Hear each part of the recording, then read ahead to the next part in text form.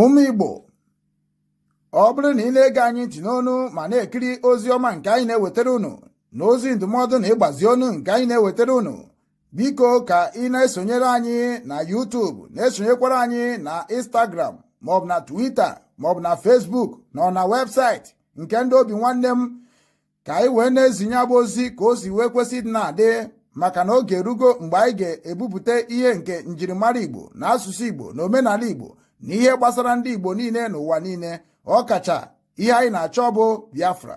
Ị ga na-afụkwanye abụ ozi ka ọ ga na-abịa.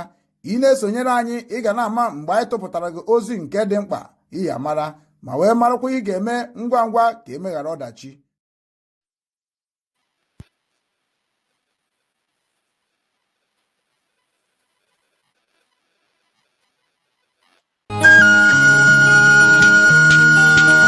Hey!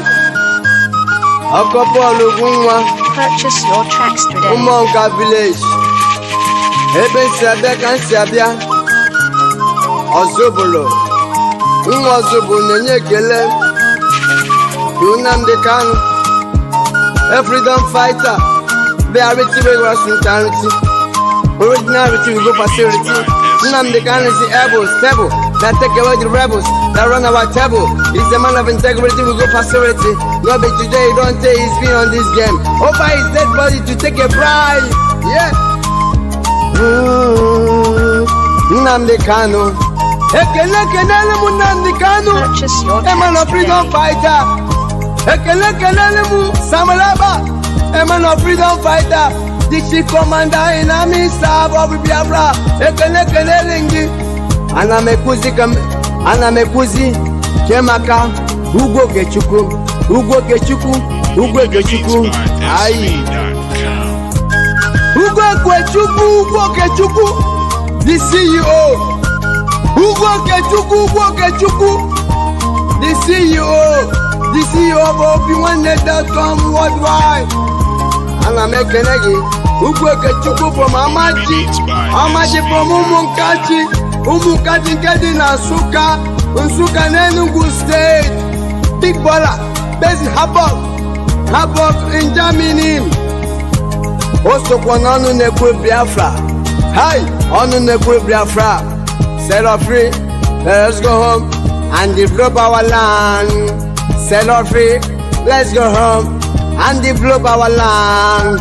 Reality regular sincerity. Ezoku ka na-ekwu.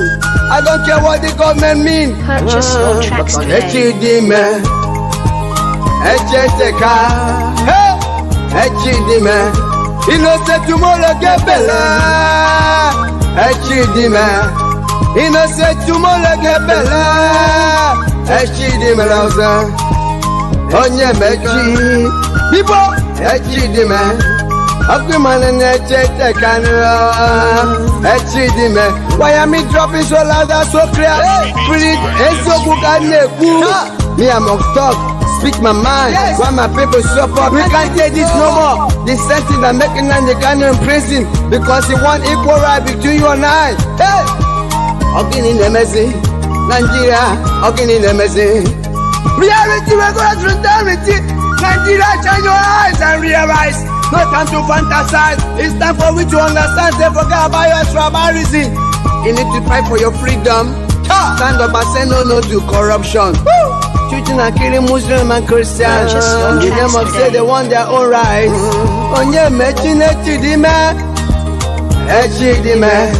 Innocent tomorrow get better. Echidime. Akwiman Echeteka nunu. Hey, Echidime. Tomorrow get better. Tomorrow get better. Okay, man, Echidime. Hey, Echidime. Innocent, tomorrow get better. Tomorrow get better. If you betray your brother today, you know say you don't need tomorrow. Or just a canny, they betray your brother. Okay, my Echidime. Hey, Popos, Shabala Kakok Pepele. Oh, Uzolima, if they betray your brother today, you know, sir, Echidime, hey, Echidime, if I knew back, crazy, okay, man, Echidime, Celebrate, Bolokotom, Bum Bum, Purchase your reality tracks that we are truly, reality, Aya, Bolokotom, Bum Bum, reality that we are truly, reality, Aya, Waya, Bolokotom, Bum Bum, reality that we are truly, reality. Voila, many eyes on my rest of me, I go talk me, I go speak my mind, you can find me. The only thing that Nigeria will do is to kill the citizens. The only thing our government is doing is to kill the masses. Let it get the chaos, option and no justice. I Nnamdi Kanu just because of he say a word. They sentence him life imprisonment. Life imprisonment is what Nnamdi Kanu is facing. Why Boko Haram? They carry gun, they kill many people. Our government will bargain with them. What a land of corruption. Hey, he negotiates with terrorists. Hey, who does that? Who does that?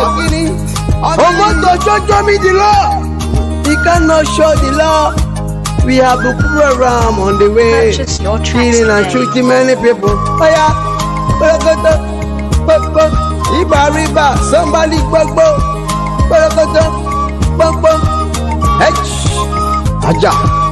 Ọjà onye ọjà bụ olumo ọjà bịa bịa bịa bịa bịa bịa bịa bịa ayi onye ọjà bụ olumo ọjà ka jebe n'ụhụ ọjà ka njeje n'ụwa n'ụhụ ọjà ka njala n'ụwa n'ụhụ hey reality ọkpọpọ Aịzaya Ugwunwa ụmụnka village nwa Osubolo nke dị na Anambra steeti Anambra hey, anyị abụọ ekele kenelu m Obi Nwanne Foundation Worldwide Limited ekele kenelu m Nnamdi Kanu ọhịa Biafra ekele kelekwalụ m Ugo Okechukwu nwoke Dikpola anyị na-enye gị ekele too much ọnụ na-ekwu Biafra na Hamburg. Purchase your tracks today. ekele kenelu m Samuel Ekpa ekele kenelu m ọhịa Biafra as many that are fighting for the freedom of our land. One love.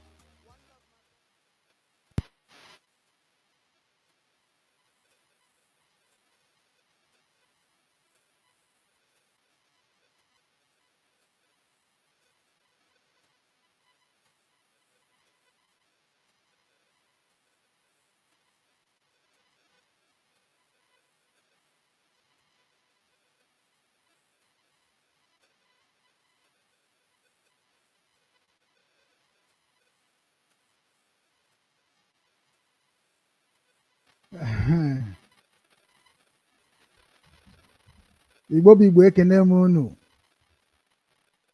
Ana m asị nke onye chiri ya zere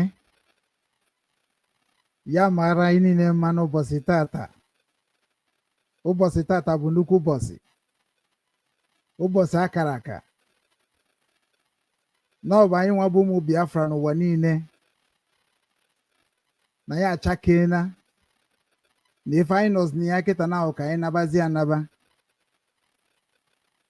anụ na anyị na anyị ga-anakọ ọnụ maka na anyị redeclare Biafra na Finland ana ya abụrụgo ndị erotere n'ụwa niile rekọdụ anyị dị na database ndị Finland ji information anyị niile bụ ụmụ Biafra under the leadership of Simon Njoku Ekpa ana orugo mgbe anyị ga-edemand our right in that Finland and also demand our right in all over the world, because we have a government right now and I am with that representative of that Biafra and I am one of the Biafran broadcaster in the whole world and I have done my best. I have let the whole world knows that our people at home, their life is in danger because of Nigeria government terrorists in our land. Because all Nigeria army in Biafra land are terrorists with evidence of the proof that Nigeria government in Biafra land are terrorists. It is time for us to support the United States of Biafra so that we all shall be free from Nigeria. I want you to share this broadcast, share it across the whole world, share it so that the whole Nigeria representative in Hamburg and Germany as a whole will see this broadcast today. We have right to defend ourselves. We have right to say what we want to say in our land. We have right to live like human beings in our land.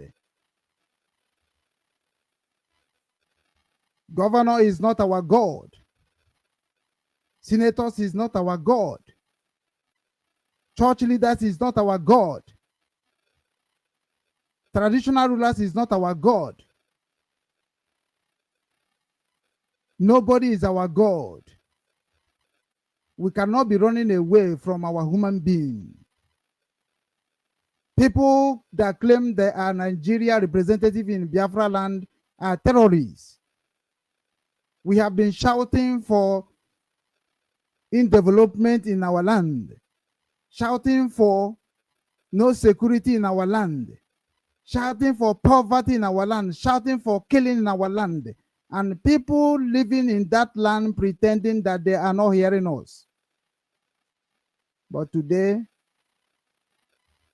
I want to hear from our brother, my comrade, Chukwunonso Ndubisi, a representative of Biafra, United States of Biafra. Ọchịchị anakwa eje egote n'afịa. Ọchịchị bụ idetermine na ị ga-achị ọchịchị chịba ọchịchị.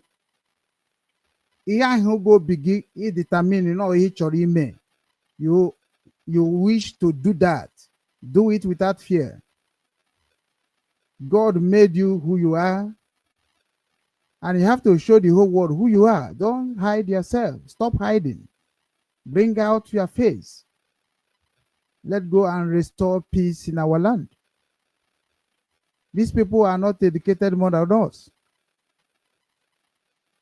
Mazen Nandi can say we are educated. I go okay. If I did not go school to the level of me to challenge you in the public, then I call my brother Chukwunonso. Now he will come and show you and prove you that he understands what Cambridge is talking about, what Oxford is talking about, and what the history of the world is talking about, and the right of the indigenous people of Biafra, USB. And when he decides for us to march, we will march. When he decides for us to move, we will move. I will present Obiwanne Igbo TV to fight for United States of Biafra. And everybody that don't understand the meaning of the United States of Biafra, then you will hear everything from the question I will ask my brother today, because Biafra make us to be one blood. Anya bariche, and I am abanatakaniche no wa. They won. Ana meji ohere we ga anabata nwanne nwoke bụ Chukwunonso Ndubisi, ya bụ onye bịara represent USB. Asị m na nga m anabata ya n'ọmarịcha egwu nke nwanne anyị nwoke bụ onye Kogi, ọ bụrụkwa onye Igbo, onye Kogi, which na nga ememe invite n'obi nwanne Igbo TV n'oge na-adịrị anya. Ha dị buatiri anya egwu, mana aga m akpọrọ Chinonso ofu. Ọ bụ na mkpọchara ya ofu a, then ajụba m ya ajụ, njụọ ya ajụjụ ebu maọbụ ịtọ, then akpọkwara m ya ofu. Anyị ga-erie ka anyị were ome ọnọkọ ezinụlọ, maka na ebe a ka obi Igbo niile na-agbakọ. Onye ọbụla bụ onye Igbo n'ụwa niile si na ya amaghị Obiwanne Igbo TV, Obiwanne redio, Obiwanne news. Ịmanị na-aghọrị onwe gị. I have served all the indigenous people of Biafra in many departments. And I have the evidence of how I serve all the indigenous people of Biafra department. Started from Nnamdi Kanu to Simon Ekpa to Ngozi Orabeze. And all those people are the people that were going to be respected and make sure that we know who are they and protect them with jealousy. Because I tried everybody and it is time for us to unite. You know, so can borrow a word.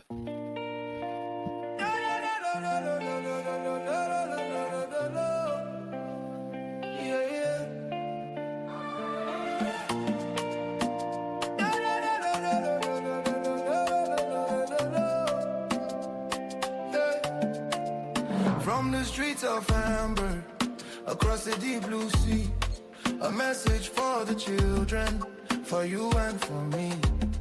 Hoping when them is calling, can you hear the sound? The roots of our fathers are being found. We know they forget where we come from. The strength of a lion, the beat of the drum.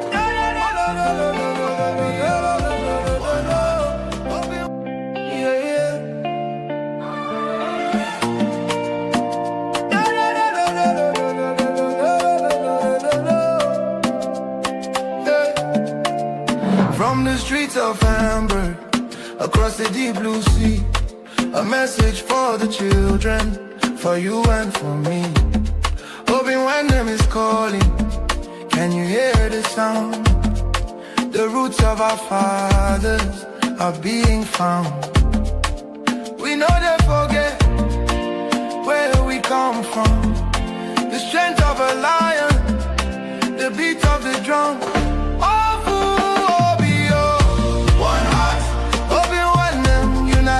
We achieve restoring the culture, that's what we believe.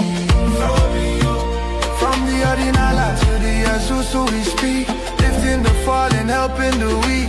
Obi-Wan and worldwide, the movement is Umuibo Global. Raise your head high, raise your head high. Our Menala will never, ever die, ever die. It's more than a page, it's a spiritual home. No matter how far in this world you roam, we're bringing back the wisdom, the tradition, the grace, putting the smile back on the Igbo face.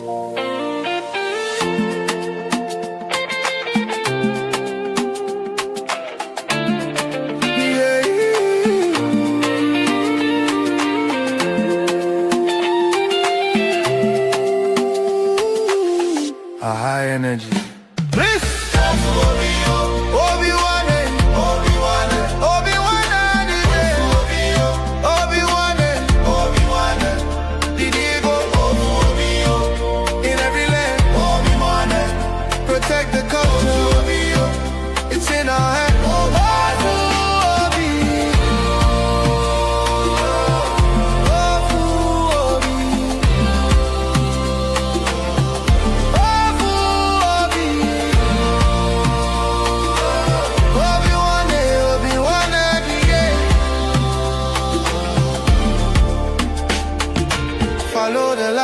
Follow the way, Obi-Wan is leading the day. Keep the fire burning, keep the language strong. This is where we all belong. Again, it fades out with a final celebration.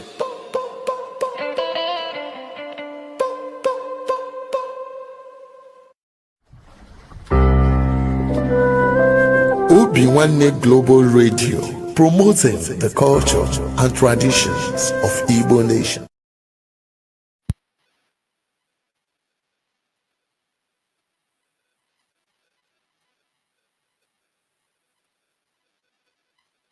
Ya Igbo niile, Igbo ndị ọma na-ege m ntị ekenekwa m unu anyị anachitekwa n'ọzọ anyị agaghị egwuzi ya oge unu afụgo ka o si wee dị Chinonso efugo onye abụ ife mgbanyere ebe a kịta ya bụ egwu onye Kogi kụrụ m ana ọ kụrụ egwu a si dat na ya bịara na soshal midia wee fụ m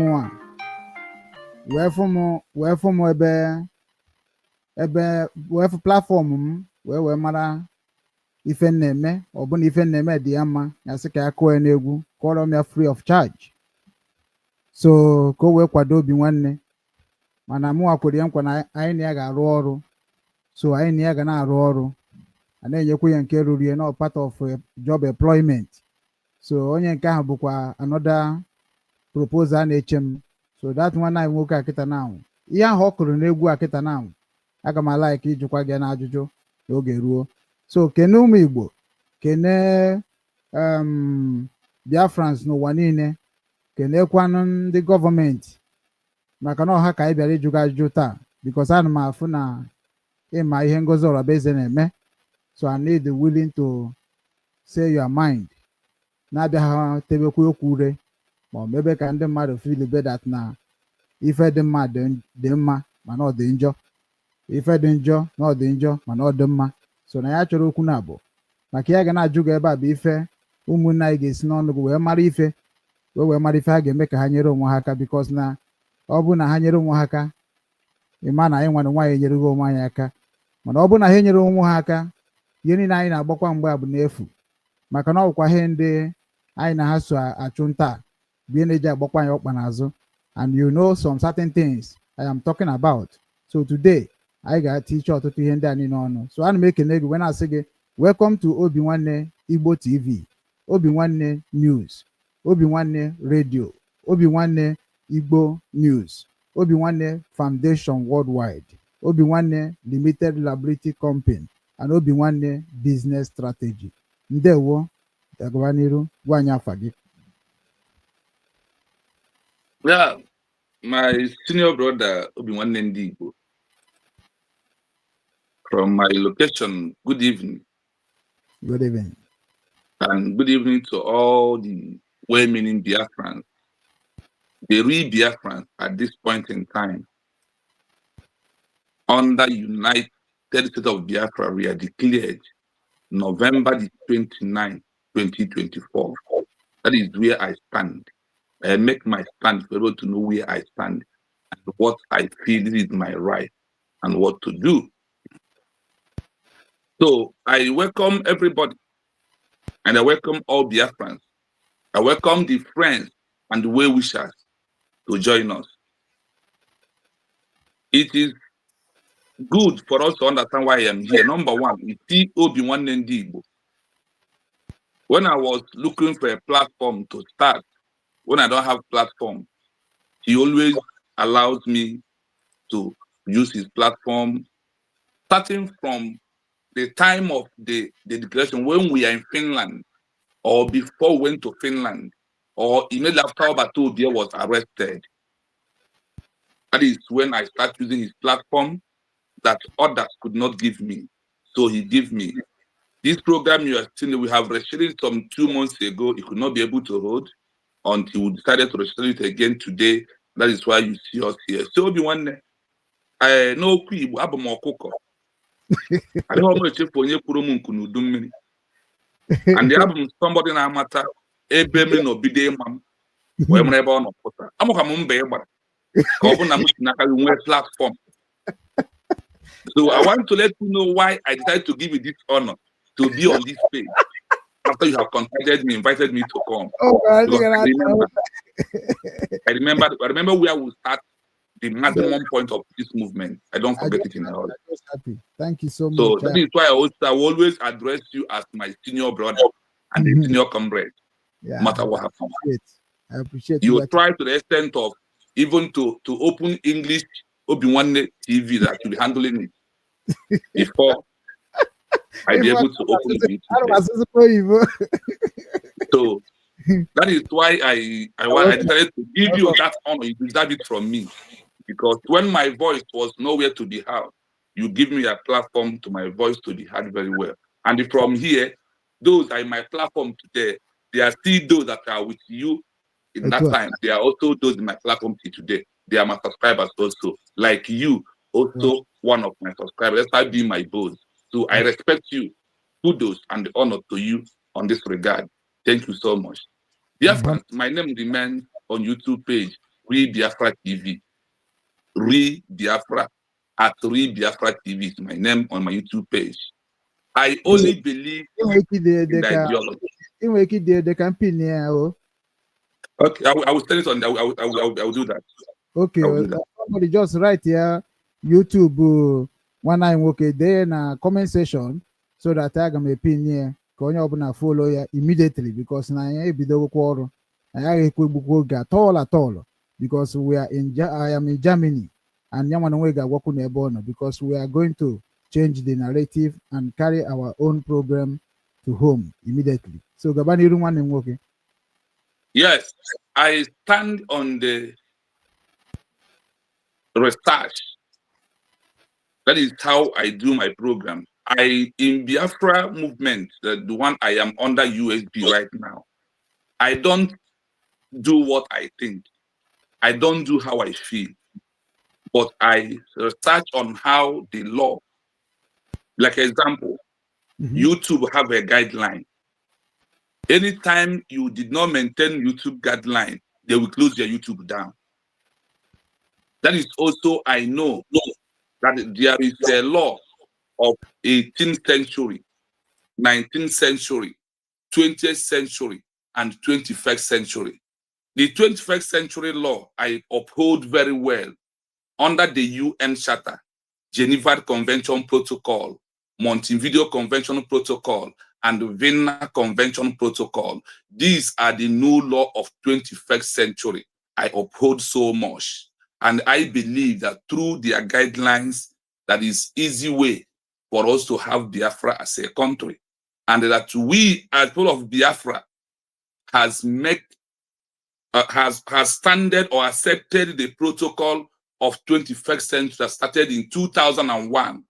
The 21st century started in 2001 is going to end in 2100. These are 21st century law. And all these charters and all these laws I mentioned, you can find them by yourself. You can go to Google and research about Montevideo Convention, how to build a new country, criteria of a new nation. You can go to Geneva Convention Protocol, Article 2 in bracket 4. You can find out after a declaration from a new country, what it takes the military to support the new country. Then when you go to the UN Charter, it gives you a criteria where you will stand in this 21st century if you want a country. On that UN Charter, Article 2 in bracket 4, in this 21st century quotes that if you want that the world prohibits by force of having a new country, that they prefer a peaceful declaration with a government in exile that will lead, that they will use diplomatic, legal, political pressure and media pressure to get the recognition. And they also said that when a government in exile makes a declaration that you must win on the paper, that you must win the paper recognition first before talking about the homeland winning, because they understand that when a government, what push a government in exile make a declaration because of safety for them to be alive, they run into exile to make a peaceful declaration. That peaceful declaration is where the world stands in this 21st century. That is why I use example of the YouTube. As we are here in the YouTube, there is some guideline from the YouTube. If you fail to agree on the guideline of the YouTube, you will not open YouTube. And even if it's opened by force, they will shut you down. I want to just this intro here, and we wait for more questions that will lead to more answers as we move ahead. Concerning the declaration that happens in Finland and why I stand under the Ngozi Arabet and said that she is getting the movement 100% right in all her actions of the USB we are declared. Maybe one day I end it here as the questions are coming, then we can be able to continue.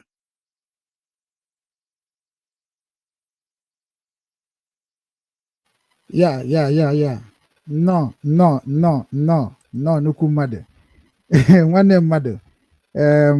Ekene nga ọfụma. Mana asị na oke ya da aka nka na-egwu ọma agba. Mbọsị m mitiri gị na mbọsị mụ na gị bidoro yotago wee kpaba.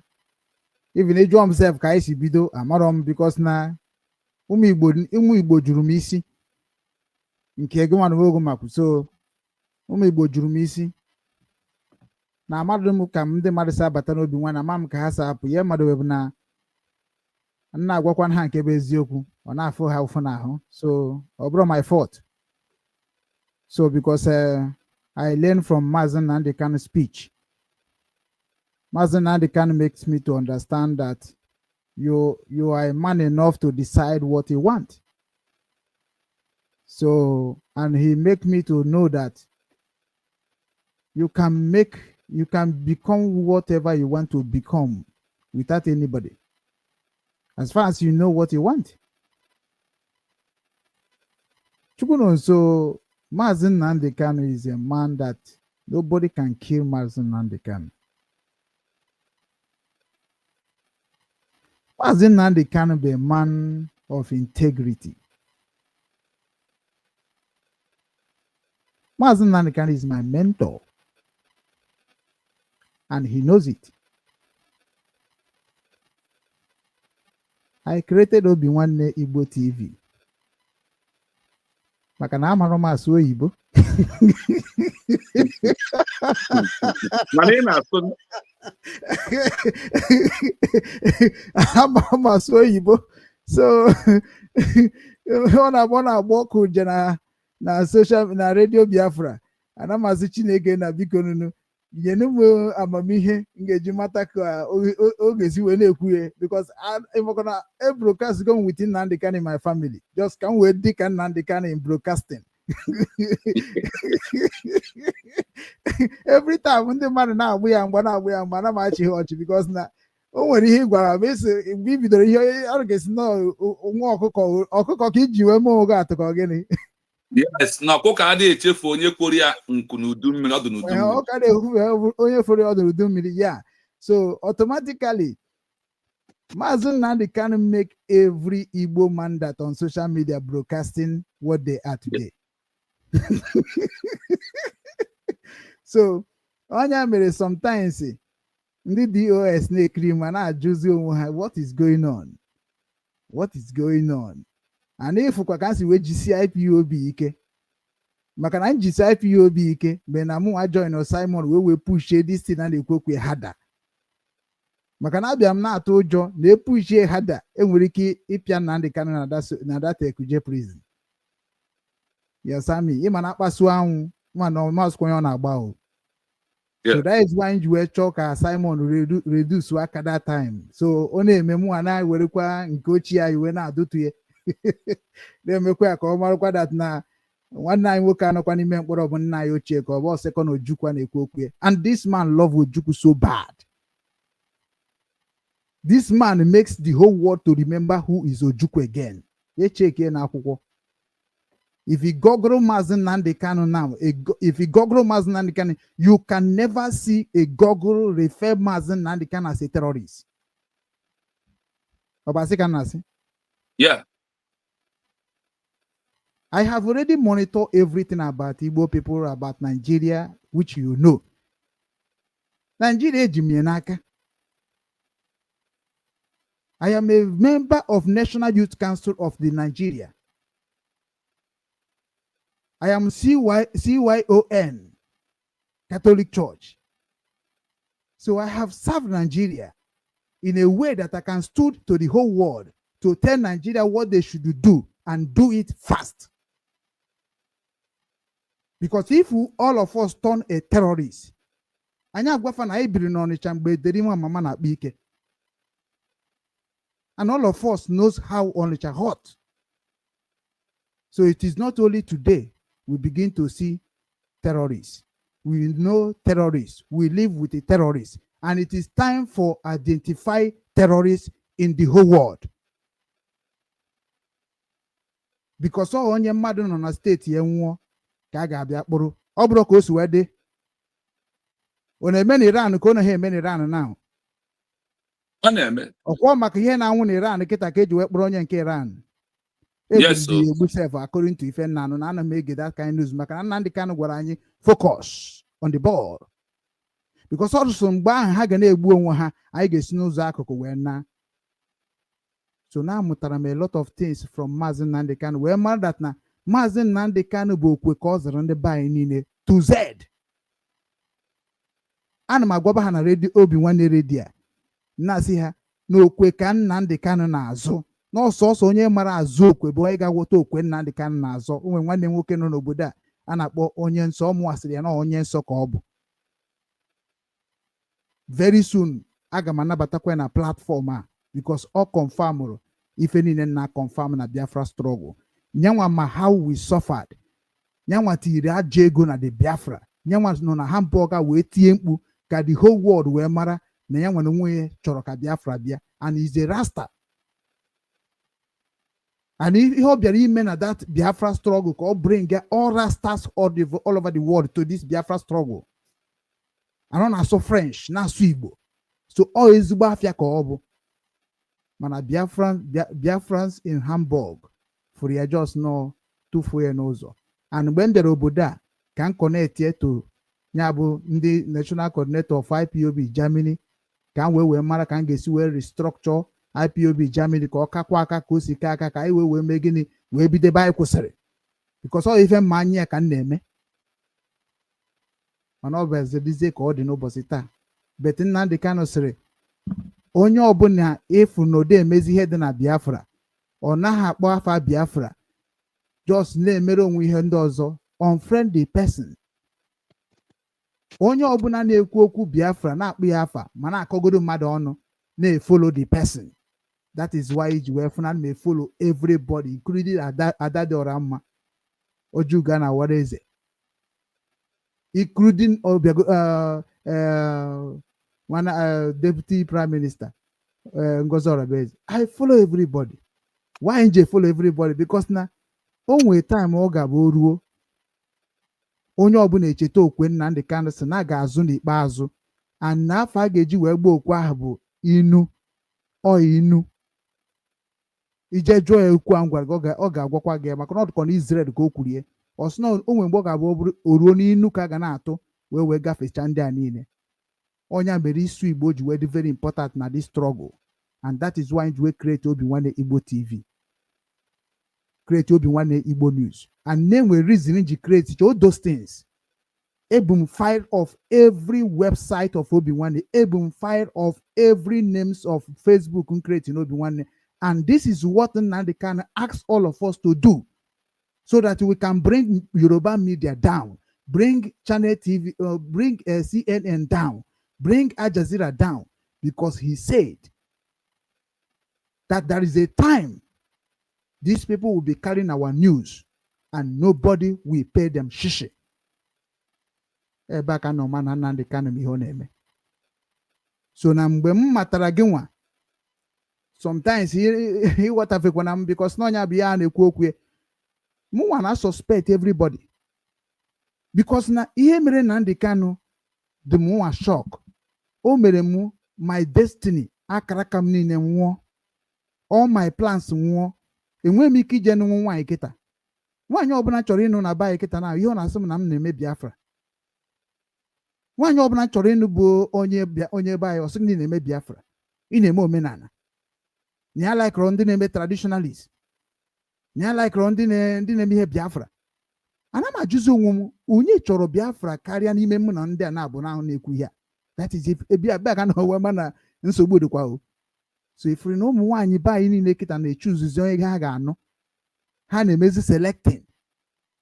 Efukwara ka ụwa dị maka na gọọmenti emego ụmụ ikorobịa ha ncheri na-agbafusie, because onye ọbụla na-achọ ife ọ ga-eji wee dozie onwe. Ụmụ nwaanyị werezie ndị nke fara afọ wee na-agba akwụna, a na-ekwu ya ọ bụrụ okwu ka ọ bụ na social media. Mana asị m na ọma ndị otu a because na amarọ m onye bụ onye. A lot of people come to me, a lot of people. Mbido na-akpa afa ndị bịachara ka ha ghọrịa papa ha na mama ha na ọ bụrụ ọmụnwa. Ngụba ndị bịachara nnọọ ka ha wee mee m ka ọ dị ka ma mara ife na ada agụta ya agụta. Ngụba ndị na-eri ego Obi Nwanne, ada agụta ya agụta. Ihe a bụ ihe Nnamdi Kanu kwuru. Enwere ihe ọbụla onye Igbo na-eme, ị ga-afụrịrị ihe ha ga-end very well. And onwere ihe Igbo na-eme na last ọ ghasa.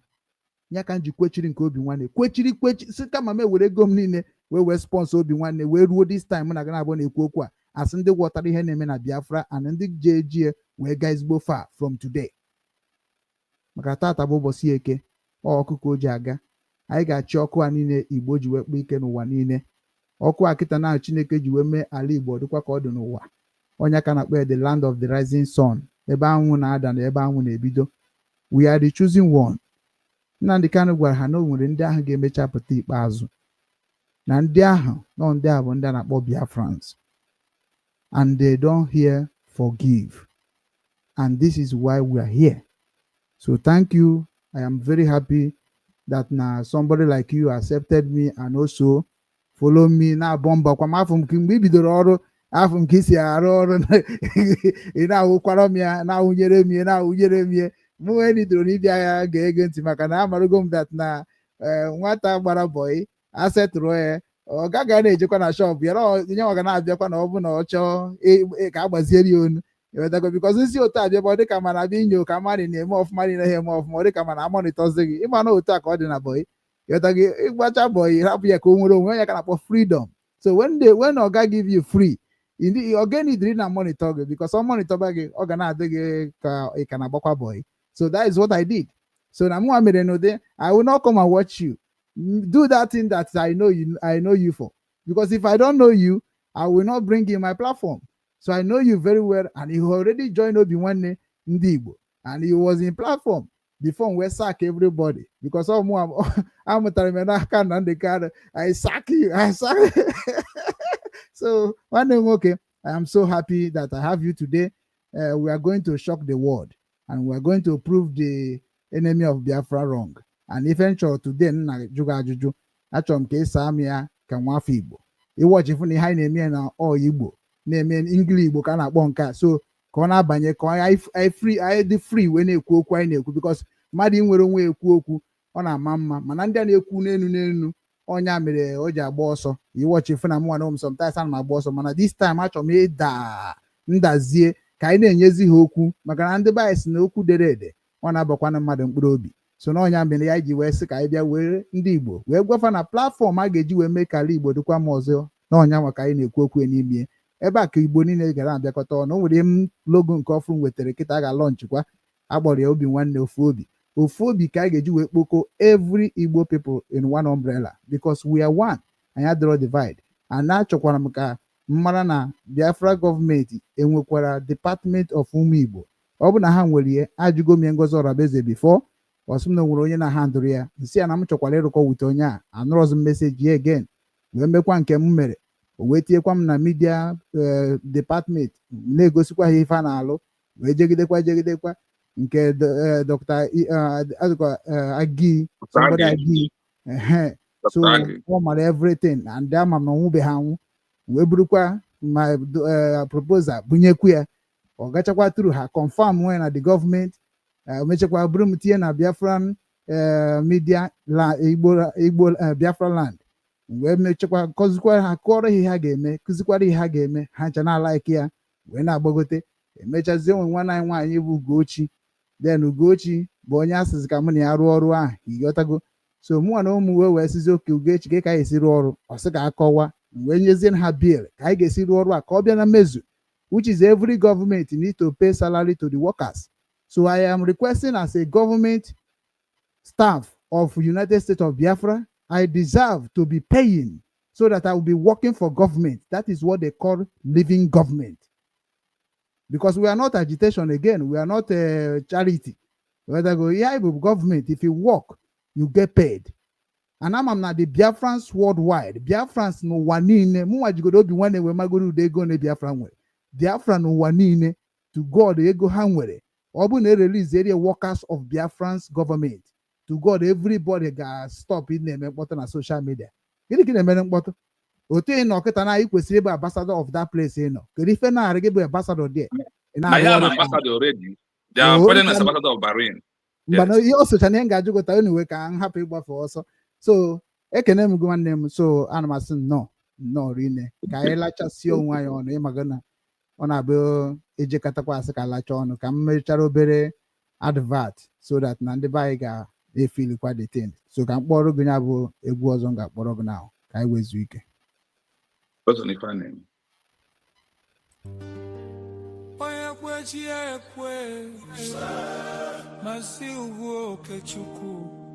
The vision is clear. Obi-Wan and Global Foundation. Listen.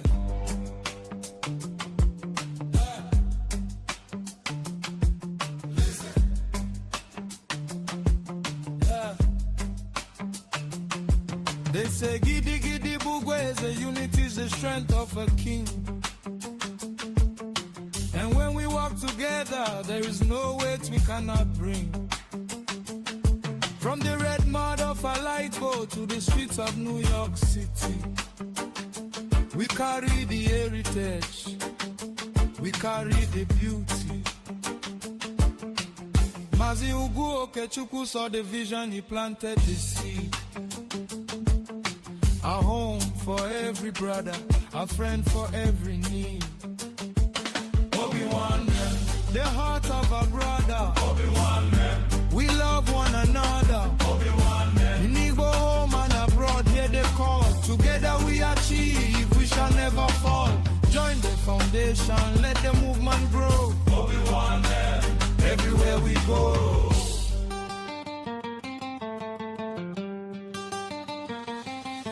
As one nunu nebunye yari, we must feed our own. No Igbo man or woman should ever feel alone. In the spirit of Onyagana, one day we stand so tall. Lifting up the weak, making sure we don't crawl. Our language is our identity, our culture is our crown. With Obi-Wan name, we will never let it down. Hey, Otwakana yekunen kuwana kana cover the palm fruit. That is why we need you, from the branch to the root. Support the mission, embrace the vision. Mazoke Chukwu's heart is the engine of the mission. Together we achieve, say it loud. Together we achieve, make us proud. Yeah. Ibo Gadi, Ibo Shani. Support Obi-Wan name. Indigo Global Foundation. From the east to the west, north to the south. Mazi Ugu Okechukwu Ijele Global. Aye. Together we achieve. The heart of a brother. We love one another. Indigo home and abroad, here they call. Together we achieve, we shall never fall. Join the foundation, let the movement grow. Everywhere we go.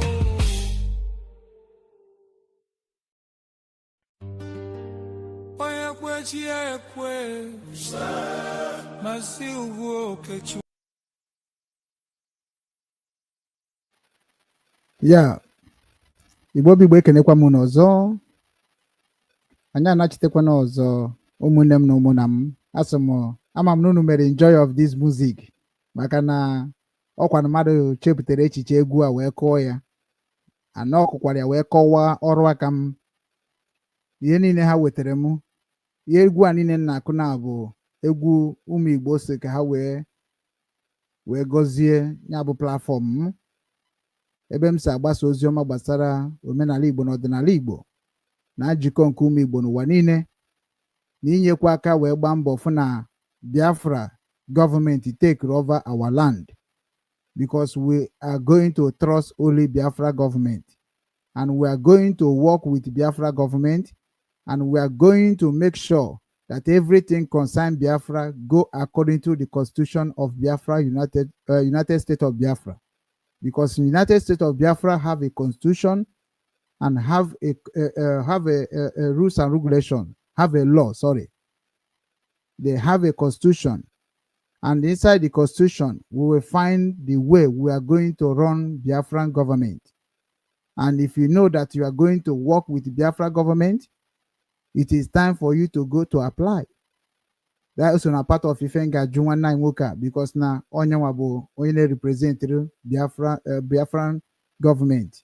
So which is USB you are hearing since we declare it in Finland. It is time for us to defend it. So if it is not our right to defend what we declare in Finland, then the government of Finland and the government of Europe and government of Africa and government of the whole world will now tell us how. Because what we are doing, it is what others have done and get their freedom. So no ya bukanjuwe weregwa wena gozi unu wena sunu no ba ina gaziniru anyị na-enyekwa ndị ahụ bụ ndị na-agụ egwu maka ha ga na-agụ more, because all kita ka anyị ga-promote Biafra to the beyond. And this is time our leader is going to go home, because they are not going to host or hold any election in 2027. There is no going to be election in Biafra land in 2027. And ịgbagha ya agbagha ngwa gị na nwanne nwoke bụ Chigbo Colenus Ugwu n'ọdara ogbi as I'm talking to you now. Ọ nara ekwu okwu.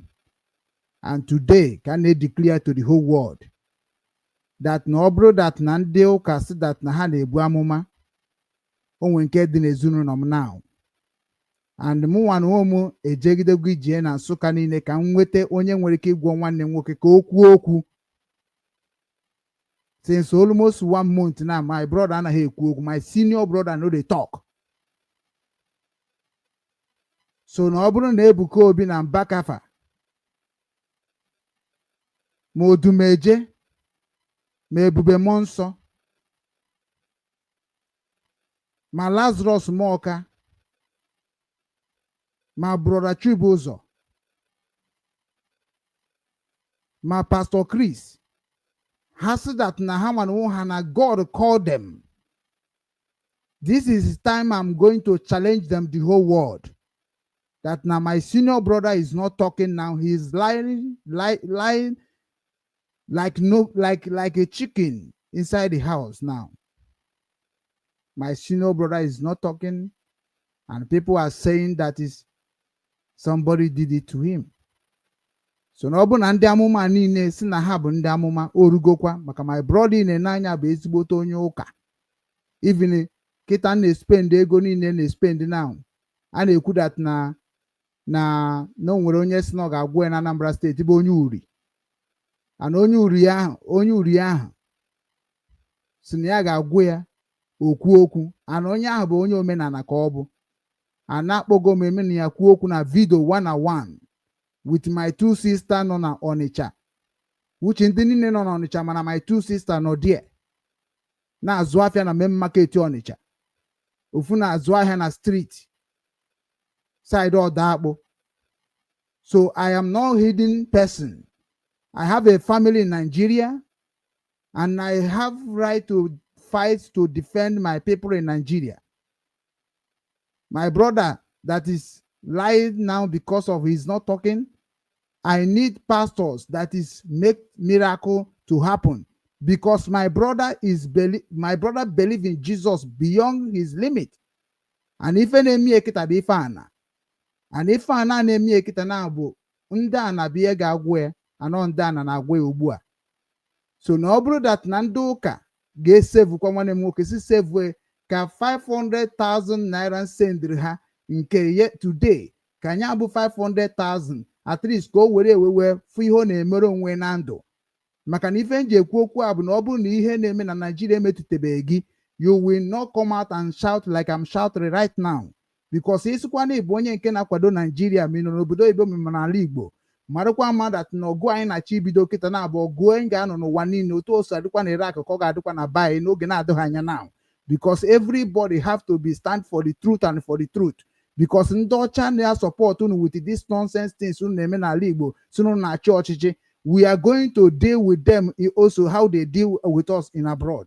And n'ọnya ka Ngozi Orobeze ji n'ọdị achọrọ m ịma na ife ọ na-eme ọ bụ ife ahụ niile Nnamdi Kanu na Simon Ekpa kwuru na complete in the United States of Biafra, we are going to push it harder that nobody can stop Biafran moving in their homeland in 2027. No election in Biafra land. Ekene ngị Chinoso, asị m ka nkenekwa gị, o nwere ife nwere ike ikwu ka m wee jụọ gị ajụjụ na just in a minute. Yes, it is very simple. Like I said, I believe in existing protocol. Existing protocol starts from family. The issue of having a new country is like issue of a man trying to build a family, a young man. You will start from where you are, seeing different kind of girlfriends, keeping many friends along the line with you by yourself. The time you move to choose one girl that you will get married to. When you marry that one particular girl, sometimes the first enemy you will have is from your household.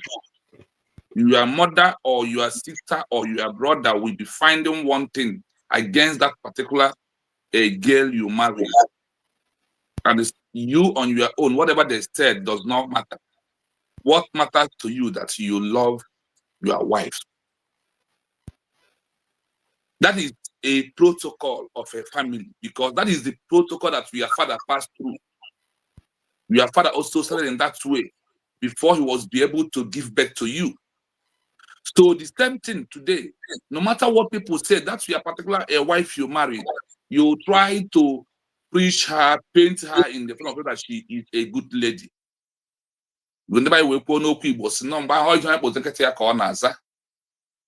Now, when you continue with this issue of the family I'm talking about, the time will come when these children will start giving birth. As in when you and your wife will give a birth to a child, whether 1, 2, or 3, depend on your calculation. And in these 5 children or 4 you want to give birth to, you are not going to born all of them the same time. Some people, God give them twins.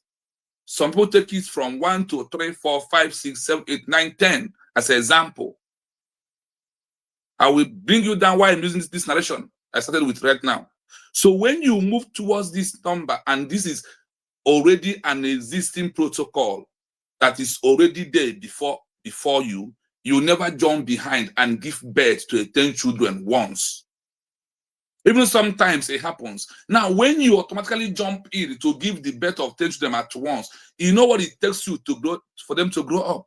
Sometimes you will cry, God, why do you give me such a children once? Why don't you give me one for me to get to this number you want to give to me? I want to stop here by bringing our mind back to the issue of United States of Biafra movement. There is something you said, Obi-Wan, about why I'm giving this narration is when you said about USB that you're supposed to be paying us, and now that we're in a government.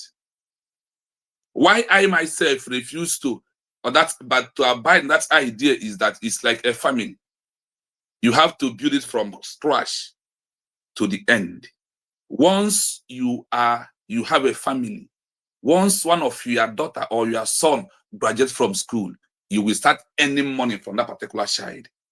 You do not start from the beginning of earning that child from primary school to secondary school to be demanding money from that son or that child. That means no people.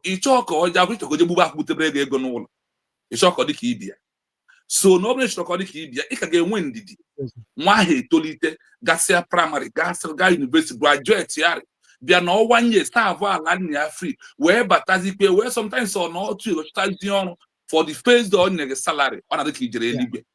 This is how you build a new country. At the stage where USB is now, it's not time to pay me money, because I do understand they even need that money more than me. The USB need the money more than me because of what?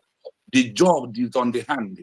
Before you can pass a document, this is a live program. I don't know who is watching. Before you can submit a document in the UN, if you know how many thousands of dollars that is involved through the office of the lobby that you are going to pass through to enter a UN to submit a document of a education country, it's not 1 naira. UN is not 1 naira. EU is not $1. AU is not $1. Commonwealth, all these things are what the government needs money to do. That's why I said sometimes, now Biafra, after our declaration, that what is keeping us is in our hand, that the government need much now to spend. We are not the first people. We are not going to be the last. The only way our own is quite that they're not going to pay us now. Like, let me give you an example. A country like Namibia was after their government in exile, stand in exile for maximum 3 decades. A decade is 10 years. The Namibia exile government stand in exile for confirmed 3 decades, which is some people count decade 12 years, some people count 10 years. If you count it by 10, it's 30 years. But remember that USB we are declared is just a 15 months child that you have to nurture as the father in the house. We have to nurture USB, not them to nurture us. We have to give now and expect that we will get in return. There is one word from Goza that said, please keep record of all the money you are spending on USB, that in future you will get that money back. Let me use this country I am as an example.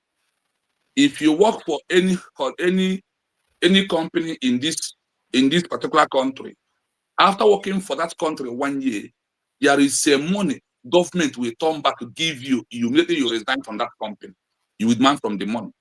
And once you demand, they will told you have to wait for 6 months before they will be able to pay. Before it, yes. So that's why we need, what we have to do now, that we have to sow in USB and be hoping that this child we send to school will graduate, get a job, and they will start paying us. But when someone like you today, if your parents are still alive, there is how much you are paying them every month. Is it not true? It's true. It's true. Even my brother, Why are we paying? my brother ka je nyekwa na ego ọ nọkọta as return maka onye nwa nyeburu m ugbe menwero. So now anyị dịka USB dịka nna anyị mere ochie zụrụ anyị na-echizi return. Anyị nwa was the young boy. So for now, we are the one. In fact, we are like the fathers of USB. We are the one to nurture USB right now, to put them on the right track, where in the future we are going to get all this stubbornness back to ourselves. If we who want to go to business and make a very big gain must wait for the lose. If you don't lose, you will not gain. So let us lose now, and believe that immediately our regulation enters in our hand, that we are going to start gaining by that time. Let me give you an example. A country like Bangladesh, you know very well. Bangladesh, after their declaration, when they get recognition, they built a school in abroad after their recognition. This first country that recognized Bangladesh was India. When India recognized them, they went to India and UK and America, built a school. They remained in exile for maximum 1 year. They used that 1 year, open school. Now, when they get recognition, they will be able to get loan from the World Bank, from IMF. They will be able to get money from International World Bank. Why do that money they get from there, they learn from there? They start using the money to be paying their broadcasters after their recognition. Because one recognition gives them the right to go to the World Bank and borrow money. Now they borrow the money, they use money to pay someone like you to teach their people their culture and their history. They start getting those that in the English language that are also going to teach them. You see when they start paying them. But while they are waiting, after a year and 6 months, like after 1 year of their declaration, they are not paying. Rather, the indigenes, their broadcasters are the ones sponsoring themselves and be hoping. Now, these men who was in social media stand on the Bangladesh declaration, they stand there until the regulation now comes, government to borrow money. Some of them was on the own in their history. Sometimes government will dash them something that was not even bigger than what they spent when their country was not getting recognition. So I want to tell you that for now, we must volunteer ourselves free to push for USB. In the 21st century, as I said, one of the criteria for this USB to get recognition is by media pressure. What is media? Media pressure is about telling the world that we have met the criteria of becoming a country, that you must recognize us now, that we have accepted the law, that the existing protocol, like YouTube having their criteria, that if you fail YouTube criteria, you don't owe YouTube. So now that we have met the criteria of the world, that we continue pushing hardly to them, give us the recognition. That is all we that see that we are into. The Biafra movement has gone beyond what we think. It's no longer how I feel. I always say this word. All of us should remove how I feel, what I know, what I was been doing before. Yeah. Because one thing in life is what changes is what is constant in the life. Today, Obi-Wan, there was a time that you was using uncommon Nokia touch in your hand. Today, are you using the Nokia touch? When they make I will hear the cat toy, I wear them hello, now at the area. So now we are no longer in that level. Now, today, the world has iPhone 17 Pro Max. Everybody is trying to achieve iPhone 17 Pro Max. Is it not true? So as the world is changing, we need to change. When you started YouTube, Obi-Wan, if not that you're abroad, you don't have laptop in the first time. Of course, now I check the laptop and go like you create my church laptop. What the come be the name here operator of this computer? Oh, you can do very good on this. So why am I saying this? I am saying this on level of that the world is moving forward, that we should follow. Yes. Now that now that we said we want Biafra as a question, how can we get this Biafra as a country? That is what that is the question I am here to ask you, so that you now can the floor is all of them. So as Imagona Idego about government and how we can volunteer for government and how we can use ourselves to become a government, you know. But in my that now people like me na I may volunteer go home, but every government need certificate to remembrance of the future record. Yeah. And in a United States of Biafra immediately declare ya na Finland. I only they can respect that na I issue official certificate for all broadcasters. Nye ha mandate. And after Kenya mandate, then the next thing I get for hope. And then you for hope. Then you for direction. In for direction. In you inyezefe iwu enyezefe ikikere ijide iwu ha n'aka onya ka na-akpọ passport. So which is now, as a journalism of Biafrans, I am expecting to see something like that from the Department of Ngozi Rabeze. But everybody have seen it. It's not that we are castigating him, castigating her. It's not that we are, we are degrading her. But Ezoku, we are coming out from Nigeria government, so we already know what we want in government. We're not supposed to be coming on social media reminding Ngozi Rabeze what he's supposed to do. At least by this time in Biafra land, and you wear a conwich and wear now. So which is not even everybody will go passport today. On the way, Biafra government is supposed to issue it according to Tuhas where the killer in Finland. At least Kitaiga Mama do 9 will. Amazema do 9 will. Then automatically, or from how many head in state, Keja calculate, Egana Kuno Guauko. So automatically, Ndina Guauko, Bundina Guauko. So nobody Ngozi Rabeze may coordinate everybody together. May Kodukwa in one umbrella like Mazen and they kind of structure it like a family. It's like a family. No matter whatever you say about Biafra, no matter whatever you say about how other people get their own, no matter how you say that everybody have already tried and failed this and that, Mazen and the kind of say that now. Biafra nka na achọkịta adịrọkwa ka ndị ọzọ chọrọ nke ha na gbogbo ọ ga-adị iche. O kwuru ekwu, ọ na-ekwu everyday. Onye ga-abụkwa a witness bụ onye nụkwara ya wee kwukwa one day nne ha echefie n'ụwa maọbụ nne nne ya anya.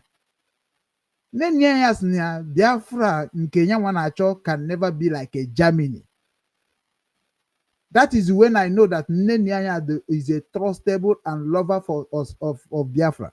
Nenyanya. Mrs. Nenyanya. That woman. Agwara m Fasia, don't touch that woman. Agwara m Chukwubuike Mokpareze. Si ya, hapụnụ nwaanyị a. Unu amara ihe nwaanyị a na-eme n'ala Igbo. Onye a bụ second Ngozi Okonjo-Iweala. Unu ga-emecha for the history. If Nnamdi Kanu comes alive, o nwere ihe Nnamdi Kanu mana o nwere ebe o mejọ na ọ sịkwa na ọ mara.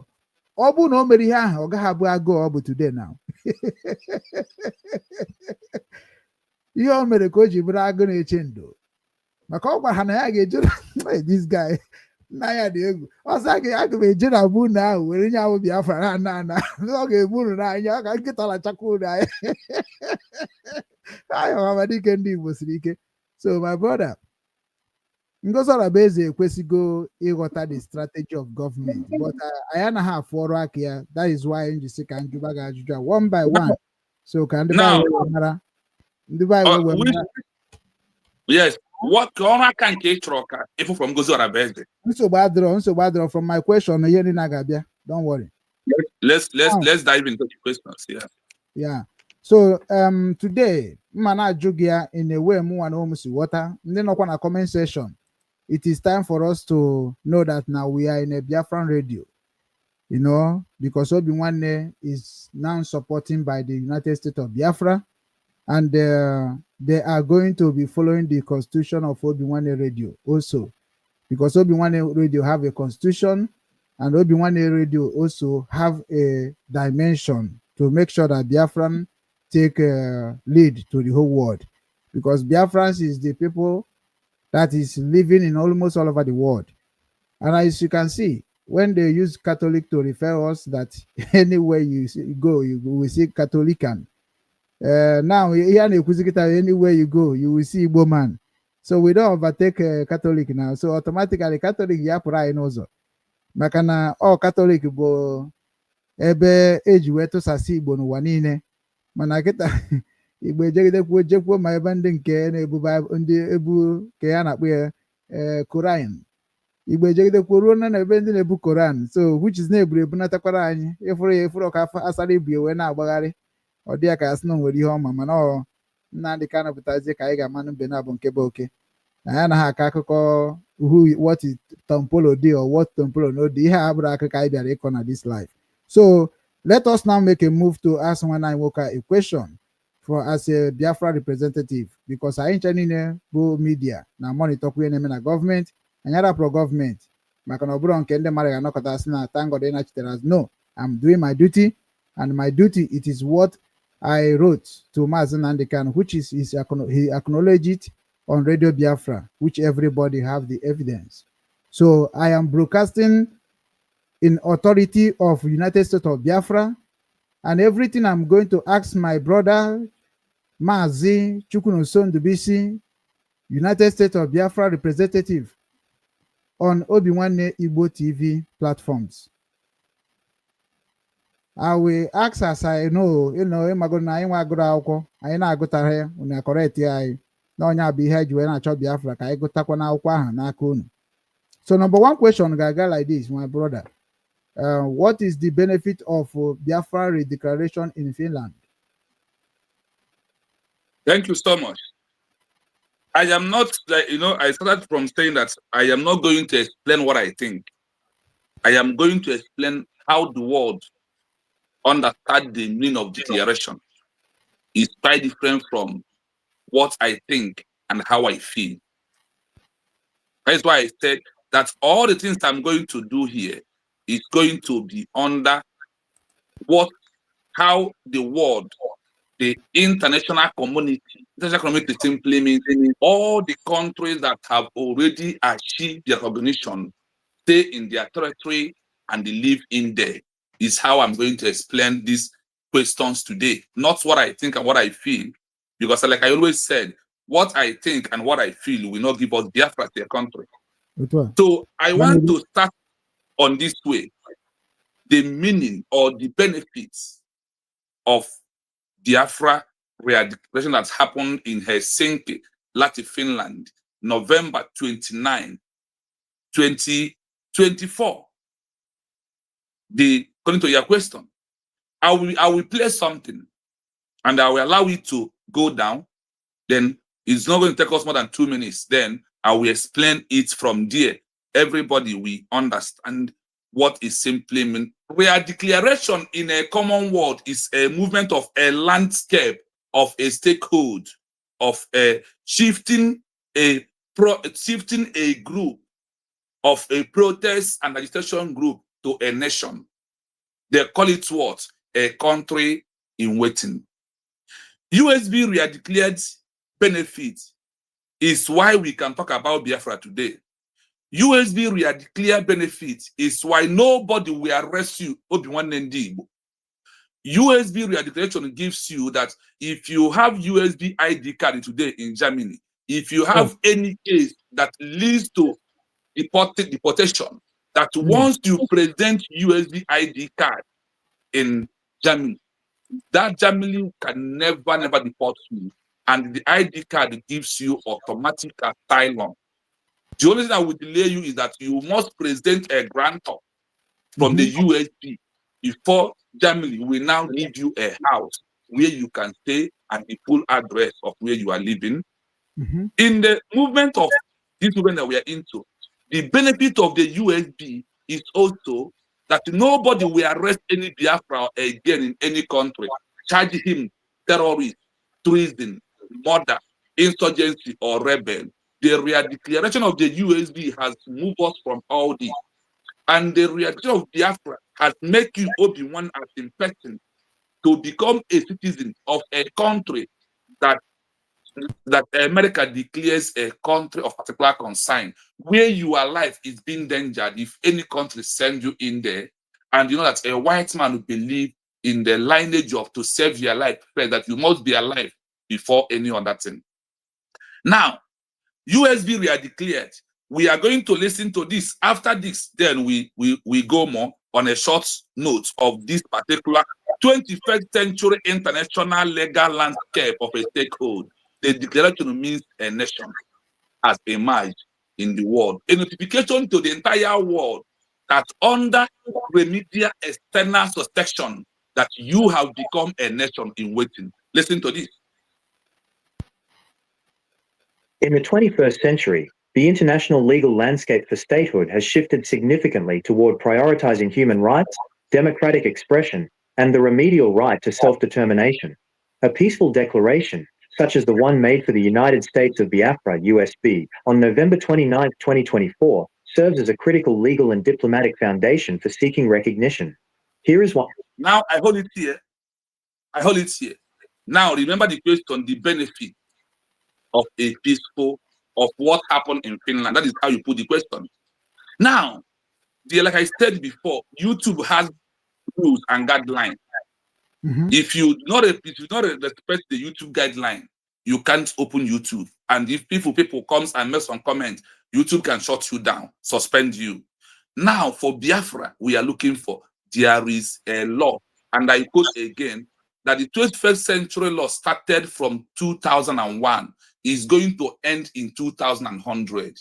In this 21st century, they said that in the 21st century, the international legal landscape from a stakeholder has shifted significantly towards the pragmatize of a human right, democracy in expression, and the remedial right of self-determination. A peaceful declaration in the 21st century, such as the one made by the United States of Biafra, USB, on November 2024, serve as a criteria, a legal and diplomatic foundation for seeking international recognition. Without a declaration, you can never seek international recognition. The question is what is going to recognize if you did not make a peaceful declaration? Now let us see how they break it down. The peaceful nature of such a declaration is paramount under modern international standards. 1. Fulfillment of the Montevideo Convention. The Montevideo Convention, 1933, remains the standard for defining a state. It requires 4 elements: a permanent population, a defined territory, a government, and the capacity to enter into relations with other states. I want you to take the last word.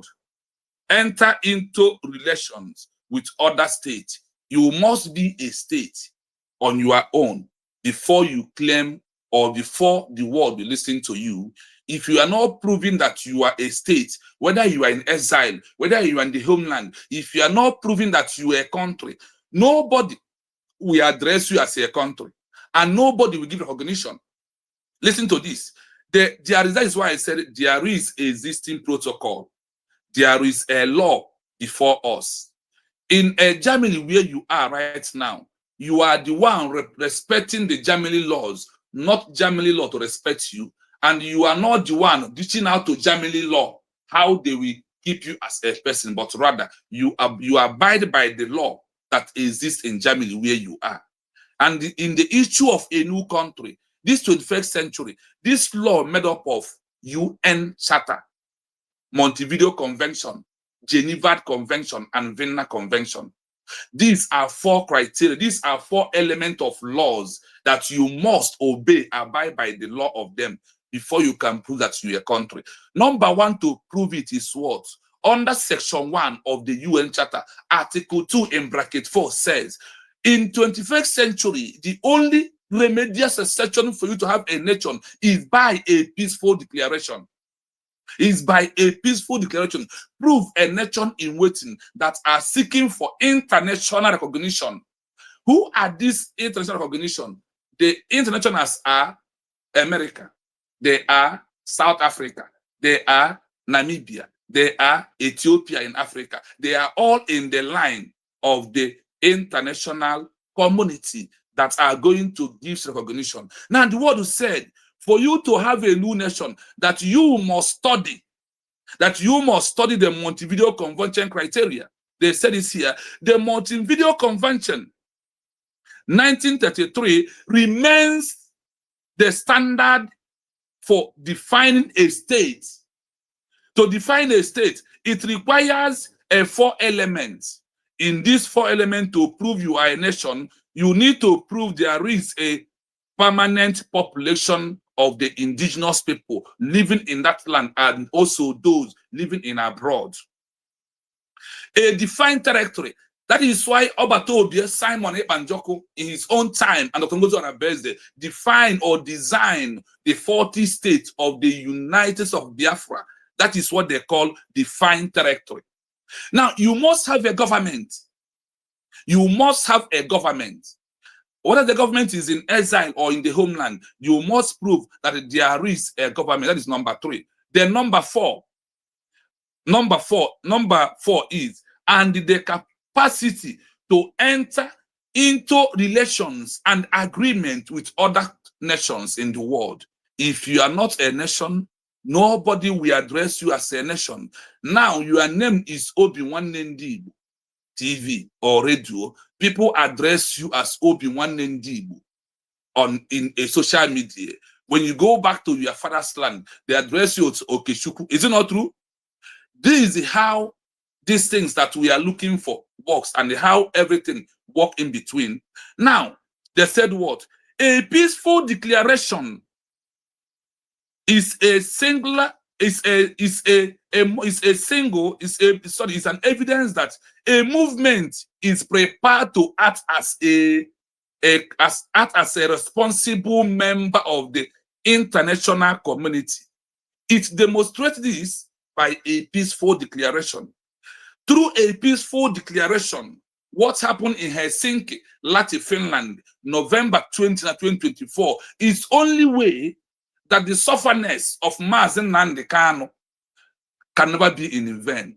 Without this declaration, the world will see us as those who are just making noise in social media. And without this a peaceful declaration document, you can never be seen as a country.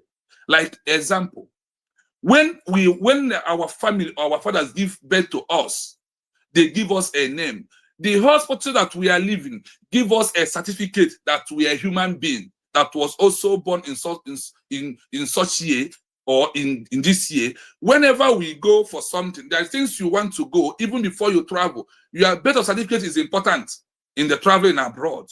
to prove the importance of documents. Some things you need to do without something we call common birth certificate. You can never achieve that process until you present it to those who requires it from you. Then, in the issue of a country like United States of Biafra we are declared, it is important to understand the importance of peaceful declaration and also know that the world has moved away, that a peaceful declaration has shifted you to on a level of a nation, is no longer on the level of a group or individual.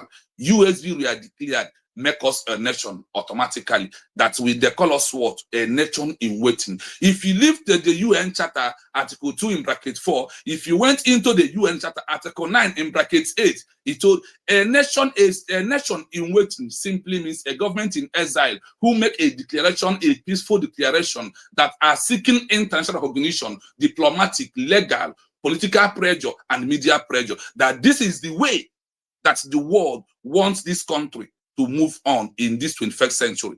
Now let us continue. There's something they call administrative readiness.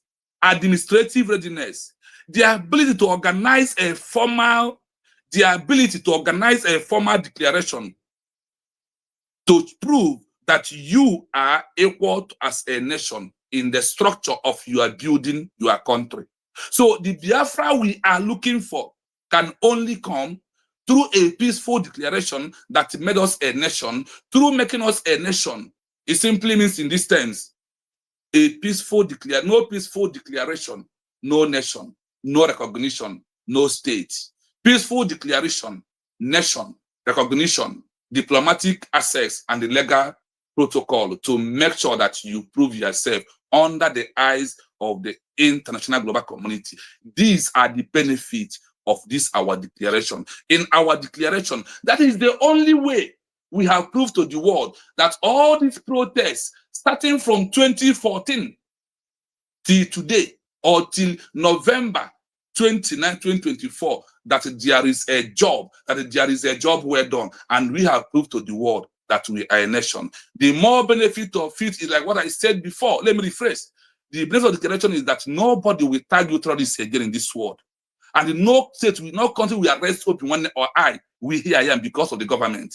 And with this particular USB reality ID card, if you have a problem in any country where you are, once you present this ID card, if you are on the deportation camp, the country you are into can never deport you back to Nigeria because of the data. Their birth certificate is also in your ID card.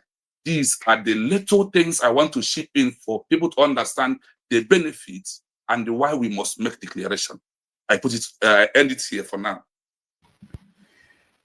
Wow. Ịmana asị na onye kwuo n'okwu dị mmadụ homosisa Chinonso ama m n'ibu ife n'isi and onye ka Chief Chika Daniel ji wee sị mba na aga m akwụ ya ga-eme gị, so mgbakwa mbọ ka amara ihe a ga-eme gị, so and ịfụgo na ịchapụgo, so ị na-asandụzi the same way like onye ndu anyị and Maazị Simon Njokekpa oke mmadụ, hi dragon himself. Ịma na ihe dị n'ụwa bụ ya, agwago m ndị be anyị si ha na ọnọkọ comment section somebody just there say that na uche m adịrọ n'ihe na-ekwu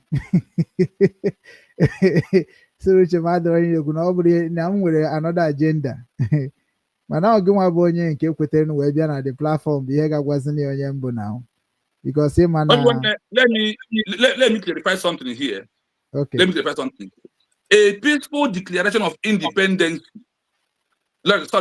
by declaration of independence peacefully, a movement has proved itself in this modern framework.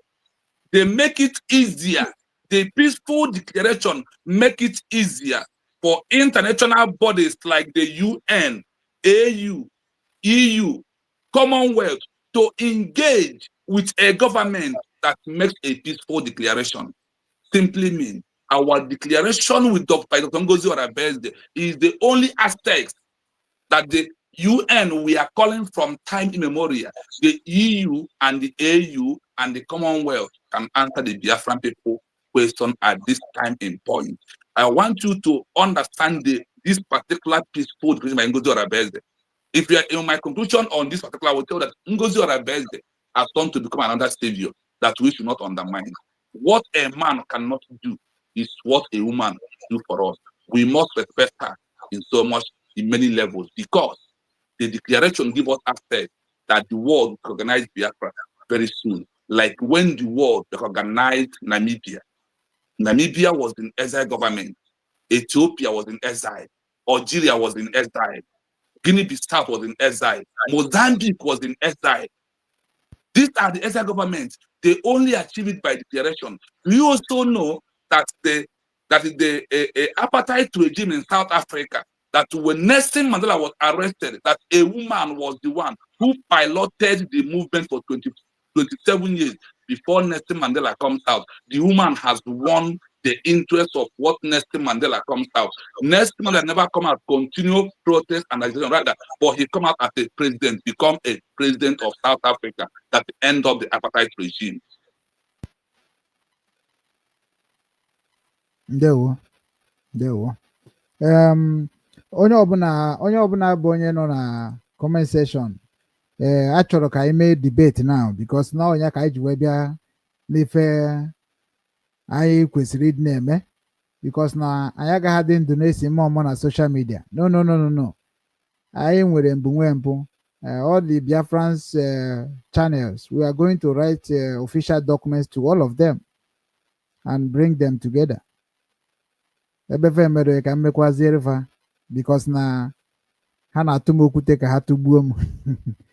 Mana ama m na mụ ama nwụna nwoke kajara akaja ọkwa Simon Njokekpa Dragon himself so no ama m ka o si wee spell eru na akịrịkpakpa ka o si wee spell eru na akịrịkpakpa eje wọchịara obi were zụkọ akịrịkpakpa ndị ụfọdụ were mara m akịrịkpakpa gbagbuo ogu means that now is untouchable and undareable. Anaghị aga. And even IPOB Nnamdi Kanu gwara, no retreat, no surrender. Ịghọtago? So if I name an IPOB, ọ bụrụ if I ga-abịa were na-eme mkpọtụ na social media. So all of us must come together. That is what Obi Nwanne Ndị Igbo na-akpọ. Na anọghịzị m n'ebe mba. We are here, we are in government now. So we have to speak like a government. So I'm not going to wait my government to sponsor me. I sponsor myself, and I must make sure that also government give me a support. That is what I am seeking for the government of Biafra, because this is my dream. And I know that if everybody that is educated runs Biafra government, we are going to stay all over the world and be doing what we are going to be doing, and nobody is going to harm us. Because we did it in our IPOB. Let me call it ordinary IPOB. You understand me? Nke ha ji anụ so hug now. Ego ne ka ha nwekwa. Nnamdi Kanu gwa ha sị ya na ọ bụ na all believers of Biafrans $1. Ị ga-ebube ka polling van dịka Tinubu si wee buru polling van wee buru ego. Ọ bụrụ ya ka na-agbatọsị anụmanụ Yoruba na-ekwu okwu na international media. Ọza nwere two question. Nke a bụgoro na na-ajụgoro ihe gbasara Tinubu. Ọmadụ na question niile ahụ na-asabi ife Tinubu nọ n'ime. So o jighị aka wee mee ka ndị ụwa mara na Tinubu adịghị qualified to enter that place in 2027. Even if we have feel that na hard is too smart. I agwazi ha na ngwa Obi buruzi anyị president of Nigeria and Obi buruzi anyị president of Biafra. Na anyị ga-etizi Obi ebe a ka o represent ya as a president of Biafra, because Nnamdi Kanu nwere gbo negotiate this kind of thing with the Yoruba caller from American. I record it. I understand it. That is why I'm here.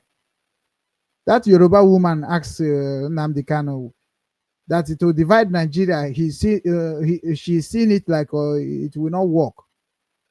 Nnamdi Kanu say it will work. Or say that now no nwere ka a ga-esi wee mee dịka anyị enweghị dịka 3 states or 3 country.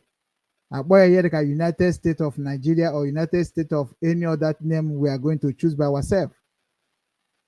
I don't know, Nnamdi Kanu gwara. Nnamdi Kanu said it's okay, only that if Nigeria can accept. Nnamdi Kanu have negotiated on Radio Biafra, no way. Nnamdi Kanu negotiated on ground, no way. Nnamdi Kanu even went to the the DSS negotiate with them. No way. Even nke a na-anụ na Tinubu jere ebe a mụnwa anaghị egede nke a ghọta o jere ebe a nwere gbasara ya na dịka na Tinubu asụ otu ị nọkịta ọ bụ na Tinubu ga-abịa ịfụ gị Tinubu gburu mama gị gbuo papa gị gbuo ụmụnne gị niile tinyecha onye ọbụla hụrụ ya n'anya na agbagharịa nya ọ bụrụ gị nabata ya nya ọ na-ahụzini ya ahụ ịpụta ọ na-ahụ ya ahụ ịpụta onye sị gị dat na ọkara ya mana ọ nwụrụ anwụ bikọs ihe ọ dị abụrụzi ndụ. Do you think Nnamdi Kanu be a fool? Nnamdi Kanu abụrụ a fool. That is why he knows na nwa anwa wee pụta na mkpọrọ ahụ without ijighị ife anyị chọrọ wee pụta na mkpọrọ ahụ ọ gaghị last ụmụazị edobe ebe ọ ga-anọ na o nwere ụmụ Nnamdi Kanu zụrụ anaghị ekwu okwu ọ gwara unu ya gwa ọ sị that na this structure is in 3 dimensions. It is the one you can carry. IPOB DOS say that this struggle is 7 steps. We are 7 steps ahead of our enemy. Mgbe aka nji ma na this struggle abụrụkwa ya ahịa ụmụazụ n'ọkwa ahịa onye zụta ọzụrụ nwanne ya. 7 steps ahead of government of the world na ọ bụrụkwa so Nigeria. Mgbe ọsa ndị DOS gị na ha ji 7 steps aga onye dị ona ịma na ife ha mean that na ha ga-amara ihe niile dị n'ime gị mafee gị onye abụ ahịa ịsaa 7 steps ahịa ịsaa izu na asaa onye ka m gbara ha mkpọrọ na Enugu Aglade because na ndị be anyị amarozi ndị ha bụ. Nnamdi Kanu mere ka anyị niile mara ihe ndị DOS na-eme onye mere o ji agwa n'ụlọ na ka anyị anachi azụ dị ya but all those things bụ ihe ị ga-ahafụ. Biafra gọọmenti bụ ihe na-ediri ime ife niile ka ọ dị mma and ọ bụ na ikwere ekwetere gị maka na Biafra gọọmenti ka na IPOB na IPOB bụ children of the government. So it is time for the whole DOS to surrender to the Biafra government. Because Nnamdi Kanu mere ka everybody mara say that na ọ bụrụ that na our people wake up and understand the message of Biafra through IPOB on Radio Biafra, immediately we dissolve IPOB and form a government. That is why we are cooking bass now. We are not government yet. I have everything. I have all the documents of what I'm saying. So automatically now we have government because also that now let us do what we want. So and that is the time. This is the time.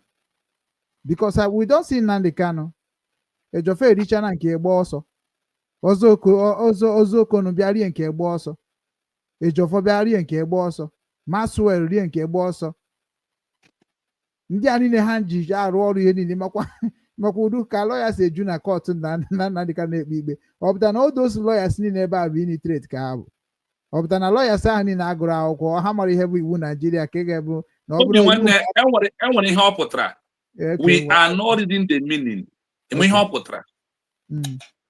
There is no a freedom fighter in this world a lawyer has bring her from prison.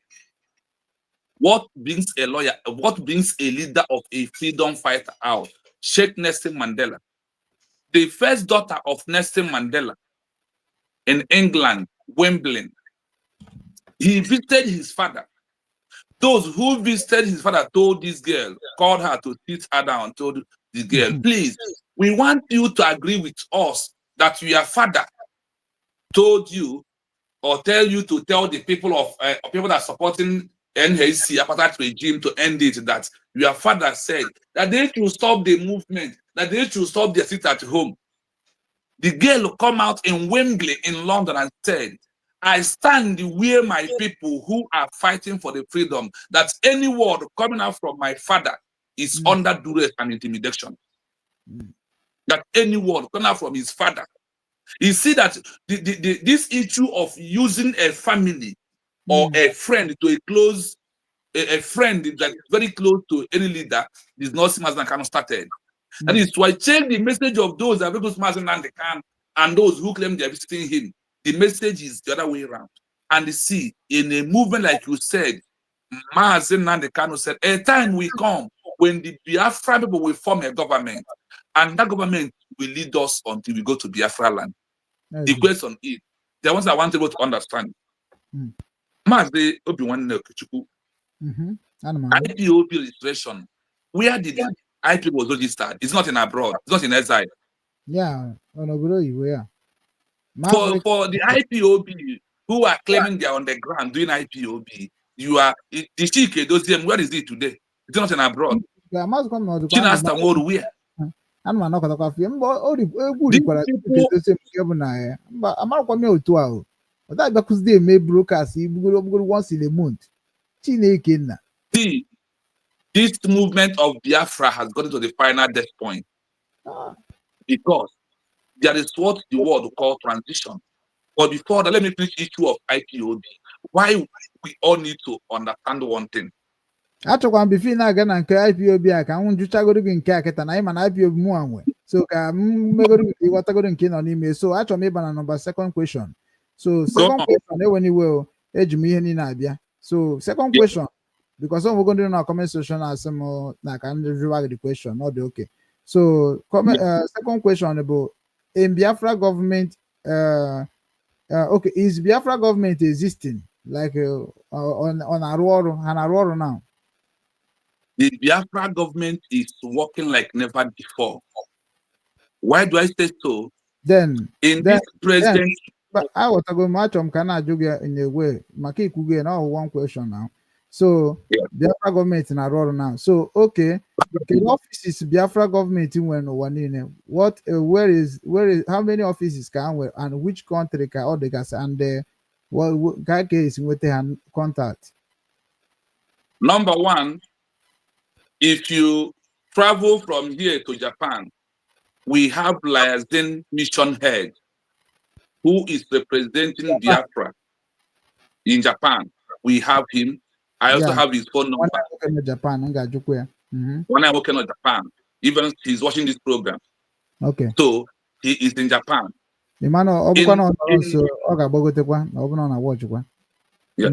Germany, where you are today, the Biafra government has opened an embassy, registered in Germany as an organization. That's how the law of Germany is. Germany said, we welcome you as a government in exile to open embassy in Germany where you are. I want you to go to find out this Germany to verify what I'm saying here today. That is an evidence, the one around you. Yeah, I'm my dear for that one. But Rose, something like Pastor Rose. So which is now I agreed, but also may verify as a journalist to make sure that everywhere in Aguam now is intact. Anyone now that was made who will be responsible because platform there's your Naganiru. Yeah. In this country, this country where I am in Bahrain, I am the mission head of Bahrain. Japan. I am the ambassador of Bahrain on behalf of USB. So once you want to talk anything about the Biafra government in exile in Bahrain, contact me. I will give you the details. Okay. Now, to prove that this government is working perfectly, in this 21st century, but now, because of I was just newly appointed in the office, so the process of the documents I need to have to open the office, I never got to that level. But all the documents that need to be submitting, I am gradually going to one office in a small capacity to make that after submitting. You are more to it is like a German system, online services. Online services, number one. Then some countries in this movement of USB has offices, pop and plain in their countries. Ireland today has office in Ireland, and many more like that. There's something I want you to prove because what we understand. When for interruption. Oh, it was the Onion Germany. Oh yeah, Onion Germany. Or when you have contact of all the Germany because even at the Germany, I'm with a lot of states now. Yes. So when you contact the person in charge, in the ambassador of Biafra in Germany, then he will give you. Or even also the ID card team, the ID card of the USB, the member of it is also in Germany. It's also in Germany. Pastor Rose, you know. So ask Pastor Rose about the ID card and how to go about it. Is to prove that this government I will be inviting them so that they will come and be explaining Biafrans what they are doing and how they work for them. Because always be go. mana ha afụ enemy anya na-achọ channel a ga-eji wee na-promote our land.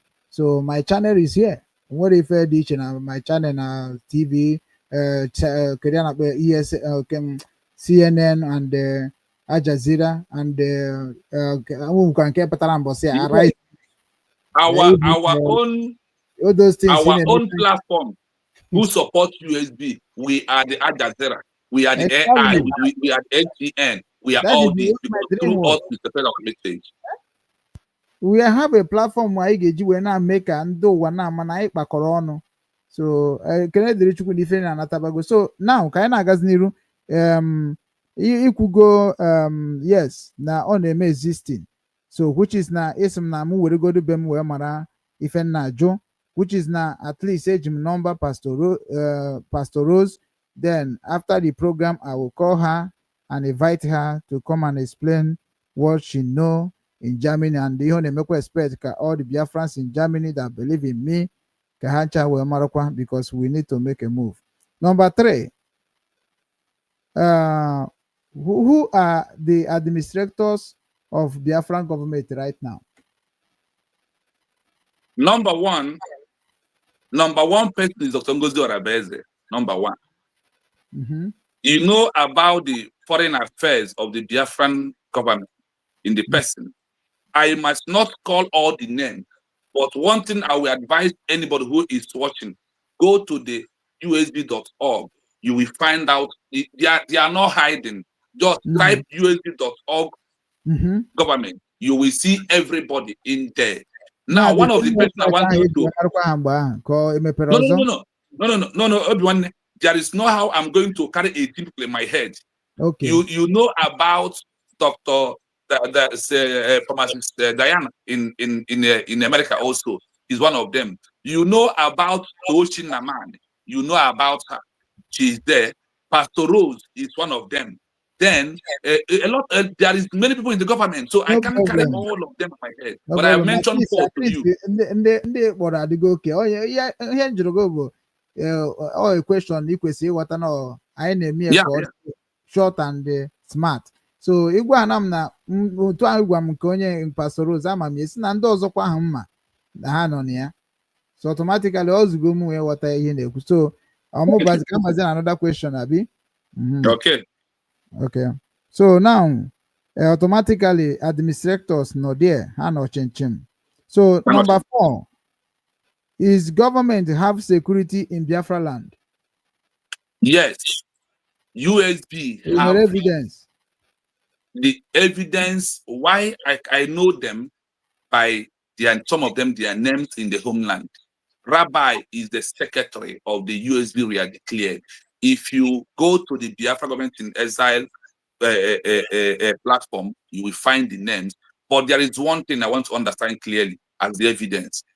Under the remember I mentioned you here, Geneva Convention. The Geneva Convention said after a peaceful declaration that you show, if you show military in social media, that the world are going to tag you a violent, that your military needs to be kept waiting for declaration only to defend your land, but not to be in social media. And you know that because of those we are fighting against, that if you label them today, push them out in social media, there will be more chaos in the homeland. So we must play on a safer side. That is why the USB military can never show themselves in social media again. To avoid, they said, showing of the military in social media, the less recognition. They give us an example that Somaliland was delayed for 34 years because of the actions of their military after the declaration. So with government of the USB don't want such a thing to happen. That is why the USB military can never come out in social media to start dancing, showing gun and all the rest. The time we are into is no longer needed, unless they said that the UN and the EU and AU, America, Israel can never come close to us because they want a peaceful country. And they said military is war. Peaceful declaration is for civilians movement. Thank you so much. Thank you so much, Mazi Chinonso. Thank you. I na-move ngwa ngwa n'aba na Question number 5. Okay. Question number 5 bụ do Biafra government ọ na-akwụ workers ụgwọ as a government, which is na-ajụgo m gị ikwubugo before, so mezie ka online ezie for the questions. Ndewo. Yes, USB government is not paying anybody in social media to. That's all, including me. Nobody's paying me 1 naira. That's why I said that USB, we are the father of the USB. We are the one to sponsor USB until USB achieve recognition. I give an example. What happened in Bangladesh?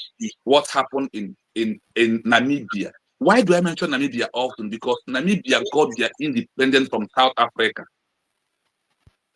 Namibia got their own from South Africa. There is another country in Africa that got their own from Ethiopia. They call them Eritrea. They are in Ethiopia today. They have got their own from Ethiopia. So when they started in exile, the government in the first 2 years or 3 years, or even Namibia, who stayed 34 years outside before they can come back to their homeland, they never pay until you organize them and give them loan for them to sponsor themselves. On the interest of giving them loan, they start paying their social media, their teachers, and everything. For now, USB is not paying. We are the ones sponsoring USB. Thank you. Ndewo. So automatically, all voluntary work ka aka nọ n'ime ya now until Biafra begin to recognize by supporters of the other countries. Okay, that is well understood. I have na number 6. Number 6 na-akọwa sị do Biafran have is Biafran have a passport or ID card which shows identification of who you are wherever you are in the world? Yes, Biafrans has ID card. Now we are presenting the ID card, and some people has got the ID card and use the ID card to seek asylum.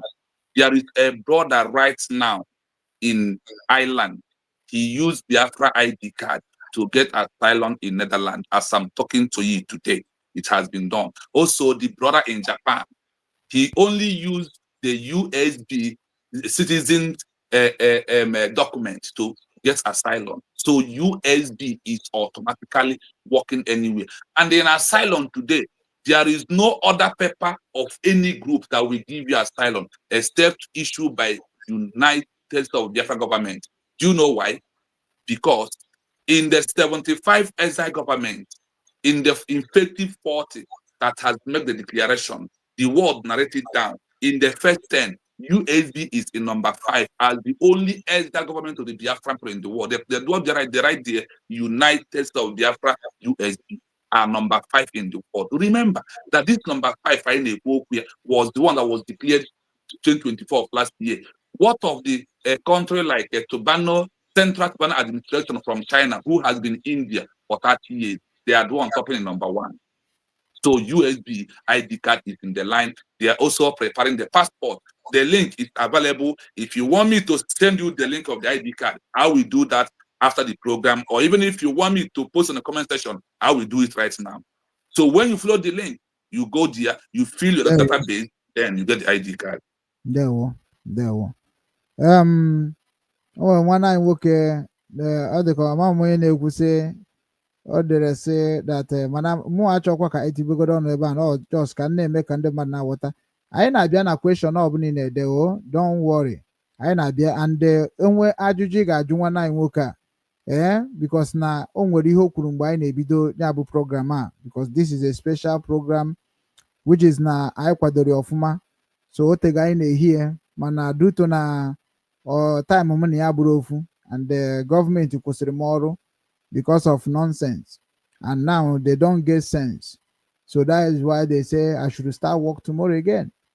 So because abịara m obodo a like a criminal, bịakwana m obodo a like non-entity, bịakwana m obodo a ka onye na-amara ife m na-eme because record karịrị akarị na mbọsọ na ha ga-agbaka door wee bata be m ihe ha fụzi na kọmputa ha were, but that is life. Because anụrụ m na ọ bụ na ije ndị ọcha gbaka dog na information niile dị na beg na ha ga-atọ ya into pieces, so automatically ha tọọbaziezi information m ha afụbazie n'ife na-arụrụ Biafrans and afụbazie pictures of ndị m download chara abụcha nke dị na my profiles. So n'ife anyị na-eme bụ ihe dị mma. So ka anyị baa na another department. Ndị a ga na-akwụ ụgwọ dịka nsi wee kwuo ihe ndị a ga na-akwụ ụgwọ ma ndị a ga-enye ID card ife ndị a niile by office by office. So aga m eje to all the administrators department to make sure that na everything that government has na farmer nwekwara ya and na ha nwa dị willing to serve Biafrans because ọ bụ na ha wepụta onwe ha n'ụdị isi ekwu now ịma that na enwero ka Biafra yọọ nri ayọ n'ala Igbo because na ngabịakwa ebe ahụ ịjụ maka ife na-eme n'ala Igbo so kwuche ajụgo m maka the security esi na security dị better under code nsịkwa ka ndobekwe n'ala. Then number 7 enwere department of ụmụ omenala na ọdịnala Igbo dịka Igbo culture and tradition na USB. Yes, somebody's leading it. The office. Kedu onye na-eme ya? Honestly, ebu mafia n'isi. Man, that's why I said now all these things in Ajum na enwere USB app proving where you can go and see all the names of people in the government of the USB. I'm na ije na website. Mo amukwo website. I can use it to give example. Even a website, enwere ndị bụ adormant no there now. You nwere ike ifu photo of information, but they are adormant. No,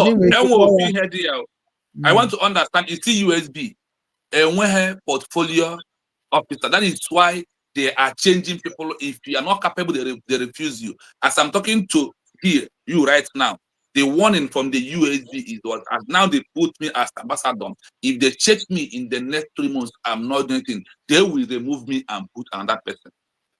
So kendi na-ewepụkwanụ kendi na-etinye? The office of the Dr. Ngozi Arabeze right now and the office of the information minister, they are the one to need to supervise everybody right now to remove and to employ new people. Kedu law ha ji arụ ihe ha na-arụ? The Biafra constitution law. The constitution na-adịkwa against them because also ha bụ ihe also ndị citizens ka ọ na-adị against. The Biafran constitution is against anybody who goes contrary to it. Biafra constitution is being practicing like if the country where you are today, their law is for everybody. That is how Biafran constitution and the Biafran constitution. A man, a Yoruba man bought a constitution of the USB. Said, "Wow, that this constitution is top notch. That the constitution supersedes the constitution of America, even though." On the what is inside the document. That man from a sister was sharing my program. That is what triggers for him to go and get. And he's confirmed that, oh God, that what we are building is another different world that will be a savior of mankind in the future. So it's working for everybody. We all have 50% equal right. Okay. There were so automatically aga m need ịma onye abụ ife ndị a niile because emitibu m Ngozi Arabeze. I remember na emitibu Ngozi Arabeze si ya na m chọrọ department let's give respect to respect is due to at least they to their Dr. Ngozi Arabeze ma ọ bụ na ị ga-akpọ ya DPN na-eti that doctor na anyị na-abụrụ ọgbọ and ebe na certificate nke aka nke gị nke oge recognize na m na anọ m ebe a before no ọ bụrụ eziokwu ịmana ọmụ tinyere n'ọrụ no get it. Yes, isi ndị tinye Tinubu n'ọrụ today they are the one looking for Tinubu is no longer looking for them. No, iji na Tinubu tere the government of Biafra because government of Biafra are on top of it. No, that's why I said like where it is right now, she has become the leader. When Mazen Nande Kano started, you are not the one who voted Mazakan to become the leader of this people of Biafra, but you call him Onyin or the leader. Let us anchor respect. Look, respect now from me, whether I'm a body and Nande Kano, whether I'm a body. No, but in your content, if program, I'm just blessed. How do you feel? It's disrespect. Let us call respect. I am not in. I don't do like this. But I be a deputy the deputy director, okay, you know, Deputy Prime Minister. Deputy Prime Minister. deputy prime Dr. Ngozi minister Orabeze. of If you can't Biafra call her government. deputy, call her Dr. Ngozi Orabeze by her own professional. How the world addresses her? Because UN addressed Dr. Ngozi Orabeze. To address her in that form. Mgbe nsogbu adịrọ mgbe m ebido dress be that one ọ ga-reply m the message obi nwa na-esendịrị na ọ bụrụ ya nwa ọ bụrụ ọzọ ya ị gwara okwu ga-agwagharịkwa gị ya. The truth remains, there's something I always tell you. I have handled Nigeria politics, and in Biafra movement, I don't put Nigeria politics and I don't put settlement. If you watch me very well, I give you the word direct. I don't do like this. I see Dr. Office of Ngozi Orabeze. Do you know sometimes I will send a message? What this woman is in her table. Her phone receive more than 1,000 messages in a day. So if she never replies, see, there is a movement that we are in that right now. Believe you me, there is things that we keep to yourself in your house. Even you not even let your son to know about it. The Biafran, anything about government goes about the structure of government. It doesn't go by individual mindset. When this Biafran in Finland, I remember when Ngozi Orabeze on a motor we quote one certain word. So that we're gonna take care of his so I can't do a mamba na brain aga control Biafra people. That is a pure lie. And are you telling me that Tinubu is not taking care of his family? Are you taking me that a president of are you telling me that a president of Germany is not taking care of his family?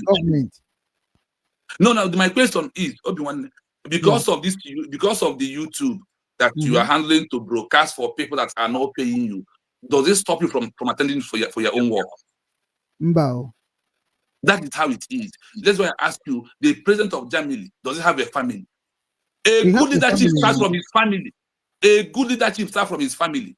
If you are not a good leadership in your house, you can never lead people. So to understand that she knows she has a family proving that she can manage the affairs of the Biafran people as her own family also. That is how a president is. A president, a family of president, or a nation being to take care of family of president is like a Ibiano Menalibo is Ibiana king na kingdom. All ndị obodo na take care of king. Every king go.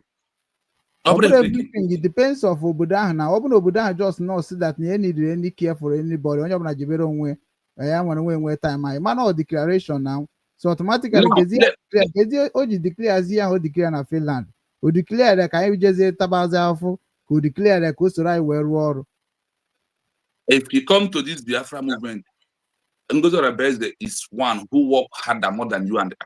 She never slept. She has murdered her sleep because of Biafra. And I want to rephrase this word back to you. She decided it like that now. Germany I want to rephrase the word.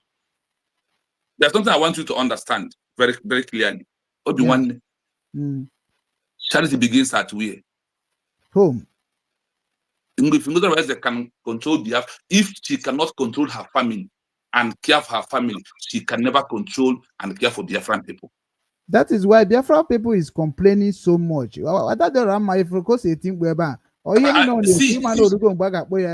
See, evidence of this is time for you to prove it. And the young a government a question me about that because negotiate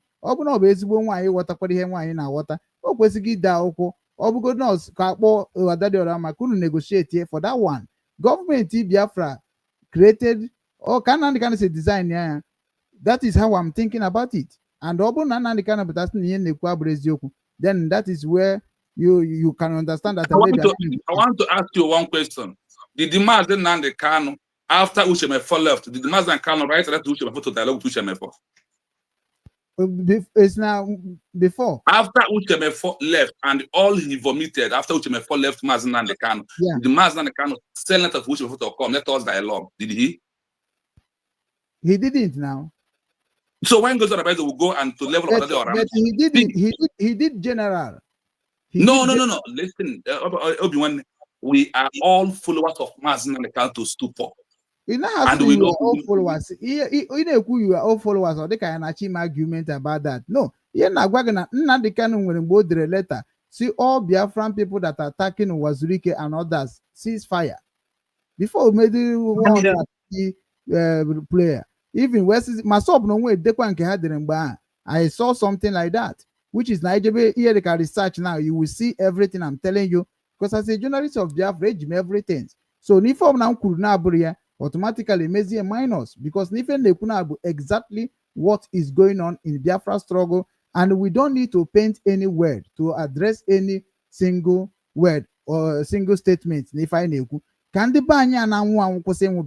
when we begin to lead our people in a way that our people are going to suffering more than what they are suffering in Nigeria again, it means like Biafra government is not doing anything. And that is why you will make invite today. Can we join? Can him equals what I needed? It is administrators' offices. If I get all of them, I begin to invite all of them and begin to ask them questions because every government have what they are doing. You cannot say that you're a government, but you are not making your people to feel like they are caring from government. So they are ịbịa na obodo a na-enwe onye isi obodo bụ onye na-ekwu ihe obodo na-eme and onye isi obodo bụ onye na-esitụrụ ihe obodo kwuru na ga-eji na-enyere obodo aka ọha nyanwa na-eji onye ka jibụrụ onye isi anyanwa bụ onye na-echeta ka ndị mmadụ si ekwu ọ na-echeta ka ndị mmadụ si eme so n'ife ọbụla ị na-ekwu abat Ngozi na ihe ị ga-eme bụ ijos nke ịmahụ ihe ị ga-eme bụ isi na silapụrụ ya Ngozi Ngozi ka ọ dịziri anyị nwe ije mezie invite jụzie ajụjụ a ga-ajụ ya dat ndị ihe ahụ ị na-ekwu nọ na tebụl ya juru eju ife a bụ ife nkwube okwu ka o si kwesị ịdị ọ ife ha mere dịka DOS otu a ha na nkịta na-asị na ha na-eme ihe underground that is pattern when he said that tebụl gị na-eju eju I used because of this thing gwa nwanne anyị nwoke bụ Oscar Okeke nọ na Asia mgbe na-asị ya na o nwere ife ndị from DOS ọjọọ sị na Chike dozie m tebụl ejuru eju nsị achọta sekretarị na ọ sị m dat na ịma ndị be anyị na ihe niile a na-eme anaghị akwụ ụgwọ so na ọ nwere abịa nabata ndị mmadụ aga na-asịkwa ụgwọ nsị ọ nwekwana ihe dị n'ime sịkwụba ndị mmadụ ụgwọ because we have money, we are not beggars. Negoro sọsọ mụ abịa handle obi nwanne in this level. Imagine that all Biafra government believe that they are one and handle the contribution like ekwesị enwere ebe na-eme fundraising. That fundraising ego na-enweta ebe a kedu eji eme onya bụ ife niile a ga-ajụcha na the thing mana ka anyị na-agago n'iru. There's something to clarify what you said so far so good. Okay. Mazi Nnamdi Kanu, where is Clifford Iruanya today? Is this with Mazi Nnamdi Kanu? Ha chali ne no sia and ha chali ne nwere kuye mere ha. And I'm coming. Allow me to talk. Just allow me now. But that's why I ask you the question. I understand perfectly that Clifford Iruanya later attacked Mazi Nnamdi Kanu, and the Mazi can never issue a document that Clifford Iruanya should stop attacking me, that he should come for me and him to dialogue and honor what he's saying. In a government, what is a government? Disagree and agree. There is those who will disagree with the method of the leader, and there's those who will accept it. And because of someone refuse to understand the way you want, there is difference of where we are. You never understand it. We are no longer in the structure of go and find this person. Now we have a government. The government gives instruction. When the instruction does not please you, you can decide to walk away. Discipline is when the order is not being favored by you and you obey the order. That is what is called discipline. So at this stage we are in the Biafran struggle. If you watch my platform, Adade Oram has to offer Biafran people. Oba told suspend Adade Oram and call him a betrayer, call him a saboteur. So that is where for me, read Biafra TV, I don't romance word and I don't look at how I think. Now, the USB government is acting like a government. The money from the fundraising is not enough to present in the house of the lobby, to go to you and the regardless of any other thing to do with. The money is too small. And what it takes to have a new national recognition. Recognition is like a the government need more money to establish this movement for us to go home. We need money for go to UN, EU, AU. All these bodies are taking money. They are not with empty hands. And to all these printings that is going on, that's why I said, if you know how much that this government submitted, for the UN to accept Biafra declaration. Do you know that in Israel, that where USB send USB declaration document on January 15th, sorry, December 15, 2005, do you know what it takes to go in there? How much is coming from the fundraising? And how many is Biafran people's number? Now, that is why I told you, where I closed this word with you before is that when I said that we are the father of the USB, we must fund it at all costs for them to go to the final level. We are not going, Obi-Wan, those your friends are not my friends. Those my enemy are not your enemy.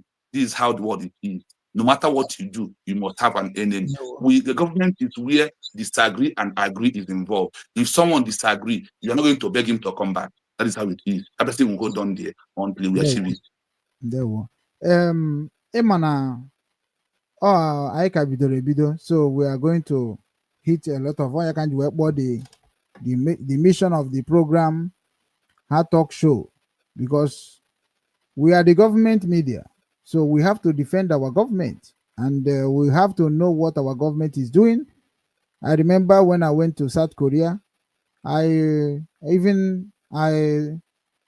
campaigned for one governor na South Korea, which is na Chokwa the picture in here, because what I did there about IPOB, all the government of South Korea recognize IPOB there. And when I remember some from Gozorabeze na the South Korea, then I maram that yes, now Ekubego didn't get recognized Biafra very fast. Okay, South Korea, because I witnessed that. Even when our brothers have problem there, at least 3 of them, it is the power of Biafrans release them, and we are answering Biafrans at all. That only Obnaga Watana only has a nickname. So I then had another question. Nkobnan I'm going to go to go here. Number 8. Otu Oketa now. Can you die for Biafra? Yes. For my sons and not to have freedom. Now, Obo na to doge benisi obodo ahụ nọ now. We say that na no agbogbu now Biafra we bia ka were isi we chụ aja. You get me? Let me take you back. There was one viral voice note when Nigeria government arrested Mazen Nandekan for the first time. Somebody who said, "Can you take me and leave Mazen Nandekan?" I don't know whether you come across that particular voice note that time from Radio Biafra. I don't know whether you come across of it.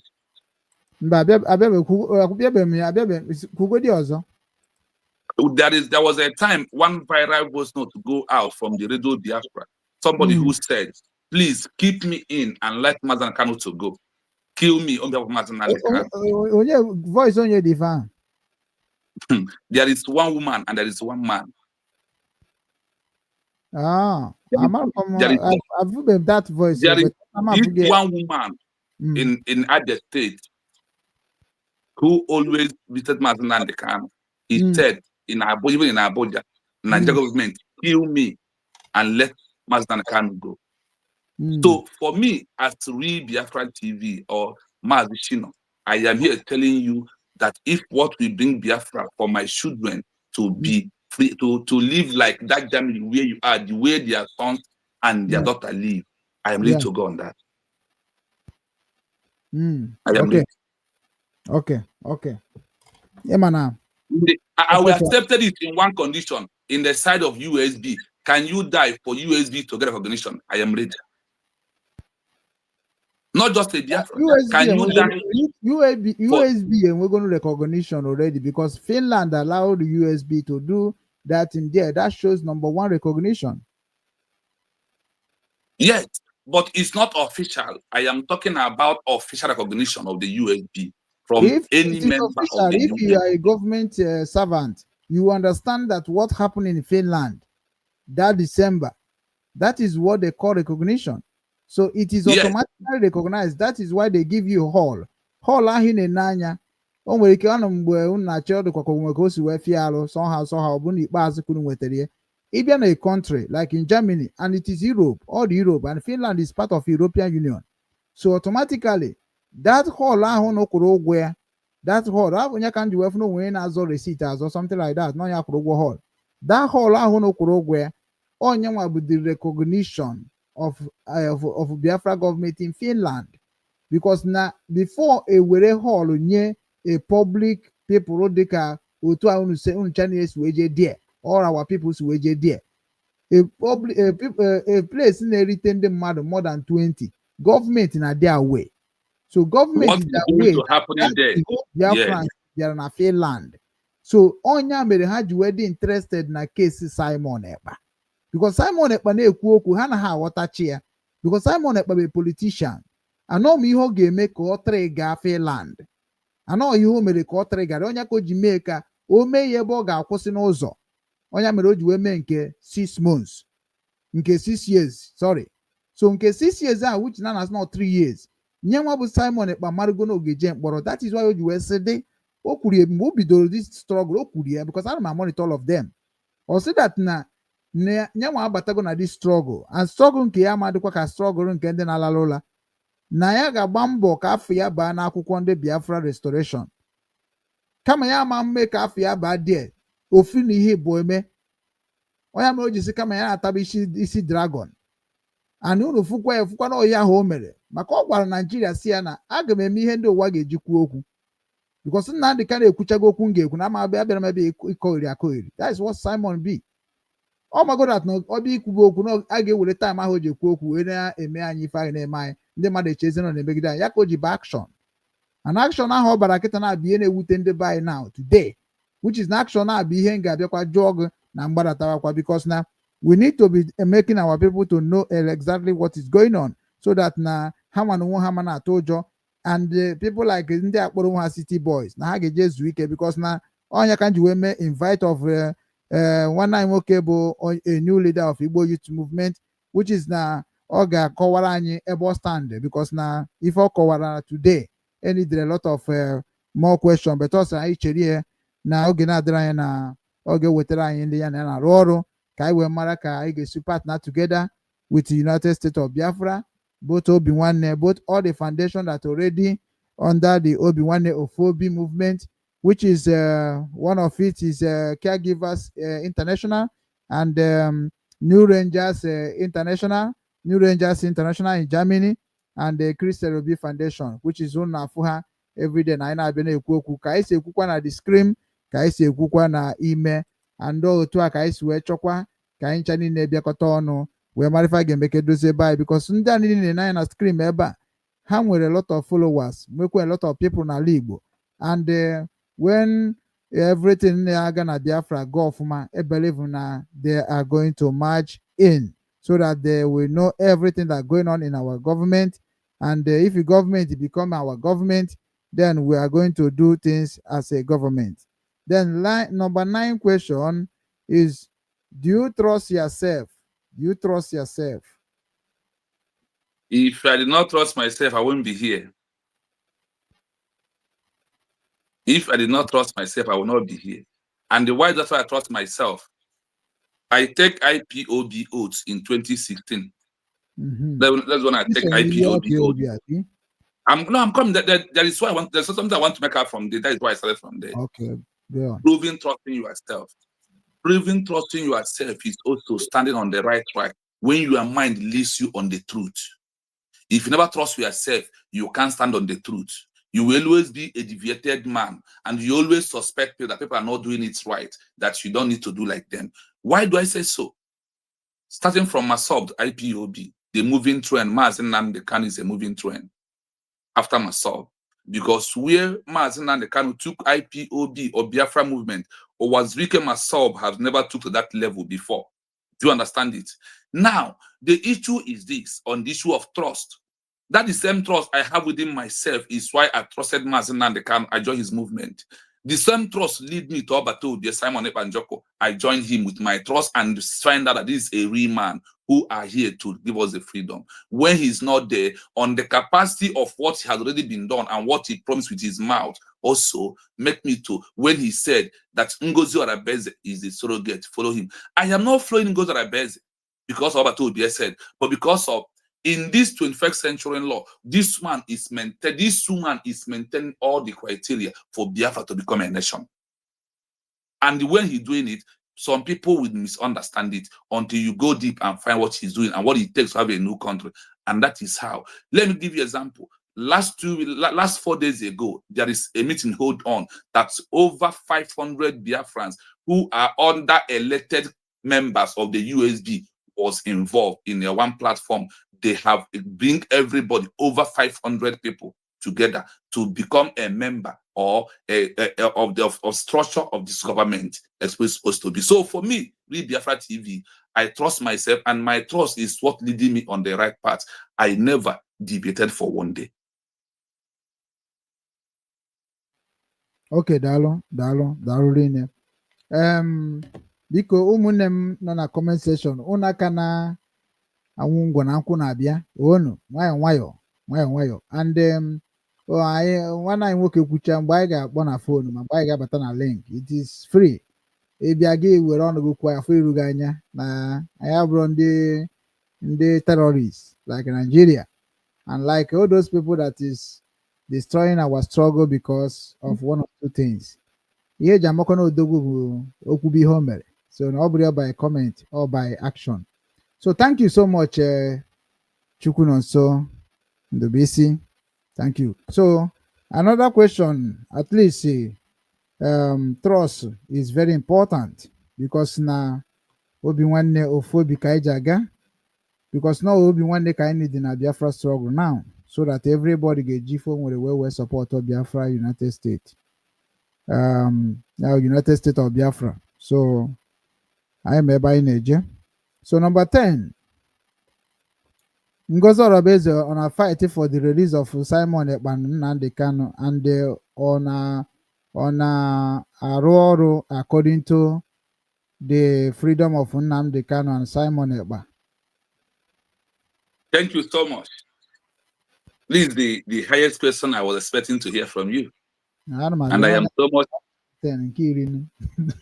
I am so much glad you asked that question. Today, Ngozi Orobeze, as I'm talking to you, I will quote date, and I would also like you to research about it. Ngozi Orobeze has, in her argument why Biafra was organized, the first paragraph, second paragraph, you will see Nnamdi Kanu and Simon Ekpa, what they are passing through because of the voice and the savior of their people. She is fighting 100% right through the document of the USB we are detailed in the many headlines of everywhere she submitted document. What you will hear that Ngozi Orobeze is fighting, telling UN, EU, AU, Commonwealth, why they must release Mazi Nnamdi Kanu, release Simon Ekpa through the recognition of Biafra. Let me rephrase again. Ngozi Orobeze cannot fight for the reason of Mazi Simon Ekpa and Mazi Nnamdi Kanu through a lawyer, because Nelson Mandela was not fight for release through a lawyer, but people he kept outside who fight to end apartheid regime and their interest was being heard and being held is how he comes out. What of the Maghandi of India when he was arrested? The people he kept outside because of the fight to get recognition for India as a country, he was being released. What of in Africa here? Jomo Kenyatta of Kenya, he was released when those he left outside leading the movement get recognition and get away from the Britain. All leaders was being released. No leader who has fought of a new country was set free by lawyer or court. When they release you, they will give you a terms that will not allow you to talk. Like Mazi Nnamdi Kanu, Nigeria government releasing him the first one, they give him condition that he will not stand in the midst of 5 people. Ngozi Orobeze is using what we call a multiple dimension approach. Let me tell you this thing. If IPOB was using multiple dimension that Ngozi Orobeze is doing to this Mazi Nnamdi Kanu, by today, if those like Ushemefo understand what is called multiple dimension, you will hold in the name of Mazi Nnamdi Kanu to be out and seeking for those to recognize you. That is what he is doing. The Biafra we are looking for with Ngozi Orobeze is the one who is going to send Mazi Nnamdi Kanu and Simon Ekpa, and she is fighting with all paper documents in the international community for them to be free, like Magahandi, like Rahman of Bangladesh, like Jomo Kenyatta of Kenya, like Nelson Mandela of South Africa. That's what she's doing. On that line, she's doing right now. Thank you. Ndewo. Ndewo. The final question I get you when I take, but all the offer the boy. So another question. Kedu ihe gọọmenti na-eme maka ihe gbasara ndị media niile akịta like some people like Sonny Akparawa and Daddy Orama and what they call it nke na-akụwa akwa nke si na ya na-akụwa akwa vam vam vam and o nwere onye nke si na ya na-afụ mmụọ. Kedu ife ọ na-eme ime ka ndị a niile kwụsị na mee government of Biafra attack and make sure that iwu constitution ma because all those kind thing constitution I believe na all the entitled to everyone, so automatically onye ọbụla kwesịrị iji the constitution immediately declare the Biafra. No ife me respect na this constitution adịgo ebe niile, but na enweta m information from Odogwu Enugu that na this constitution dị na Amazon, and Amazon ọ dị n'ime ọ na-abụ Amazon ka anyị ga-eje na-egozi our constitution ka ọ bụ na the Biafran office ka a ga na-ewere or Biafran what they call it Biafran market or Biafran embassy ka anyị kwesịrị na-eji were ya. O kwesịrị ịbụ na Amazon ka a ga na-ere ya by this time. Anyị chere na-achọ ka onye ọbụla weta ya, uche ekwesịrị ime ka ọ dị ka Baịbụl, kwesịrị ime ka ọ dị ka Baịbụl a na-adachi ndị mmadụ adachi sef. Na ọ bụrụ na the Biafra gọọmenti enwere ego, there is many way government can borrow money from organizations, even the people that is using organization to take money down home. We can just invite them, use the Biafran government to bring money down. Bụ ndị akpatacha nnukwu ego bụ na ga-ebunye ya like direct, because na na Zenith Bank of Nigeria o nwere case anyị ji now which is na aga m believe kwa ka Biafra government ineza etinye ọnụ. So which this case anyị na-anya kịta na bụ part of the reason why we are fighting for Biafra, so that na anything ọbụla mere onye Biafra, that na Biafra government will speak about it and oga viral. So nwanne anyị nwoke bụ onye nke mere invest na the Bank of Nigeria, because ka o si bunata ego a ka ya mara but constitution o butere anyị ka anyị ji wee ghọta na the money dị genuine, and anyị gwara na ihe ọbụla obi nwanne na-eme anaghị-etikwa aka n'ife ọbụla bụ ihe 419, because na anyị ga-eji ihe mere ụmụnne anyị wee mara ka anyị ga-esi wee na-agiteti maka anyị ka esi na-anakwa ndị mmadụ ego ma ọ na-ana ndị mmadụ kọntraktị, maka onwe ndị na-ede na comment section na ego ka m na-ana ego ka m chọrọ, but na ha mara that na ọmụa bụ onye na-ata afụ were my money na sponsor ihe na-eme n'obi nwanne. So which is na $64 million dị n'ime Zenith Bank. Ọ bụ na Biafra gọọmenti kwuo okwu ka etinye ọnụ ka ewepụta ego a, ekeye all the journalists of obi nwanne and of Biafra government, ị ga-afụ that na people poverty ga-ebenata na be anyị, ori ga-ebenata na be anyị, amaga ga-ebenata na be anyị, single mothers ga-ebenata na be anyị, prostitute ga-ebenata na be anyị, because na our people na-eme ife ọjọọ na be anyị, even kidnapping ga-ebenata, because onye nwe ihe ọ na-eme ma onye nwe ebe ọ na-enweta ego ka ihe ọ na-achọkwa n'ego mmadụ ka o zuru. So na ebelieve m na ọ na Biafra gọọmenti ihe ọnụ dị anyị bupụta ego a ga-eji ewe wee nyekwara Biafra aka. Ndị man mụ na ya sign contract nke bụ na that na ọ bụ na o bupụta ego a na ọ ma jikwa eje kwadobe Naijiria, na ọ ga-abụ ndị be anyị ka o eji kwado onye abụ ndị Biafra, and o mere accept. So na ị na-anya ifu that na be anyị na ọrụ ekwesịrị na-arụ dị. So mana anyị na-achọ ka anyị mara at least na Biafran gọọmenti like Ngozi Orabaeze kedu ihe ọ na-eme maka idefend ndị bụ ndị Biafra ihe na-atụ n'ọnụ ma n'ala Igbo ma n'ụwa niile. Like I said before, number one, like this person you are mentioning, does he accepted that Biafra has been re-declared and Biafra has a government? Mm-hmm. He acknowledged USB re-declared. Does he acknowledge that there is the USB re-declared, the government that is working? Ndị a niile na-agwa gị believe na ya na ha ncha niile ọ bụrụ ha ncha je na FINLAND clear and ihe m na-afụ na platform ka na video ha automatically ife niile ha na-ekwu uche ejego na nke Adariora ma many times the same way mbịa na nke ọgbata obi dan ndị niile bụ ndị IPOB ma ndị believe m before ha ncha niile na ma support go autopilot. So which is now why I go to Adariora platform to know exactly what is going on, and also the reason let me refresh you very fast.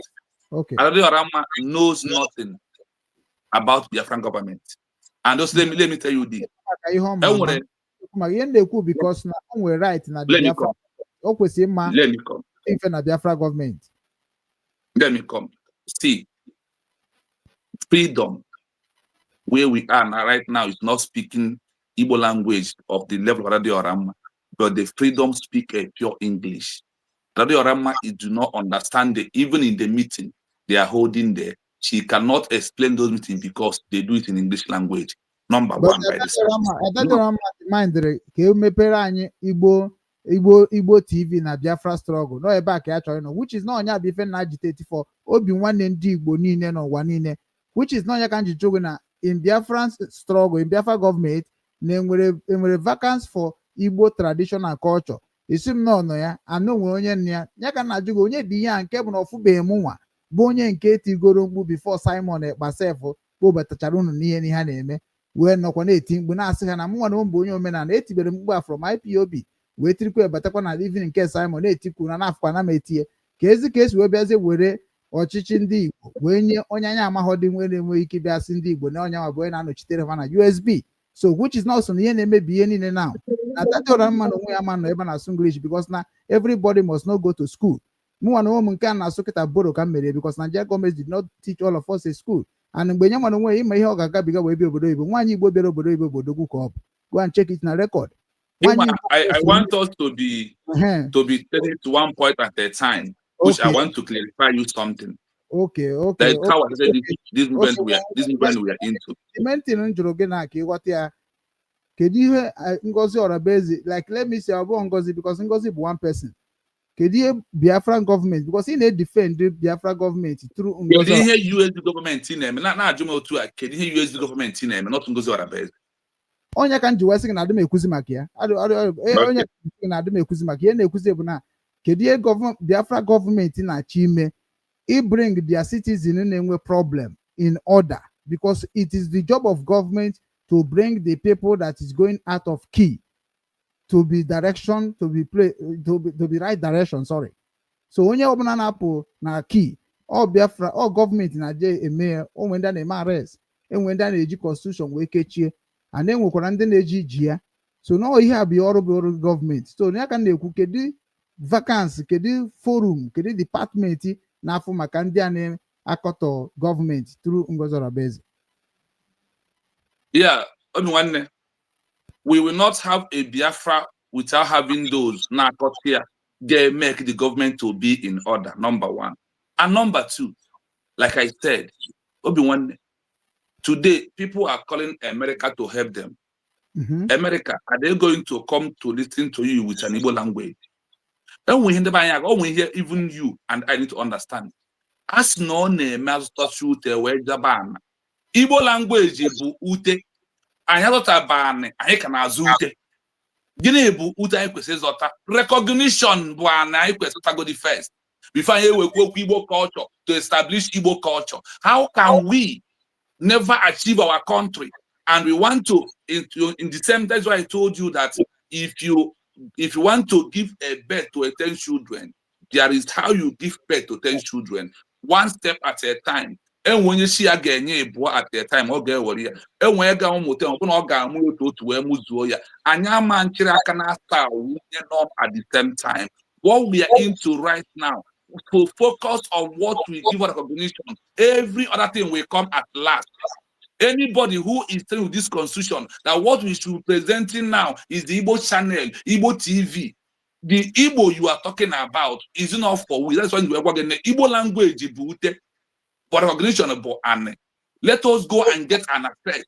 And where's up as I will tell you ute be Igbo language. That is our own private culture. That is our own mother tongue. We are not going to use our mother tongue to get recognition. What is government of exile? A structure that has everything. That when government asks you, when the international community asks you, what is your prime minister or your president?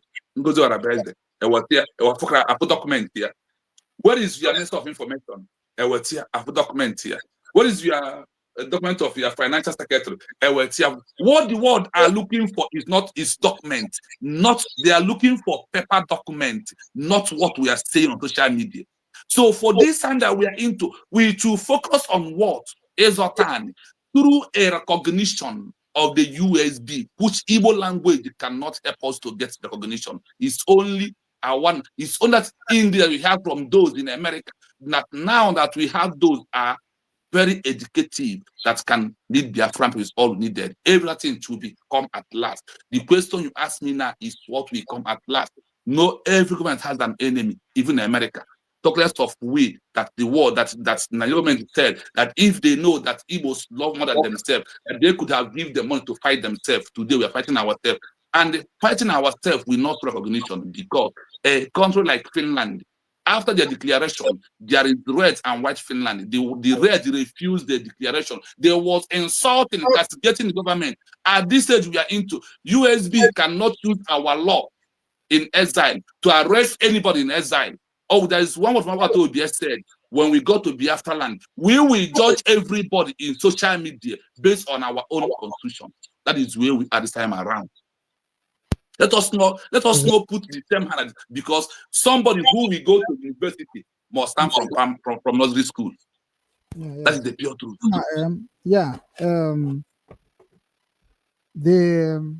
Ndị be anyị na-edekwu ihe na comment section ga-amụrụ ihe na ọkịta ka anyị bara akwụkwọ. So daalụ nwanne nwoke, daalụ. Ịma na ife njụrụ gị bụ ajụrụ gị sị gị that na anyway ọkwa gọọmenti a kịta na anwụ a na-ekwu okwu United States of Biafra government. Ajụkwa gị na ọkwa ọ dị exist. Isi m na ọ dị exist. That means o nwere ihe dị iche na Biafran government in Biafran government, this United States of Biafra government, na government of America or government of Britain or government of Germany. What is difference is there is that the government of Germany has got recognition. They are not in exile. They are in their country managing their affairs.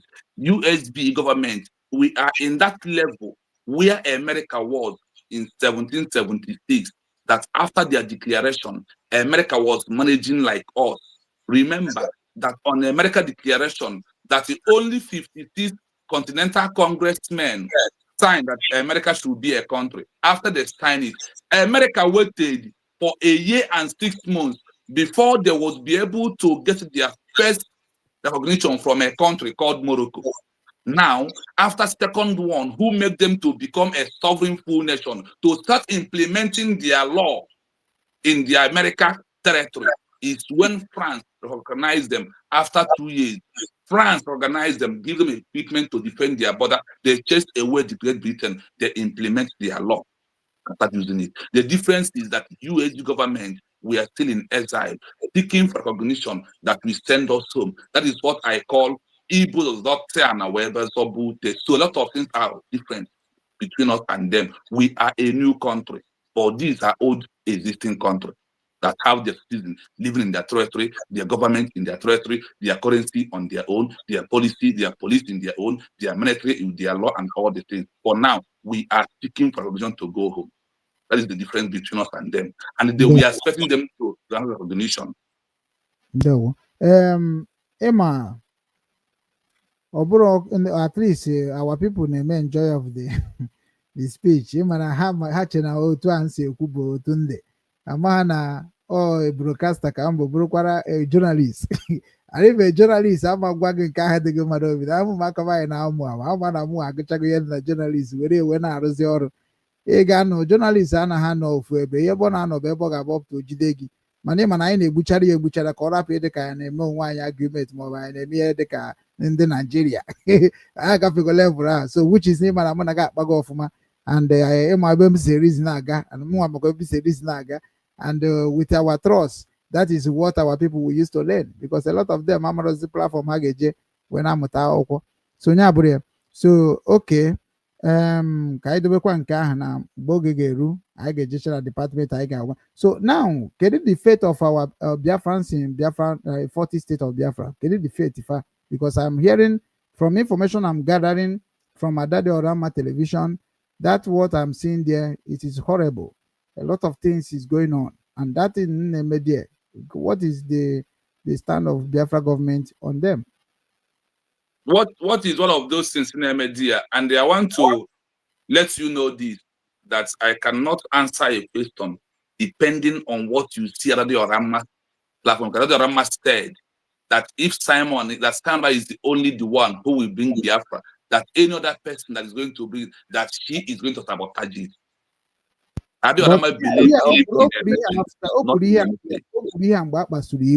It is like me now. Chere ka m bịa a little bit. Nke mụ na nkịta now, like ịbịa na IPOB. Ekwugo m ihe ọ ga-abụ ọ bụrụ that na nka nọ n'ime IPOB on the servant of IPOB under the leadership of Maazị Nnamdi Kanu. Ekwugo m ihe ọ ga-abụ ọ bụrụ na ọ ruo asị na m kwujọrọ Nnamdi Kanu. Mana due to na m bụ independent media, an independent person that is learned on Radio Biafra and serve IPOB with humility and evidence and the record that na one man destroying we him jakam we build kwa because ekwubekwu bi ndị build IPOB so na number 1 evidence is there and Chike dozie mu ma form ha nchanye knows about that so na mụ nwa na ụmụ bịa na-ekwu okwu as independent media to Maazị Nnamdi Kanu and IPOB I have the right as a member of the top officials which is that na ha ncha niile ma na ife na-ekwu ka ọ dịrị ndị be anyị mma so ị bịa na nke Adade Oramma I monitor Adade Oramma mgbe emechara ife niile emere declare Biafra na Finland so ihe niile na-afịọtụ mụ na ya believe na mụ na ya kwuru okwu and mụ na ya nwekwa voice note mụ na ya kwuo so mgbe gwa ese na ọ bụrụ na ife niile ọ ga na-eme ma nke ọ ga na-ekwu n'ọnụ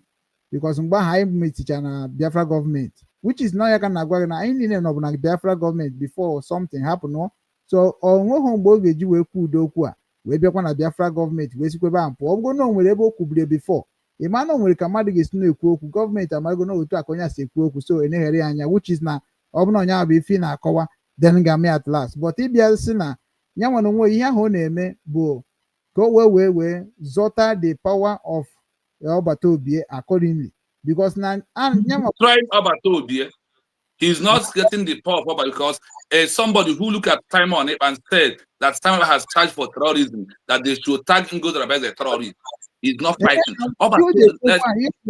Chere ka m bịa ị na-ekwu ka m na-ewere ebe ahụ ikwudobere terrorist ị nwere ihe igwere iboro ya allegation maybe say n'otu a kịta na ọ kpọrọ ọgbata obi na achajiri ọgbata obi as a terrorist and nyanwa na-asị na otu ahụ esi chaji ọgbata obi na-ekwesịkwa ịchaji Ngozi Orabaeze na ọ bụ na datin bụ eziokwu ka ọ bụ na terrorist ka Simon in the media you go to his platform go and verify now from his platform. I don't put allegation. Nyanwa na onwe na-ekwu okwu a na-ekwu okwu a based on according to nwaanyị nwere akọ na uche because akọ na uche ka o ji kwuo okwu ahụ ọ nọ ka Nnamdi Kanu okwe ka Nnamdi Kanu zo a lot of our people mana ndị ka anyị ghọtara ya so na ihe Adade Oramma na-akọwa bụ na ọ bụrụ na Simon Ekpa mere ihe ọjọọ nke bụ na ga-atụ ya mkpọrọ 6 years and anaghị ekwuzide okwu in the way kwesịrị na-ekwu ka o si wee buru ya n'obi that means no nwere ihe dị wrong na this even Biafra nyama join. That is why I want to see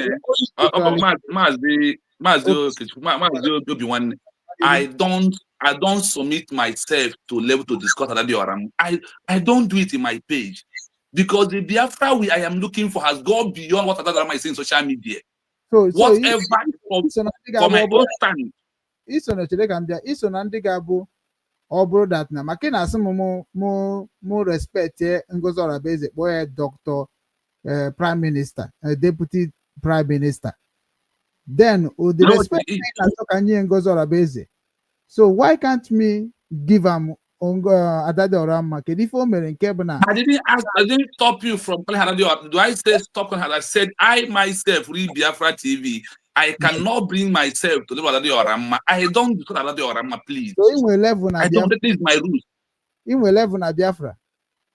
As my own level, at my own understanding, Okay. Rama is not helping me to achieve anything. I don't discuss Radio Rama. Have you seen on my page bringing picture, mention Radio Rama? I don't do that. I don't. I choose things I do, and this I don't do. That is why I am a very disciplined human being. I don't go to people's. I don't discuss people. I discuss the issue of the declaration of Biafra. That's all I discuss. Nothing more than that. Confirm. Ndewo. Ndewo ikugo ya na at least onye ọbụla na-ege ntị ha ga-aghọta. So now, dịka isi wee kwuo that na men na anyị nwere security n'ala Igbo. Na let me say Biafra government nwere security. So Gentle Yahoo and ndị ọzọ niile a na-ekwu okwu ekita na-eme mkpọtụ na buy right now. Ha na-arụ with USB. The answer is no. Okay. Then kedu ihe unu na-emekwanụ maka Gentle na ife ọ na-eme with Chukwu ka ofe egbu? Nwata kpọọ gị na ịkpọ ya nwa. That you raise this ilu now. What is there? Nwata kpọọ gị nna ịkpọ ya nwa. Ma nwata kpọọ gị anụ ọcha ịkpọ ya nsị ọbọgwụ. That is where it is. Okay. So the last one about at least kedu ihe ị na-plan dịka bụ structure ịma iji maka ya wee na-eme brokers? Kedu the main thing iji wee chọọ ka iso na-eme brokers na-ezi oziọma gbasara Biafra? Kedu the reason? My goal and my target is about to educate our people to know that the world has changed, that there is difference between 20th century, a 19th century, and 18th century. Now there are different changes in the world. And for us to achieve Biafra, that we will follow the structure, the existing protocol of the world, that they have given us a narrative how we can get Biafra. One, to educate ourselves, to understand what it means to have a new country and the criteria to have it. That is the first structure I believe on it. That is my ideology is my structure. The structure is that I believe to educate myself with the international community guideline for us to queue in the line of them for us to achieve Biafra very easily. That is number one structure. Then number two is to build this page without looking for what anybody is saying, but for me to create my own important news through the restart of the world, and that is where we are. The changes are one thing that is constant in life. The structure my own structure is USB re-declared, the importance of it. I want to understand why we need declaration and why we will stand with this government in exile to achieve Biafra recognition and go back home to remove Nigeria in our country. That is what that is my stand.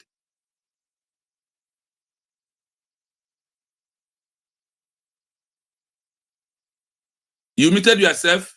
You mute yourself. You mute yourself. Unmute. Okay. Sorry. Ekene m gị ọfụma ikwu ọnụ ya ka ọ ga-adị.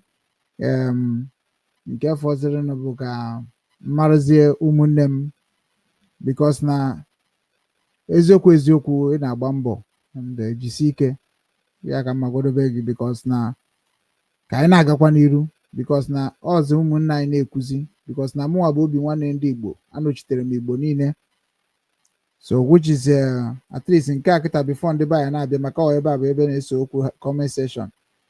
How many language ka enwe na Biafran state? I never counted how many languages. The only thing I know that we have United States of Biafra, 40 states that made up of Biafra, and these 40 states there is a different language. As even the criteria to become a country, you must not have one language. I don't know how many it is, but I know that there is a 40 state. In this 40 state, there is different languages on it. Yeah, that means the Biafra government nke restore 40 state onye ọbụla sụba asụsụ ka obodo ya dị ka like otu abịa na Germany asị na German bụ German language ka a na-use here, German language bụ German. So ijekwa na America na asị na English ka a na-asụ, ije na Japan na asị na Japanese ka a na-asụ, ije na China asị na Chinese ka a na-asụ. So kedu ife bụ Biafran language? Ya Biafra kedu ihe bụ language ya? Mazen Nandekano said that when Biafra come, that we are going to put our dictionary in everybody's language, the language we are speaking. But we will have a central language until we get to Biafra land. We will choose our central language to teach to them. We now educate ourselves on the one language that we're going to use in general. That is it. So, in a follow the speech of Mazen Nandekano, in a follow when onye na-akpọ ka mma na anyị makwa na-akpọ just ka mma na ọkpọrọ anyị ọ bụ na ọkpọrọ anyị ka ọkọtụ okwute ndị Igbo niile nna ahụkwa miss call gị okay na na-agbaghachi call abalị tọfụta okay anọ m on the air now even ọ bụ na nọrọ ihe na-eme but anyị nọtego aka so anọ m on the air emesịa mma kpọchie gị azụ. Okay. Yeah. Okay. Yeah. So I'm sorry. So when you were getting okwu mgbe n'ọnụ mgbe m ga-aza call a. Ị na-ekwu about language now. Yeah, so like mgbe Nnamdi Kanu na-ekwu okwu, ọ sị that na the Igbo language is almost eldest language in the world, and onye ka o ji wee bịa nye slogan also that na asụsụ Igbo bụ asụsụ eluigwe. So na-ajụzi una na-follow structure Nnamdi Kanu, kuna na-follow structure Britain, kuna na-follow structure Nigeria, kuna na-follow structure ka ebe structure unu ji wee dey constitution a. The Constitution Biafra was being wrote by the Biafran people and their culture and what they believe, not Britain, not any other person. Because before the 1914 amalgamation, the Biafran people have been living. That law we are living then, they said that the first civilized people in this world and who believe in democracy is the whole of old Eastern region. That is the law that is there. Okay. So like last time, like let me say now, Igbo language is allowed in a Biafran country now. Yes, why not? That is why when Mazen Nnamdi Kanu said that that we are going to, even in school, our dictionary should be and what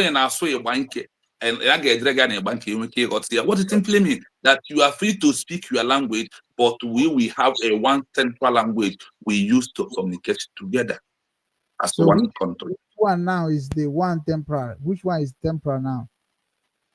I can't say what. None of them. No language in Biafra is temporary because a Calabar man speaks his language with the people understand it. When I meet a Calabar man, we will speak English together. I don't know what to do until we went to Biafra, and then that thing will be voted. Like when this is what the majority of the people want, is how Biafra constitution prove that Biafran government will give the people a chance to vote on what they want. And that is why they said that the Biafran constitution will submit under amendment. Immediately will go back to Biafra land. So automatically, Biafra government none of the Hakanokwana struggle ka the whole world remember ka how we were lazy official declaration in the land for taking over. No, we are not going to do official declaration in the land again. We have made our official declaration in Helsinki, Finland. The only thing we are seeking for is what America took from the hands of Morocco, 1776, international recognition. We are going to only celebrate and dance that Nigeria government is no longer in our territory, and we are now a country with our own constitution, with our military, not official declaration. It has been done and dusted. Recognition is what we are looking for. So, a country, those countries, Ikpo country, make agitation to break away from country na marginalize ha. Those countries mgbe ha na-agitate nkefa in exile, kedu ka ndị befa ka ndị na-protect ndị befa protect gidefa nke bụ na ndị ahụ bụ ndị na-asọpres fa ha ji wee tinye mkpu na ha ga-apụ egbusighị ụmụnne ha niile before ha naruo. Now, let me give you an example of Namibia, for example. When Namibia people was fighting for their freedom from the hands of South Africa, do you know that Namibia did not even build military on the ground? Their people protect themselves until the recognition now come back home, because there is no way South Africa will wipe all Namibians away. Do you understand this simple question? This is the answer I give to you. Listen, to defend ourselves is in our hand in Biafra land. We are not working to the people. We must, the government are doing their own. Let me just, some of the government did that you don't understand. The government has issued or to Anambra state government. That is why the US has voted about self-determination. And those US has voted and adopted a new law to prove to the world that the USB are in control of their citizens, that this at home is a peaceful declaration. Now, it has been in the office of many countries that what Soludo is doing is against. So through that paper, issue warning to Soludo and send it to the UN, EU, and all these parts of the country. UAG are proved that they are protecting their people in their land through their paper war. It must not be under gun and bullet. In this 21st century, after a peaceful declaration, if you hold gun, that's why they give us an example of those that their declaration was delayed. Their recognition was there, like they give us Kosovo, Somaliland. These two countries I mentioned are not Cyprus, 3. Why are they not a member of the UN right now? Not recognition because of what? The level of armed struggle they went in, try to defend their people. And you know that the more you are showing that armed struggle, that is when the oppressor has power to come more on you. But when you lie low and waiting for this recognition and maintain peaceful declaration, nobody will attack anybody. Everywhere be peaceful. That is why after declaration, USB now said we are seeking for Biafra under a peaceful declaration, peaceful movement, no longer armed struggle. Dalo. So I hit to go last question to Jogo before I break, before I will be the question from our people, or put link for the people to come and join and also educate us, because na mu aburo okachamara makande conversation and mamukwa. So yeah. So so Amamu now I talk and Bruce part, Bruce the main president of Biafra. No, I like what we are doing. There is something they call play a devil's advocate or indirect attack. So I like it so much. Okay, so everything I got, even we are not going to correct, man. Even in him, it doesn't say aboye. Now that's our business. So if you didn't hear now, thank you so much. Automatically, you may that the mob not drama. A lot of people are not going to be watching like this. So on the goes now, here can about interaction. Interaction means that I want to be rare. Otegum name a dream can wait station ebe the people gonna abana juga ajuju. One afana aroge. What I go? Oh yeah, now this hard talk show. This slogan of this starting program I can name when I gonna do engage when anabata all the USB officials. On a Ukraine Kangwara national coordinators here. Natural me bring abuna jun de ochichi anya ajuju. Nwanne ha na-ama na ọ bụ nyanwa bụ ife mere gọọmenti ji bụrụ gọọmenti, because ihe a na Channel TV na-arụ ka anyị bịara ịrụ na ihe a kịta Al Jazeera na-arụ ka anyị bịara ịrụ, ihe a CNN na-arụ ka anyị bịara ịrụ, ihe a BBC bịara ịrụ ka anyị bịara ịrụ. Anyị bụ independent broadcasting service inside the United States of Biafra. So automatically anyị nwere our own rules and regulation we handle, and anyị na-efolokwa the rules and regulation of the government. So media na-enwe rules nkefa and government na-enwe rules nkefa. Onya mere igoro na media ịma na everything about ihe ahụ ekwuru ụgwọ ka a ga na-arụrụ gị. Like assuming na kita that person with a contract of $64 million. enwere ike kịta na ọbịa sị m oke na ya ga-enye m ihe dịka ebe maybe $20 million out of $64 million.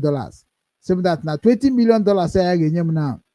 That na mma akwụsị ikwu anything gbasara Biafra na that platform olu m mebere ihe sọsọ nke ya ka ọ na-aga n'iru.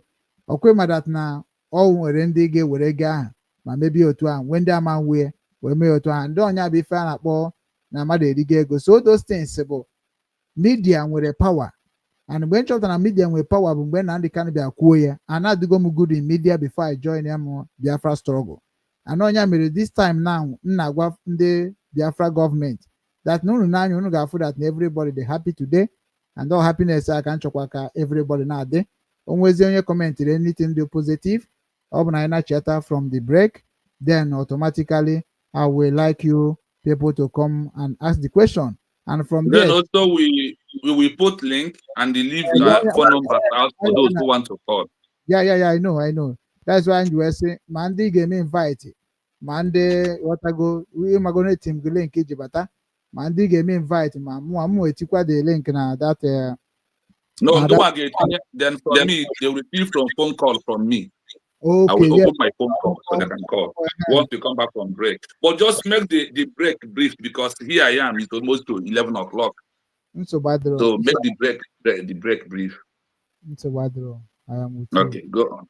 Let's go.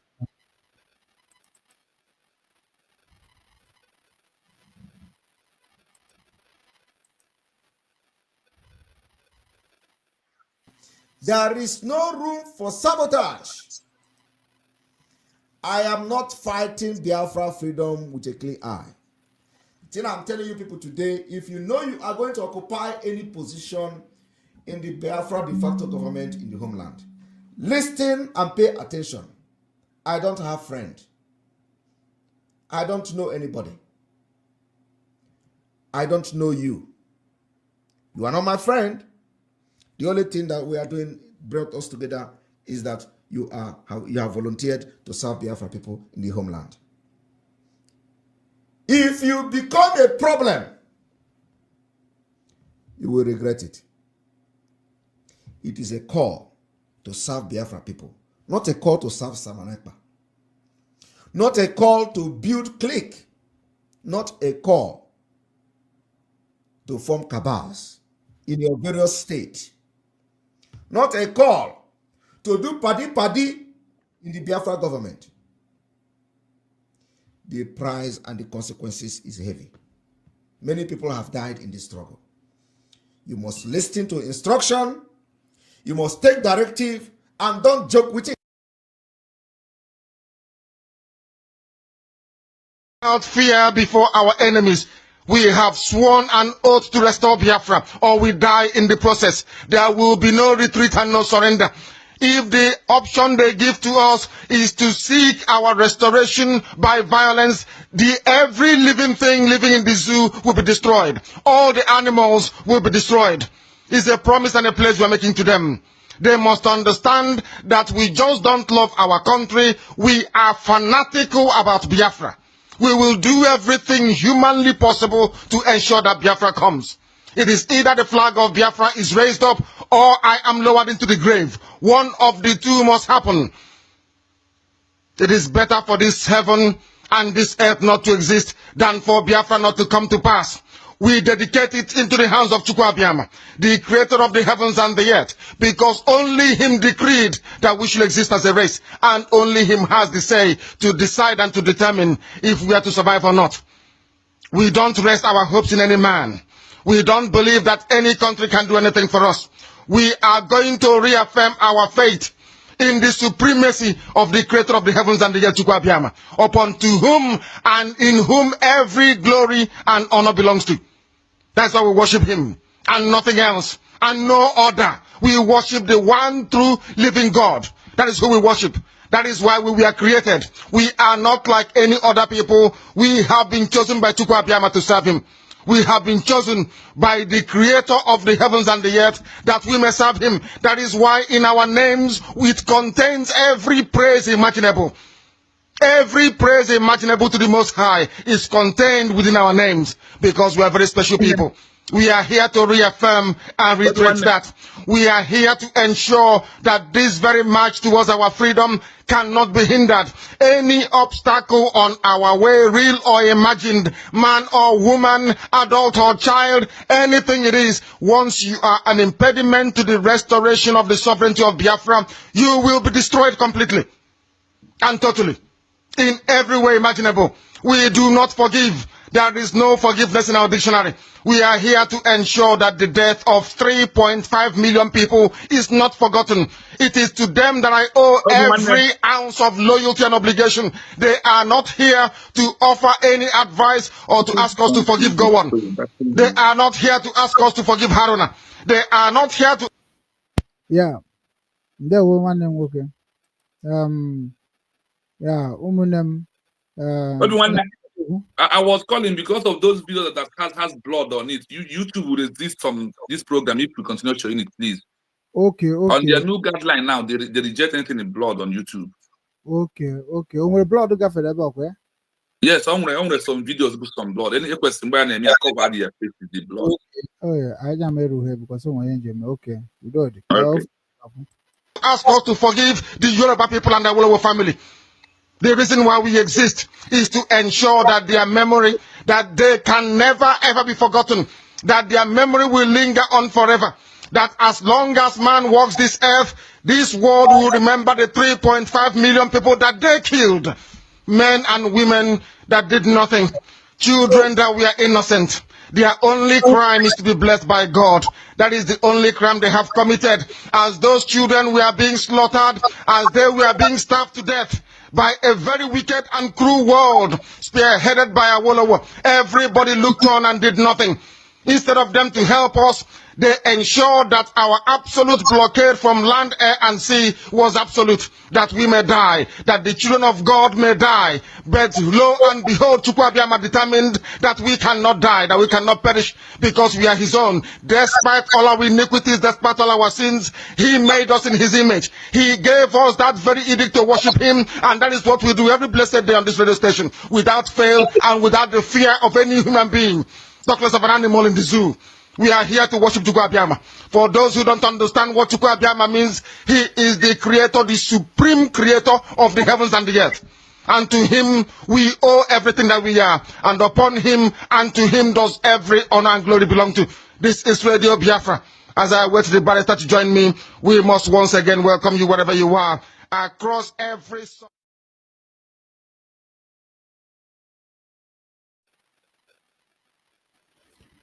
Igbo bụ Igbo ekenekwa m n'ọzọ. Unu anụgo n'onu our leader anụkwa ife o kwuru, and nke o kwuru akarịghọ nke m, anụkwa nke Simon Ekpa kwuru, nke ha kwuru akarịghọ nke m. They are my leaders, and anago m ndị be anyị evidence gbasara ha na-abụ ka at least ka m fụ n'ife njiwe na-adị against of Simon Ekpa ma na-adị against of Maazị Nnamdi Kanu. Nobody prove it. So it is my time to at least take the mantle and the staff ha nyechara m before ha pụsịa, because mgbe Nnamdi Kanu na-ekwu okwu na Radio Biafra, ọ na-abụ okwu chekwa mụ abịa kwuo, and ọ bịakwuo ọ sị ha na ọ chọrọ ịpụta, ọ mụ na-ebu ụzọ ịpụta mebegori as announcement ka ndị mmadụ wee mara. So that is part of my duty. And mgbe Simon Ekpa bata n'ife na-eme with the order of Maazị Nnamdi Kanu, I understand what he act, and he act well. Only that na amara m ka ya na ndị nke nọ n'ụlọ wee rụọ ọrụ ife ji wee dị ka ọ dị, maka na mgbe ahụ ejide Simon, I expected those people Simon na command na Alabai to do the needful, but na nke ahụ gosikwara anyị na ike anyị na-eghere oghe, and oburu ezigbote ife ka ọ bụ to us. So na Maazị Simon Ekpa o mee ka anyị niile mara onye ọbụla bụ onye nọ na struggle a uche dị ya onye na we ya ka tris ka anyị nweta ife anyị na-achọ bifo anyị na-azọ power or any other thing. So Nnamdi Kanu wee gwakwa gị sị we don't forgive, because sin is sin. We are not here to romance anybody. We are here to look for peace and love in our land and in our life all over the world, because onye nọ n'obodo Igbo na-ata afụ, onye nọ n'ala Igbo na-ata afụ, onye nọ n'ala Biafra na-ata afụ. And ile anya ife Nnamdi Kanu kwuru n'okwu ebe a bụ Radio Biafra bụ ihe o ji wee gwa side that everybody will rise to worship whatever they want to worship, but you must respect the rules and regulation of the United States of Biafra, that is what we declare in Finland, that we all in exile are suffering so much. We need to come back home. We need to come back home alive. We are suffering in abroad. We need to come down home. We are not begging Nigeria to leave us to come. We want to go. But because of terrorists of Nigeria in Biafra land, like Dr. Ngozi Orabeze, because a lot of people say I should respect Ngozi Orabeze. Nyawana nwe ma na ọ bụ na edebe anya respect, ịma that na ọ na isi anyị ka o kwesị isi bịa. Ọ bụ na ịbịa na omenala Igbo, onye ka onye ji agwa ya si ya na omenala nyanwa bụ onye Christian na ana m afụkọ na dance na-enwe anwụrị. So we ụmụ omenala nwere ka anyị si eme nke anyị.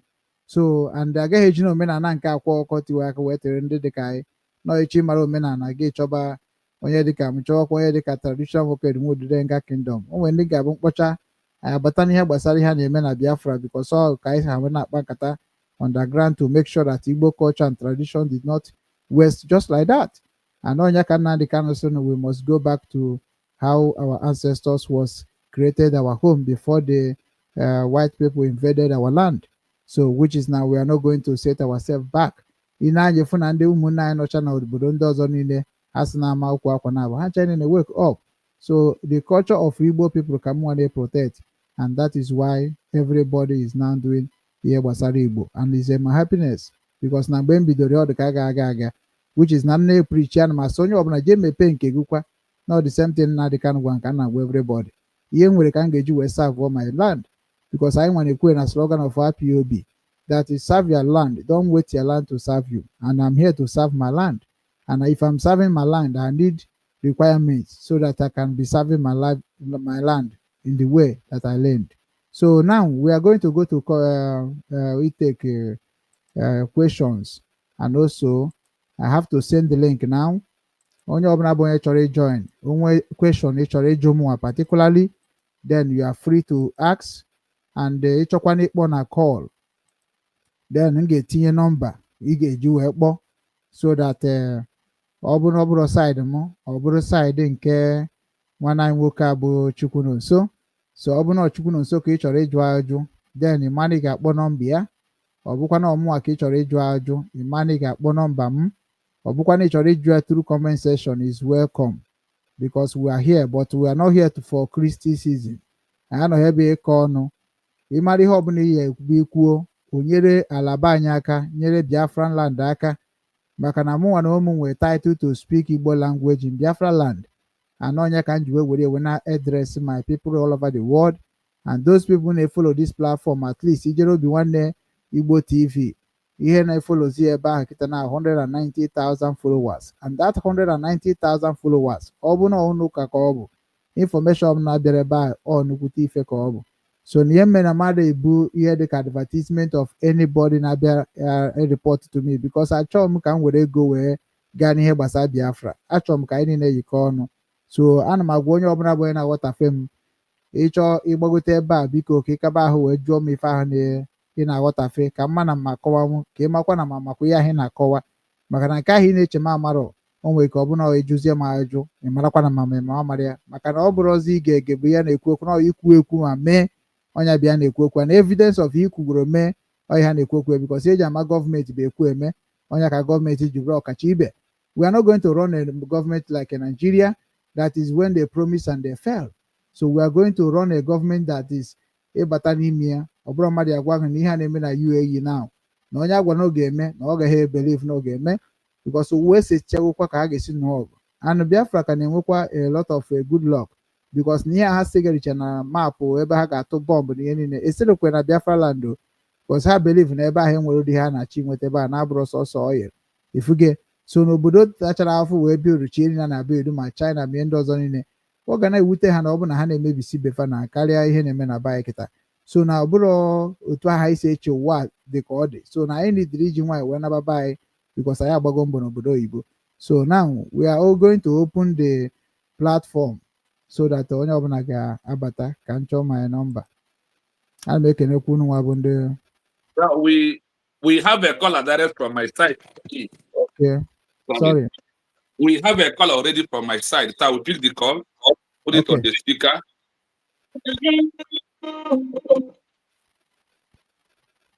have a caller here.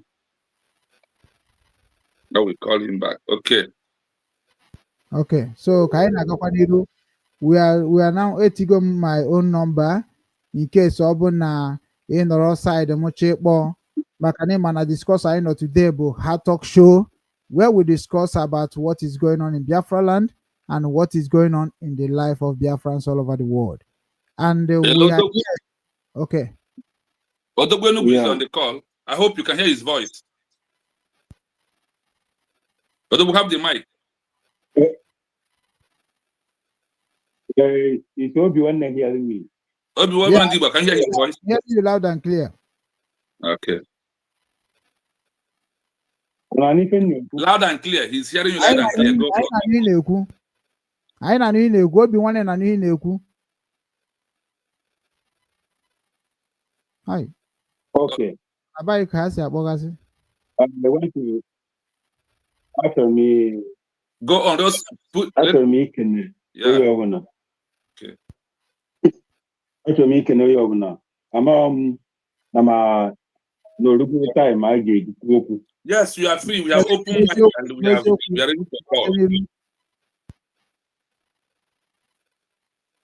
Okay. Obi-Wan ọ bụ na isi na iwu Obi-Wan achọrọ m ka ị gosipụta ya na maka ọ bụ na ị gosipụtara Obi-Wan ya today in this platform with Chino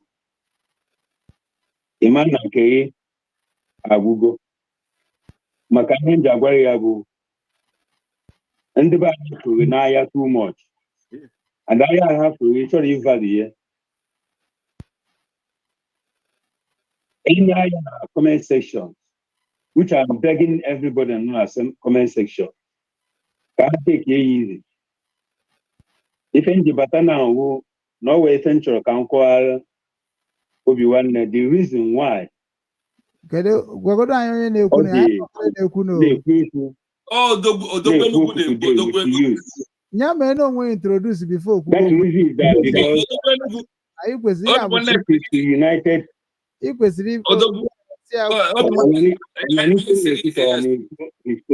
I'm just going to introduce normally before you go. Introduce yourself by your name. Introduce yourself by your name. Introduce yourself. Okay, introduction. Yes. Introduction. Okay. Yes, yes. Afambu Odigbebu Ugwe Pomchi Ifejimambu Odogwu Enugu. Etim na Ezan State nọ na United States of Biafra.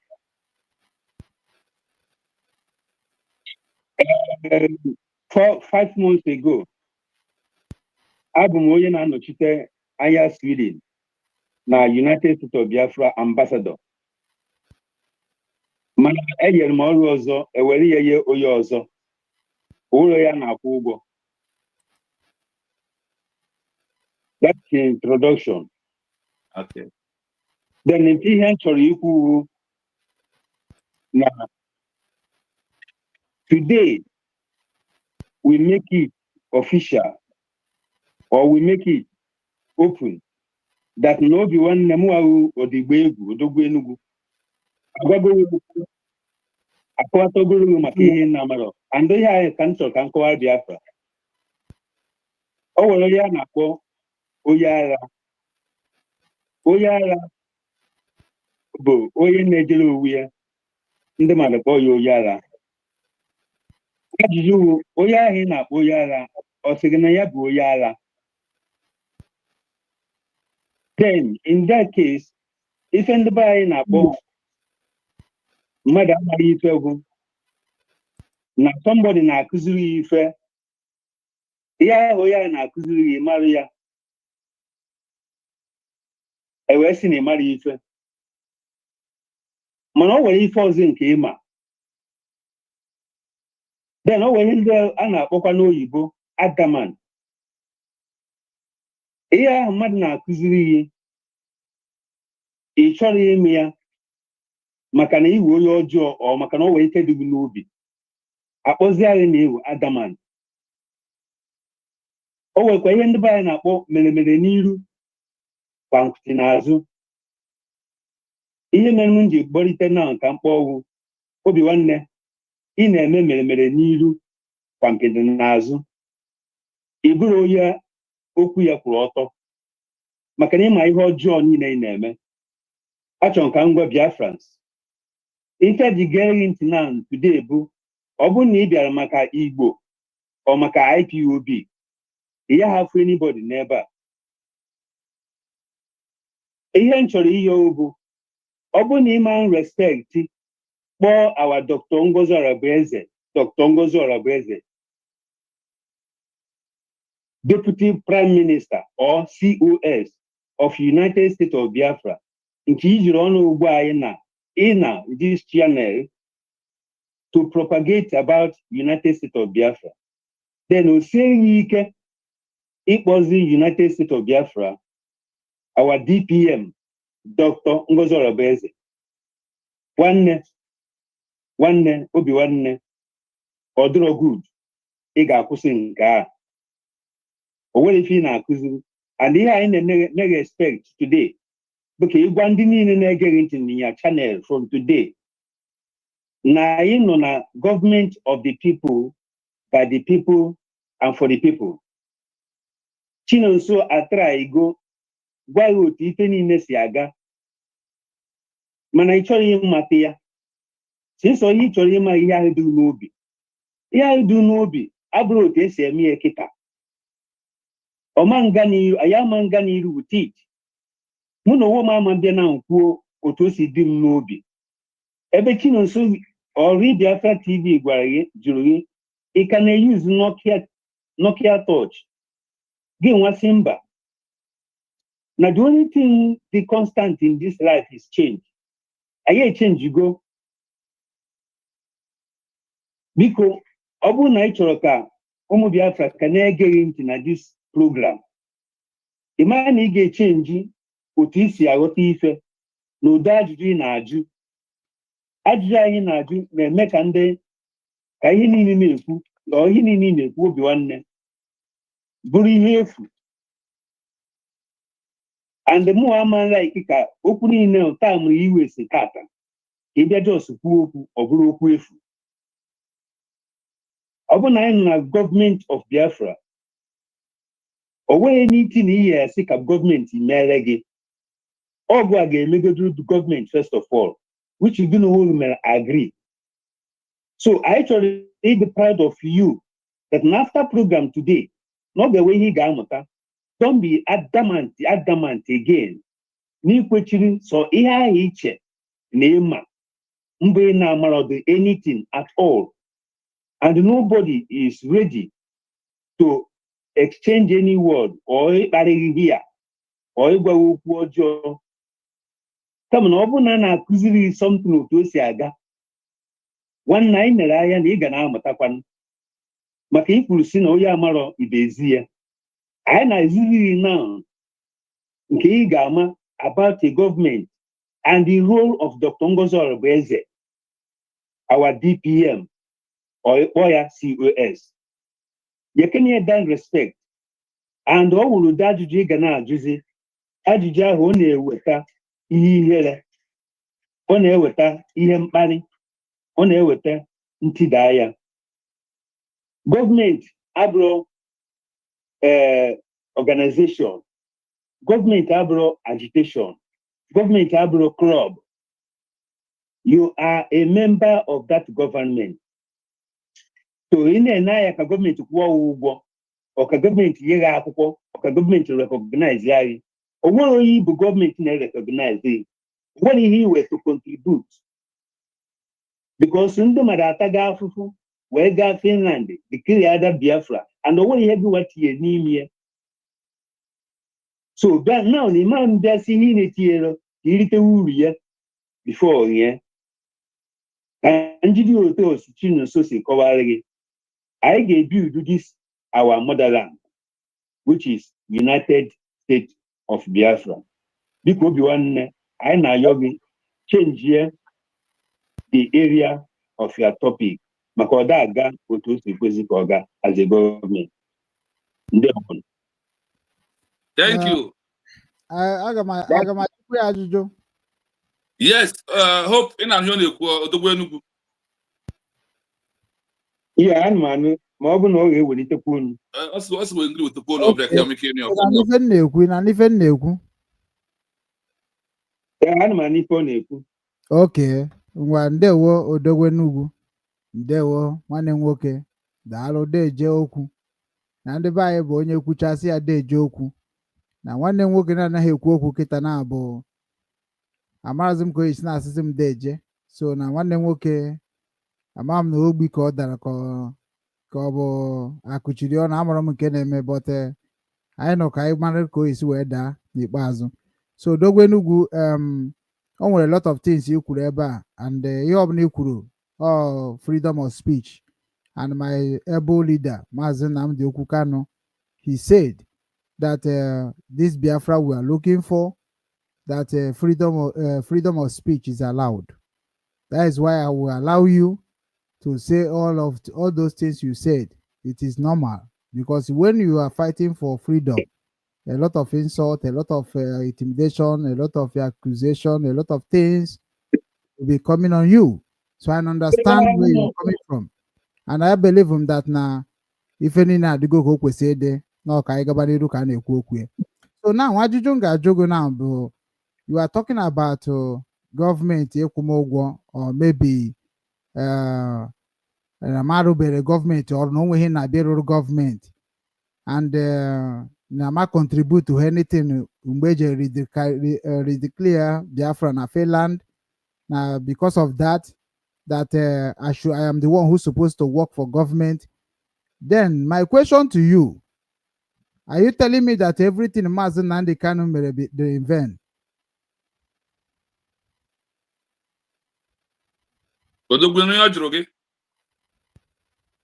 Am I telling him that Nnamdi Kanu may be in vain?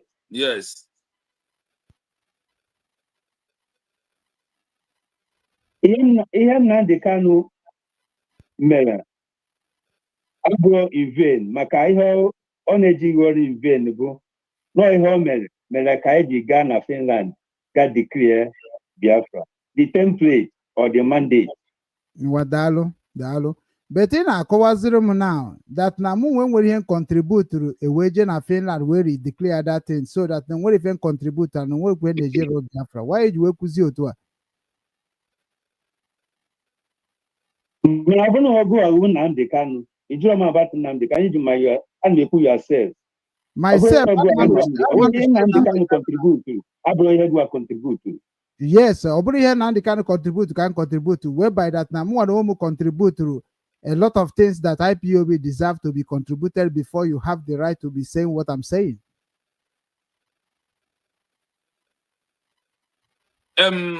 Mba, ị na-ewe ya ebe ọ na-adọrọ ọdịchara mma.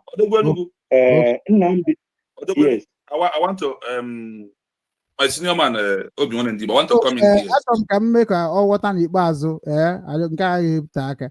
Achọrọ ka o mee ka ọ ghọta na mụnwa na-defend the mandate of IPOB, and all of you knows about that.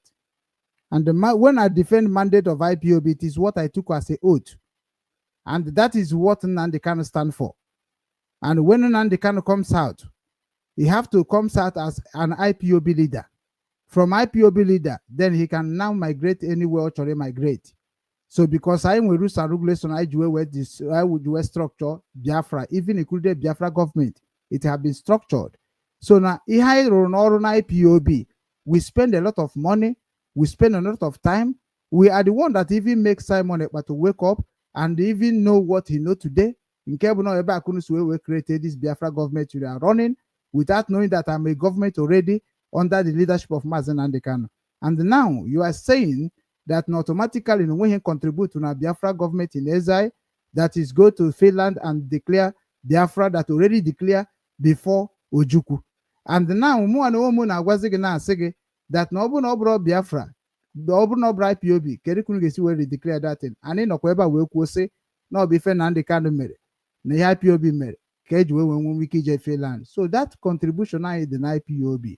And that IPOB abiem of Tanankuru now. So Mwa no nimie unawebia. So the question ile kwokwo de kaya na zoze Biafra azọ mebi onye je declare onye mere nke onye sọpọtụrụ ọ bụrụ ihe kwesịrị ekwu na gọọmenti na so ọ bụ na iwe na-enweghị butuo maka na ife anyị na-eme bụ ka anyị dozie ebe anyị na ọ bụrụ ka anyị bịa ka anyị kọba ọnụ o so onwe ajụjụ ọzọ ị nwere ike ịjụ m gezienụ m ntị Nnamdi Kanu is not now the leader of IPOB.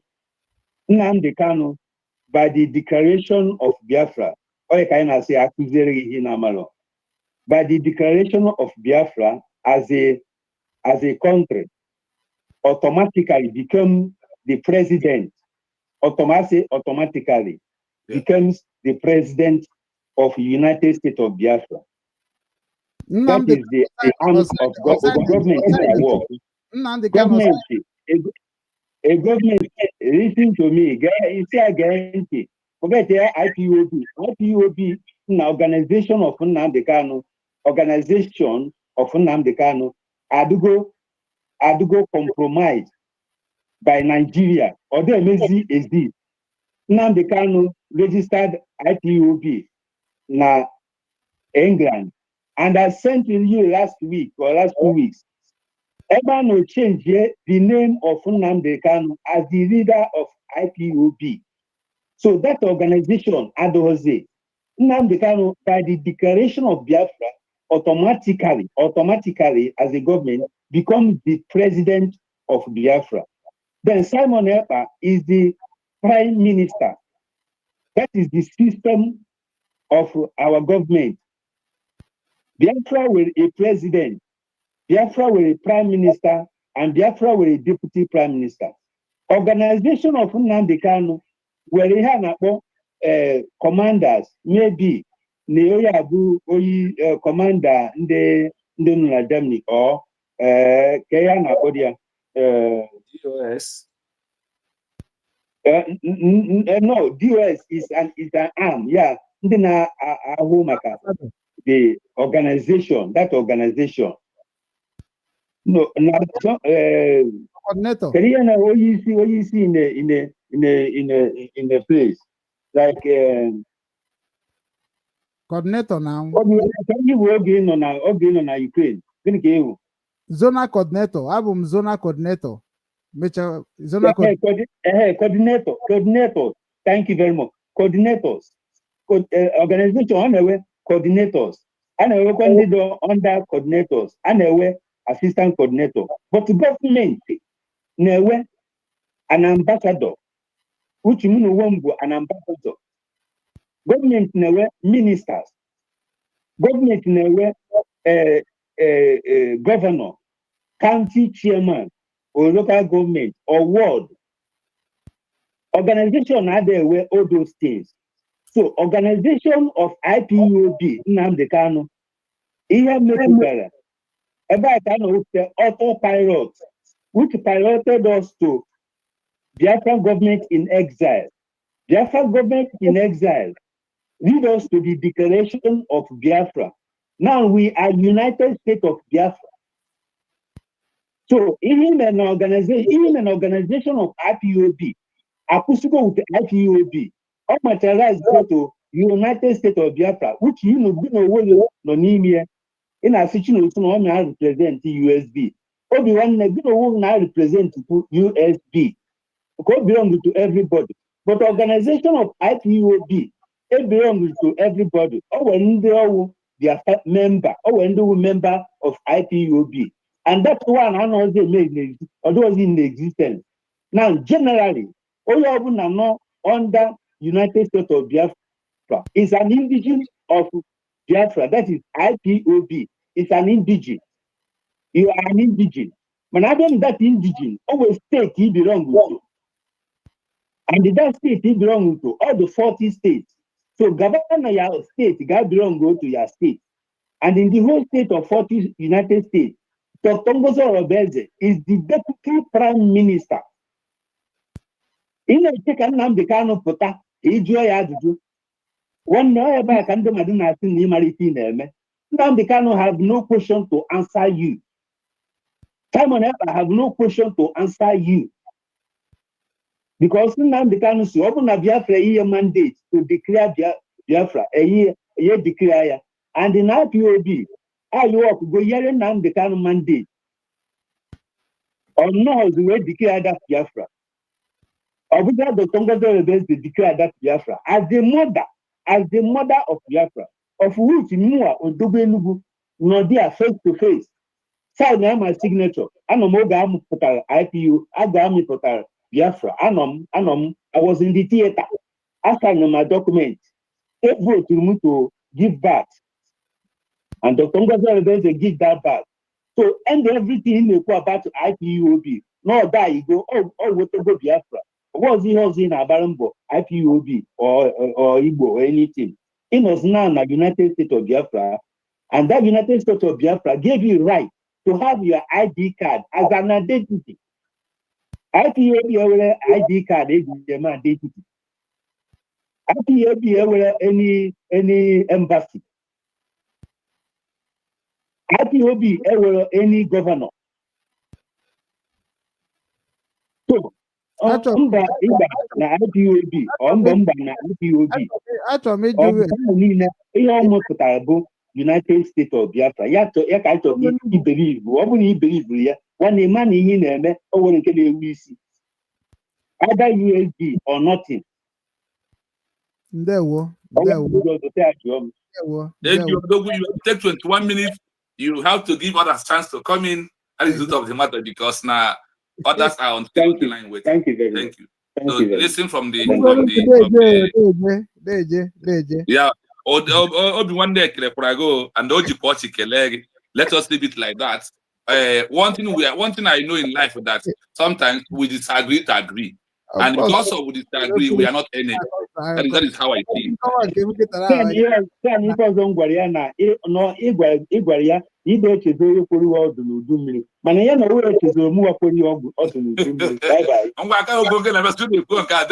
so much.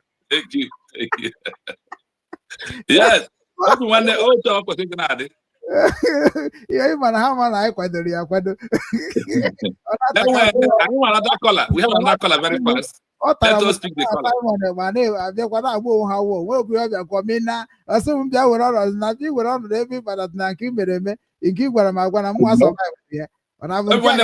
We have a caller here. We have only one God from Ireland. Let us speak. Yeah, oh hello, only one God. Go on. Only one God. Go on. Yeah, can you hear me? Loud and clear. Yeah, we are hearing you. Okay, yeah, I want to make some few clarifications. Yeah. One, I want to first agree to Obi-Wan. But Obi-Wan, the very loved, I still recall when I knew him. It's somebody I love so much. Thank you. And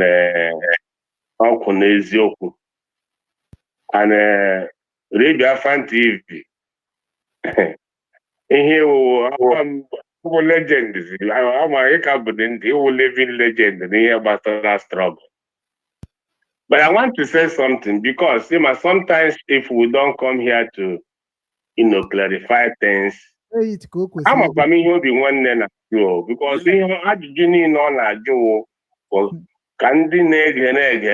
no. Yeah. Yeah, we have onye na-agba nta ajụjụ. Yes. But then we hear Biafra TV nwere ebe wo fade ya. Yes. That was why in some places on a mess struggle. Some places, ọ gaghị ekwu ihe bụka dịrị ebe ihe ahụ mere due to feed the very, very professional side of the Biafran issue. So, but having said that, Obi-Wan, IPOB, like all of us know, how come an old member of IPOB anyway? That is it. So, but Nnamdi Kanu say, also come at Biafra now, it is better he's lower than the 6 feet. So, what was he looking for? In order to walk away independent state of Biafra. Exactly. And I recall on the make consultation, so America Gemina Biafra no Nigede.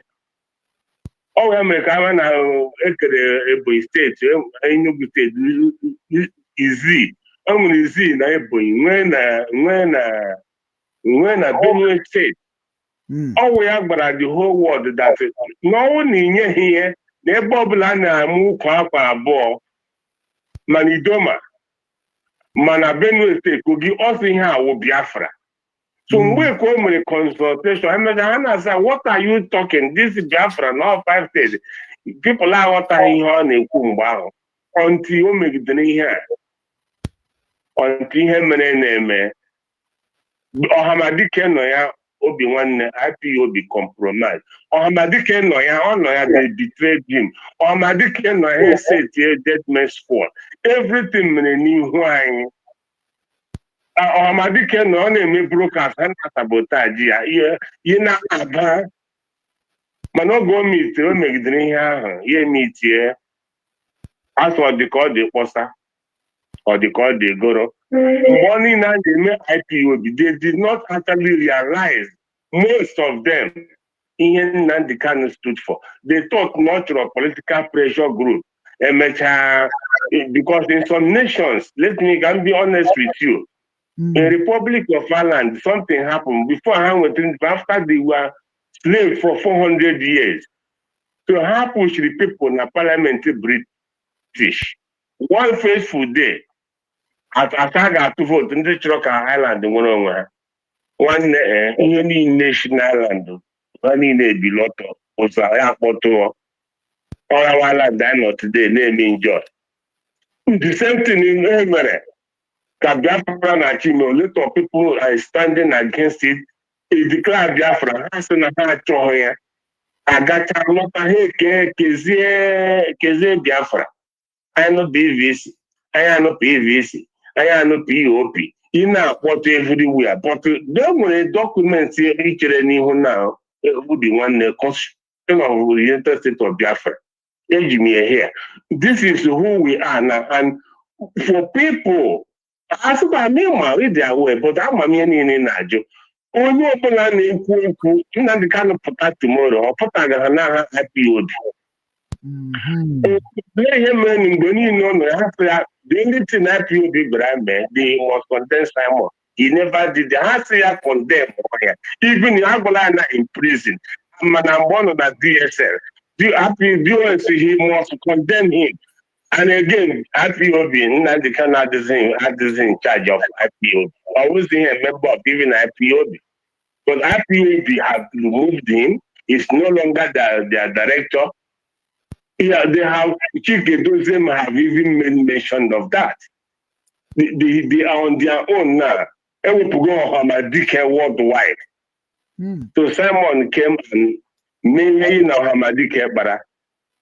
But he really in try Biafra. So I am with go Biafra. No time with Biafra. I do join in to read Biafran TV. In any country you are now representing as a head of mission.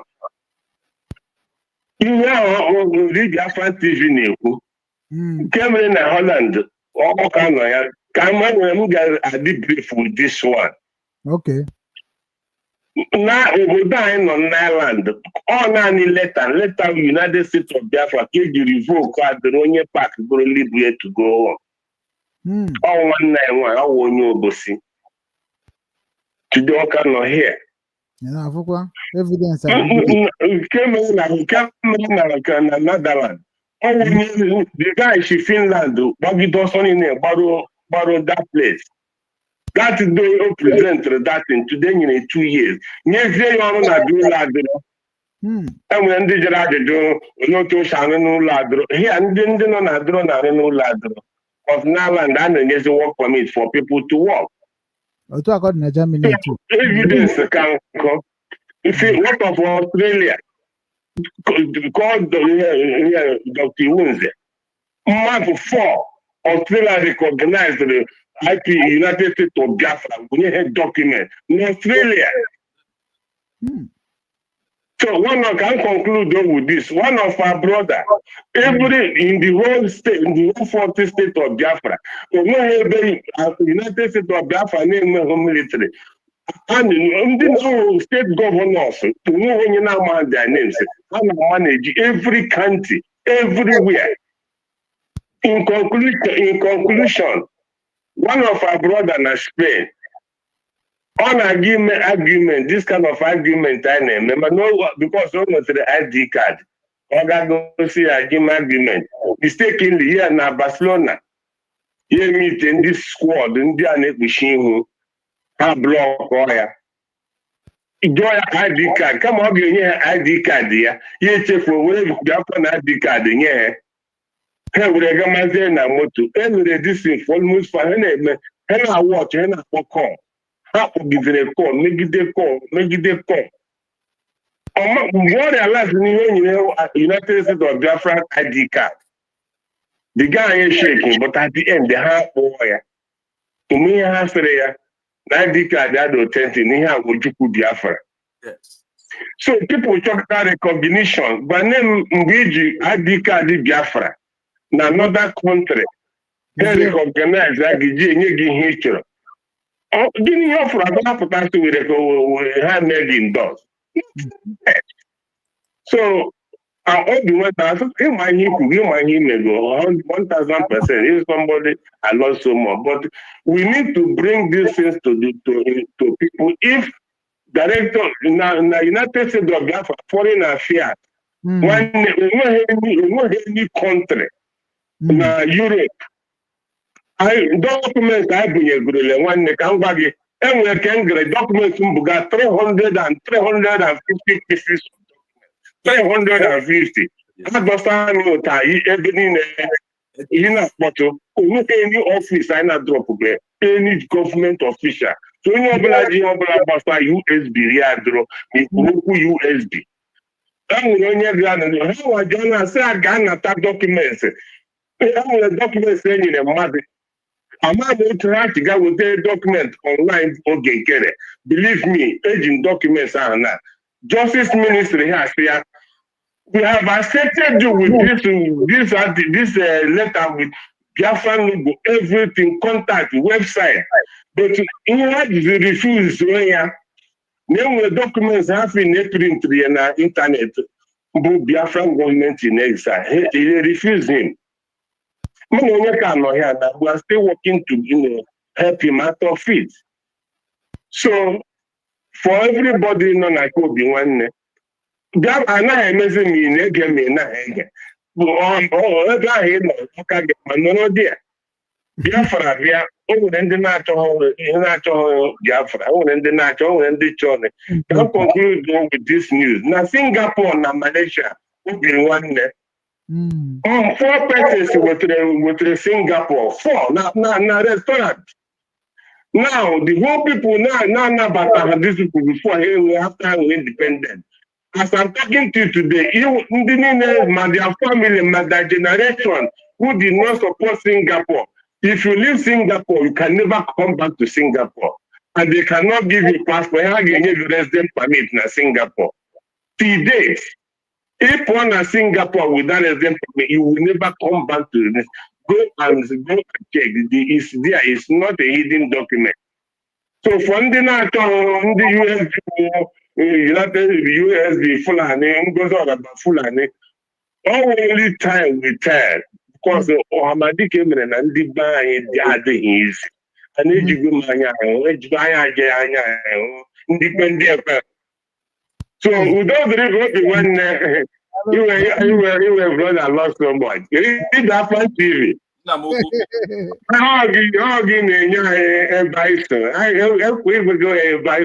we believe it. It is real. Everybody is working to make sure that we go home as quickly as possible. Funding anyone, the record is there. And again, I'm going to hear yeah. Yeah, they can. No, even Doctor Ngozo that was in Puge. I'm saying it free body.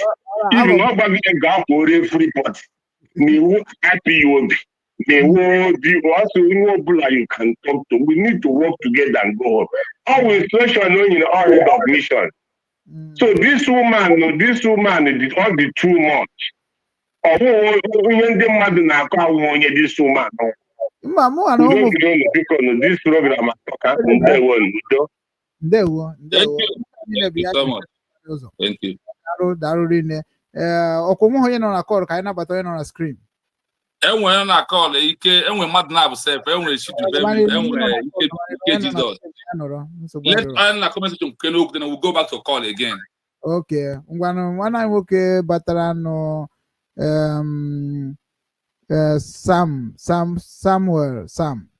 Sam. Ndewo, welcome to Obi Nwanne Igbo TV. We are no longer in the stream. What happened? Mba, ọ mụ wepụrụ ya, etiri m ya. Okay. Ya nwa nọ n'ọchịchịrị na ọka ịma na onye ọchịchịrị batara. Esonyere anyị. Nwanne anyị nwoke anyị na-akpọ gị Sam. We are calling you. Even the mic go okay now. We are not hearing you, Samuel. Sam, can you speak up? Well, let us go to the line. Open a line ka you chat on a line. Or get one number, you make it one number. Yeah, I'm calling back already. I'm calling back. It's ringing. Just they can body number now. Just body number now. No can on a conversation. Okay, my phone number. Okay, after this phone call, I'll call the phone number out. Yeah, you can just go on. Please speak up.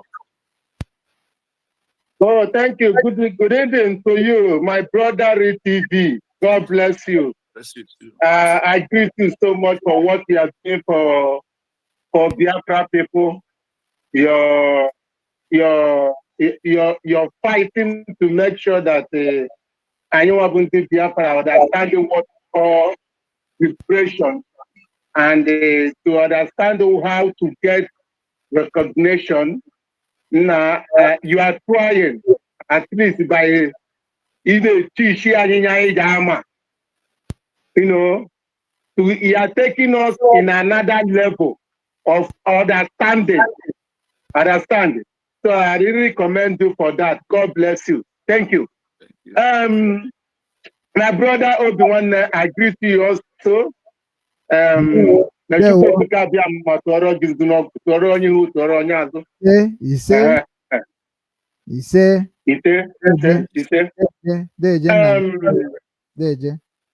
know. I'm loud and clear.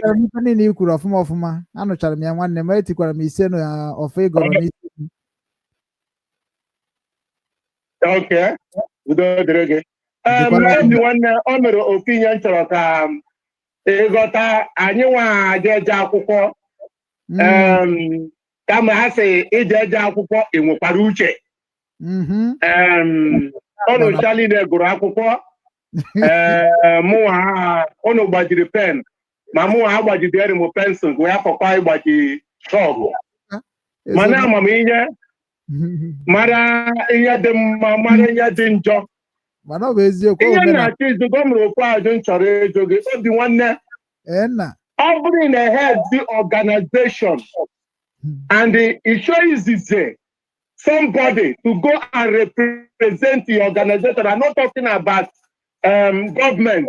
Will you send somebody like Adadi Orama to go and represent you? Please, I want you to answer me that question. For more, and I believe him now. More mame, like because I trust him from Okonia sometimes.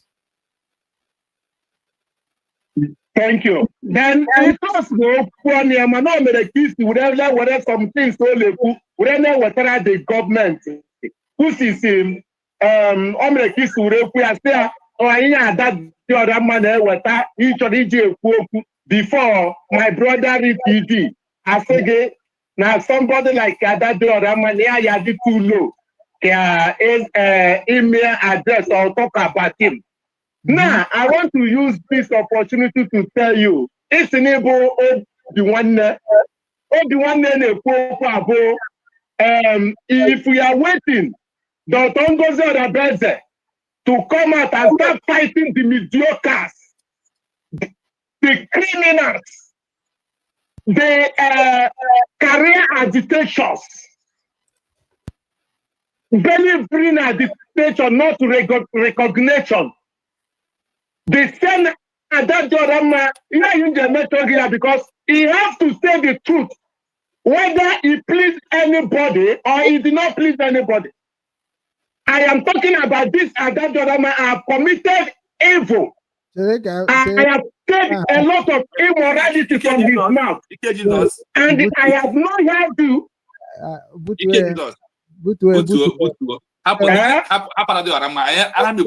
program. I want to say this, please. I want to say this. I'm talking about to my brother Obi-Wan. Because some of the pussy that relative. These things. It is we, especially you people who want a platform. Japuta, talk against this mediocre. Talk against this mediocre because these people are deceiving a lot of innocent people. But on they say something, I think on Saturday. She said that by lying this kind of lie, a lot of Biafrans are using it against the innocent brother. And this is what we have to address. By using your platform to address these issues. Because these people that are career detection, they're destroying a lot of things, both in homeland and international. Just this simple thing. Can we address Obi-Wan? Obi-Wan, obelisk in Obi-Wan. Obi-Wan put men them. When we to come out and address this issue. And the obelisk may recognize that may declare because when the king say put their relative, il put as if that is the Biafra declare. It's not your own Biafra. Number one. Il as if that the government is not your own government. They put there the way they put here, you are, you are addressing public. And don't know who mirigi and you shall in the amorete. Now, papa, ebe nature, and you were a brand, and you were Russia. Now, go my when I were a mushe. Maria, I think what I get in a check by you know what the table. This is the time, all of you, Ndibonine, none outside this, outside Africa, no Europe, no Asia, no media team. This is the time you people have to start talking about this rare declaration that we have made on November 29, 2024. This is the time to pitch it because social media is the power to destroy Nigerians too. This is my humble advice to you. Thank you and God bless you. Thank you, Jesus. Thank you so much. Yes. It's time to listen to them now. Without credit. Yes, we have another one missed caller. We have 3 missed caller more. So let me return the call to them. Yes, my number is +97 33 60 51 337. We will not tag it on the comment section because if you tag it on the comment section, the government of this country will capture me inside prison straight away. That is their rules. That nobody should put number on the comment section.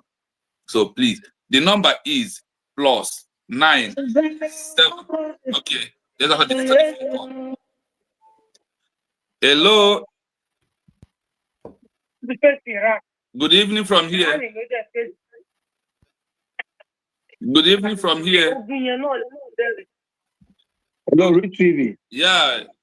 Hello. Good evening from here. I can hear you. Only from 19 years to 35 years. Go on, we are hearing you. The noise from the background. We have this, my brother from Keshibami is calling back again. TV. Yeah, good evening. We can hear you loud and clear. Go on. Speak up. Okay, I'm sorry. No problem, Udo. Yeah, I'm making Homo Biafra not here. Didn't believe in the United States of Biafra. I declare in Finland on 29th November 2024. I get declared there anymore. Yes. Or it got starting and I don't want to get nwee ike iwepụ nwunye anymore. Then Obi Nwanne nọ here. O nwere some certain place o bụ ụzọ bubute ebe o si enweta information. So which now is disappointed n'ebe ọ nọ because enwere big respect ebe Obi Nwanne nọ. Abụ one of his fans. Iji Adadiora mma bubata ya na this kind of place. Ideas that Adadiora mma ka o ji wee mere ife. To me, it makes no sense at all because nwaanyị ahụ kwụpụrụ nwaanyị ahụ bụ onye egoro ego. Nwaanyị ahụ emi no well near about this freedom. Believe me, for me no well near. Okay, Mazin Simon Ebanjoko no. On a fight different all the cabinets on a fight in the mean vision for this particular for this particular mission. This woman they distracted her. Ebanjoko show for this woman almost 10 times. All the online.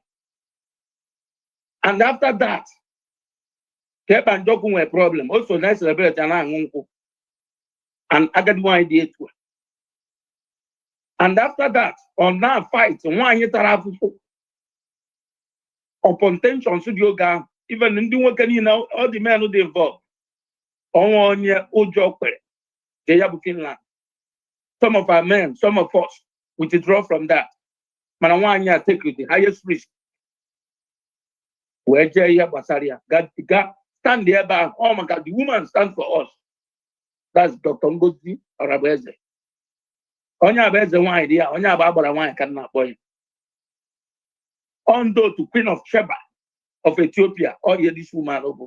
And the other like a history I gathered an evil. And named this Biafra. Said Amara Chidek. This particular woman, Anna Bo, that your Ramona so you of my forget you didn't on a mebu, pretend the corner. On I know you and don't so you of that woman. On I know you both very, very much, and don't Australia very, very, very much. He said 100% deceiver. On me your name, how could you go for that? How could one you go for that? On me your name. Oh no, look at Mother Kavamba. This is a gang of idiots saying we am.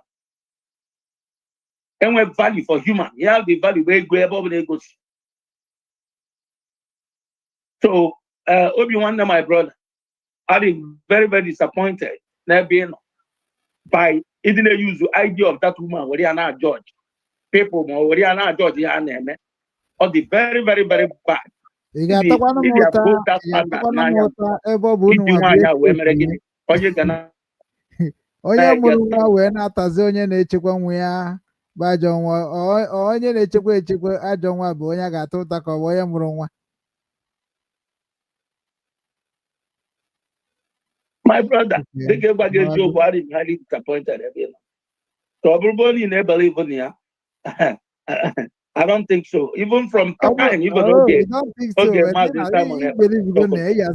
watching our movement. Disappointed means that now somebody that now only open journalist.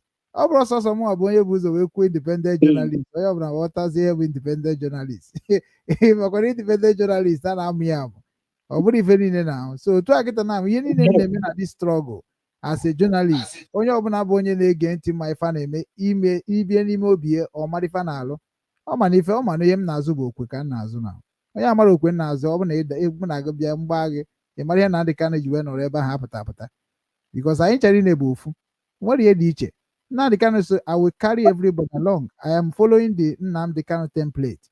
That's why o ji dị ka asị na mụ na ụmụ amara ife na-eme because I understand the template of Maazị Nnamdi Kanu and otu a ka m si wee na-efili that ọ bụrụ na Adadora ama m ihe ọjọọ enwe the language eji eso udu ndị ahụ ma sịrị ya bụ n'udo dị so mana adị m afụ that kind thing otu a kịta na amụọ na oso nwe ka o si wee kwuo okwu nchọkwa ka m balansị ya si at least Nnamdi Kanu bụ onye anyị na-eso bụ onye unu kpomere president according to the structure of Simon Ekpa through Biafra government in exile. So I believe that na template ya na eje na constitution a ga-enwekwara ebe a na-enyere ndị ara aka maọbụ ndị isi na-adịghị ọma When we go to Biafra land, then we send that I get here and psychiatrist here. That is the concern of Biafra.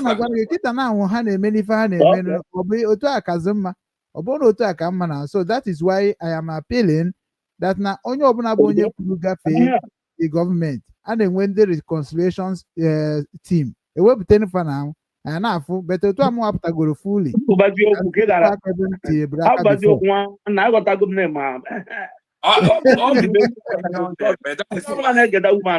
up to today. One I'm sorry about that because I don't believe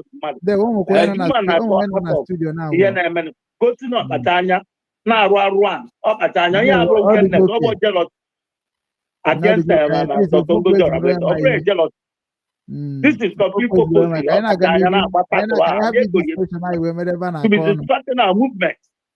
These are part of obstacles. You got to go career and the Igbo career. Very good somebody, and that don't matter. Thank you. Don't waste your time and your data. Yeah, Mazi, thank you so much. Thank you so much. So Yagaji. Thank you. My dear brother. Real TV Buko. We are behind you. You see, Kike Bagu me oh. You are giving us good. Thank you. Kike Bagu me brother.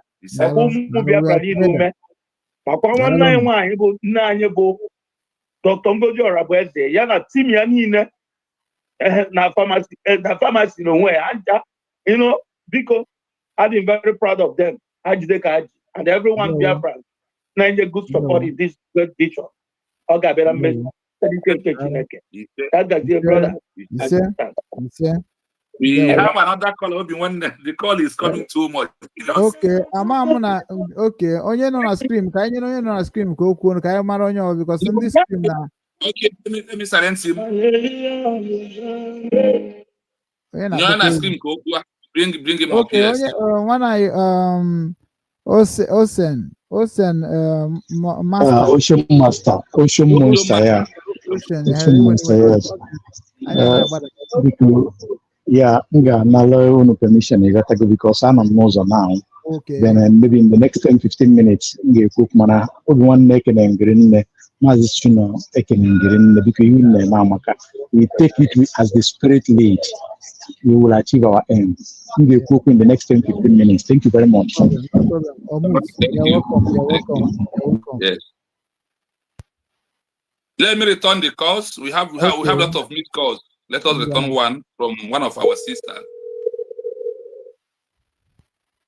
Biko no ndị nọ na comment section nọ na-afụgo ka o si ada. So ọ bụ na Yeah, good evening, mommy. You're welcome. We are hearing you. Thank you. Okay. So I'm connected to Obi-Wan's session. Yes. Yeah, you are connected already. Mommy, there. Okay. Thank you so much. Thank you, Obi-Wan, first of all, for the opportunity you gave to our dear brother, on the platform. Because that's what we really need to have our people properly educated, because where we are coming from, they never fight for freedom, so they did not understand what it means to fight for your freedom, and they will never understand it because we know that experience is the best teacher. Exactly. With that being said, in fact, as the program progressed, my mom was my mom is 78 years old, and when she heard Obi-Wan asking questions, my mom was like, "Hey, is that man educated at all, or is he like us?" I said, "What do you mean?" And she said, "Why is he asking very stupid questions?" I said, "Me, I don't know. I don't even know where he's going. Like, the question sounds so stupid, so like I don't even understand. That's what I responded because I actually that was the state of my mind when real TV explained something tangible, something like real documented uh, uh, um, things. History. And then question after that was like, what about the DLS? What about FPLP? What about Adajoram? I was so confused. Like, that's why I was like, I don't know if he's educated. I don't know his history on that. You know. So we have to watch it, even though we are trying to um what we have to say, like, I don't know if Obi-Wan was trying to come down to the level of those. I don't know what level that he was trying to come down, but at the end of it, there was a lot of misinterpretation and understanding, you know, of people listening. Some people are listening to the program, you know. So what I'm saying is this. Myself, I was disappointed you questioning real TV about Lazuba. Chika Merike Lazuba. Alias Adajorama. I was like, what the heck is this guy doing? I used to follow the one name before when Simon was still with us. But at that point, I also cried myself because I wasn't understanding him anymore. You know. So we got to be very careful. You can see how many people that have come into this program to talk. You can see the level where we are. We are not here for a joke at all. And our people have suffered so much. There was a question you asked your TV. Can he die for Biafra? He answered you. And my question for Obi-Wan is, can you say no? It doesn't matter the promise or the offer Nigerian government offered to you or British offered to you. Can you say no because of Biafra? Obi-Wan, are you here? Can you say no? Obi-Wan, he's not in this. Maybe he went out to his room. He just left.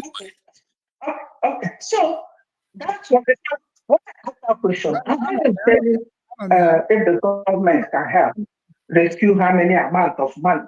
But it's all money, money, money. And this is somebody that real TV has educated. How? What we are doing? Why the minister? If we explain all these things, and you have a platform, you are on YouTube, you've seen what is going on, what the men on ground, everything. And it was hard for you, and still hard for you to say, doctor, my dear, if you're a doctor today or a professor today, and I call your name, I did add it, my dear, demand for it. Demand for it. You will awake morning and night to get to that point. So it's not a joke. And if you're educated, that's why I was like, I don't know. If you are educated, nobody should, even if it's somebody that you're not in good terms. But that name, she didn't just pay for it. How you people do chief, you pay the chief, give you chief title. No, she worked hard for it. And so she's entitled to that. And it was her. And then Obi-Wan also said, I sent her a message. She should reply. We're talking about government. So my question is, did Obi-Wan really, really understand the teaching of real TV? That's a big question. that I have for him. I've asked him 2 questions. Did he really, really understand? Otherwise, please invite me TV back again. Because sometimes that's why in the church you see preaching over and over, like in the Catholic church, year to year, it's the same topic in the Bible. Because you might not understand it the first day, maybe the second day you will. So I thank him also for the opportunity he gave our brother to come, because this is really, and I'm calling anybody that can help this our brother with TV to get what he needs to educate our people. Please do so. Because we need this education. It's going to help us a lot. A lot. Especially those back home that are not educated, that are looking for action. They need all this so that when United States of Biafra is doing something, they will understand where we're coming from. It's not, this time is not do or die. No. So thank you so much, Obiemane, for the opportunity you gave to our brother, Real TV and Real TV. Thank you awesomely well. You are doing wonderful work, wonderful job. God bless you and continue to increase your intelligence and knowledge. You don't know what you're doing, but I bet you are doing awesomely well. Thank you so much. I appreciate everybody. Thank you. Thank you so much. Thank you so much. And sometimes I refer to thank you to Obi-Wan because this is where I started this movement. I don't forget it in a hurry. But I forget to go also on a Kuzi on to say that na Nederoma the United States of Biafra about my strategy, what I will use to help the whole Biafrans. Some people where can this side, know this side. On the farmer no be can but if a government, you should look aside, both aside. At least if a name one as a minimum one album or a talketa, then of an ezuzu, more for a broom beside. Geji because of no beside more on agree West now and yegun subnature has it in equity anya, Europe on. So whatever ndị ahụ niile nne enyiwe o mechakwa kwuo o mecha wọta okwe n'azụ maka na ọ bụrụ brain niile na-ege obi nwanne no matter how age you are. Ọ ndị mmadụ bụ ya bata n'obi nwanne, ihe niile abatacha n'obi nwanne bụ ndị believe in obi nwanne na-preach till today. So ọ bụrụ ịbịa m n'ala Igbo wee target ndị Igbo wee gwọta ndị Igbo na-eme wee sị ka m ji nwaanyị wee zọba ha ọya because ihe na-preach for the peace and unity of those people. Ma ndị ghọtara ma ndị aghọtara onye mere nji ekwusi na mụnwa na-anọchitere ndị ahụ niile bụ ndị na-aghọtara so ka ha wee nwee ike ịghọta bikos na ndị mebiri nya bụ ife a na-ekwu okwu ebu ndị ụka ndị ọgụ kịta na ahụ kịta ya na gị mana gwamokwu anyị na-eje ụka ya si na-eje ụka mana ụka ka eji mebie obodo anyị ana ụmụkwa ndị nọ na USB ka na-eje ụka even including Ngozi Arabeze deputy director ma unu bịa chọbazie respect too much whereby na ebe anyị na-eje bụ ebe a na-afụ nwanne n'anya ebe a na-enwe ofu obi no obi nwanne ọ bụghị ịchọrọ respect too much enwe ihe na-aza give honor to whom honor is due otu mfe ọ nwere ofe afa nna akpọ mata gị obeghị mkpụrụ gị Obinna ihe na-akpọ gị bụ adadịla mkpọrọ gị maazị ọ na mkpọrọ gị obi nwanne Igbo TV afa na akpọkwa ya dị ihe ahụ bụ you are honor I don't need whether you are in good terms with me or not to give it to you but the issue is this. We need to balance the equation. Kunu se kwuzi nke Ngozi Arabeze to me ọ dịzie ka Ngozi Arabeze recognize obi nwanne m but ọ chọrọ recognize obi nwanne na social media ọ just say even obi nwanne ahụ like as if say that na anọrọ m here before wee mara ihe na-akpọ Biafra struggle ịma na unu bịa na-eme ka sị na mụ amara na-eme chere ka m bịa enwere ebe epi point a the only thing I gwara gị bụ hapụzie GPM na okwero mana nke ahụ ọ jiri ego ya wee taa pụgụta as a doctor dress as Dr. Ngozi Arabeze simple as an ABCD the way I dress you as okay nsogbu adịrọ ọ bụ na nke a bụ ihe bụ problem okay Dr. Ngozi Arabeze simple as ABCD okwu ọmala n'ụtọ ọma ọ ga-ejekwa ọnụ m ụgwọ nke m gwara ya gwara nwaanyị ọ ga-ejekwa m ụgwọ nke ahụ na bikọz a kpọchara ọ ga-eje restọ kwara m YouTube ma onye ma bịa blọkụ YouTube ya ya restọ kwa ọ restọkwụ ya ọkwụ ụgwọ dameji na ọ bụrụ platfọm wee stream wee ebe ọ na-apịawasị ndị Naijiria azụ o nwere ife o mere onye osi consign a na-abịa akọrọ m obi nwanne amarazi nwanne m gwa gị ka m si wee bido owe nwere ike na-ajụ nna gị onye ka ọ bụ so ka anyị na-agakwa n'iru na onwere onye na-akpọkọ na kọl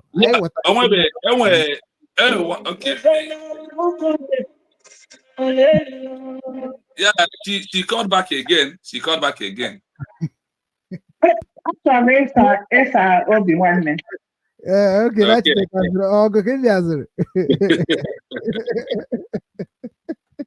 Obi one. Mama.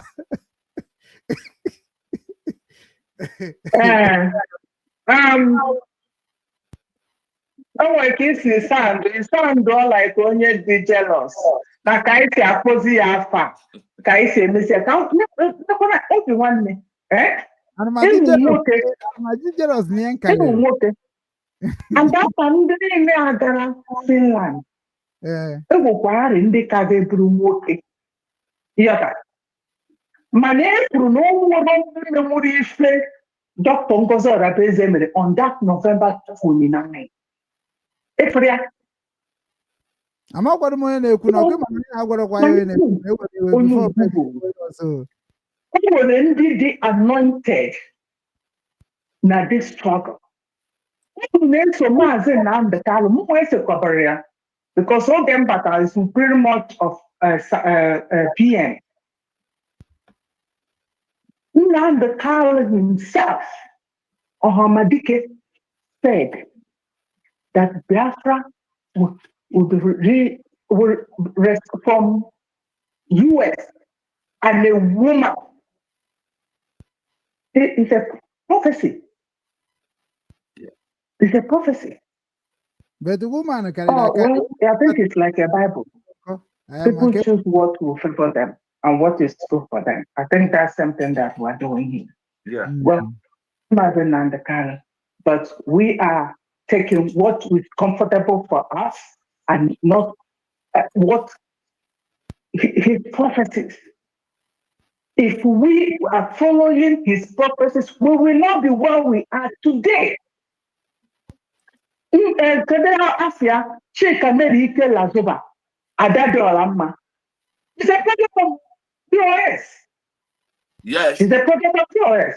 Emma, one day more, I'm a choker. I'm a choker. People's brain. This POS, these people were not following for me that did not even follow Mazen Nnamdi Kanu. But later I go back to this, and I even understand him better than you people that were clustering around. And that is why he was able to that Simon Epanjoto, the PM. Baba Pastor Rose, yeah. Of thousands of people. Because yourself. All of you that came from DOS. Yourself very well. Asking about your name. Thank you, my brother.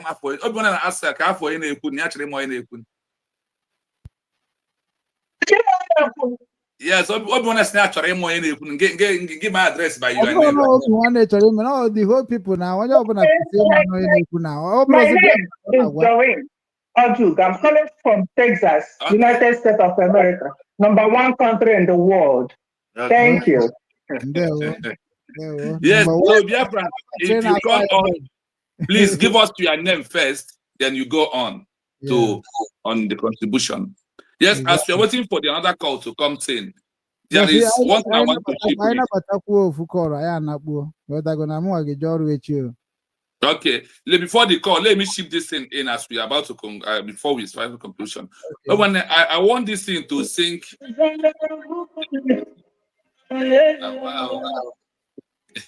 Let's. This is our brother from Homeland. Let us allow him to talk. Okay. This is coming from Homeland. Yeah, Maz, good evening from here. Yeah, good evening. Biafra TV. Yeah, welcome to the platform. Please greet everyone and Divo. Can you hear me? Loud and clear. Everyone listening, good evening. Yeah, well, okay, man. I'm calling from Biafra land. Okay. Which part? Which And part of Biafra, Newi, precise. Okay. There were. Oh, God is with me. God is with me now. Yes. Yeah. So I know. Okay. Since in your program, I'm a mountain, Mamma.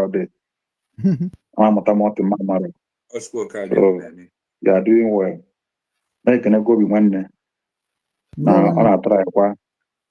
It man address in so you see, go with one. There were. Yeah. So eventually, I'm going on a whole land. Someone like me, I believe to DK, Biafra, and declare again. Gonna. So, I some way to the vote online, a whole land, but I put it online.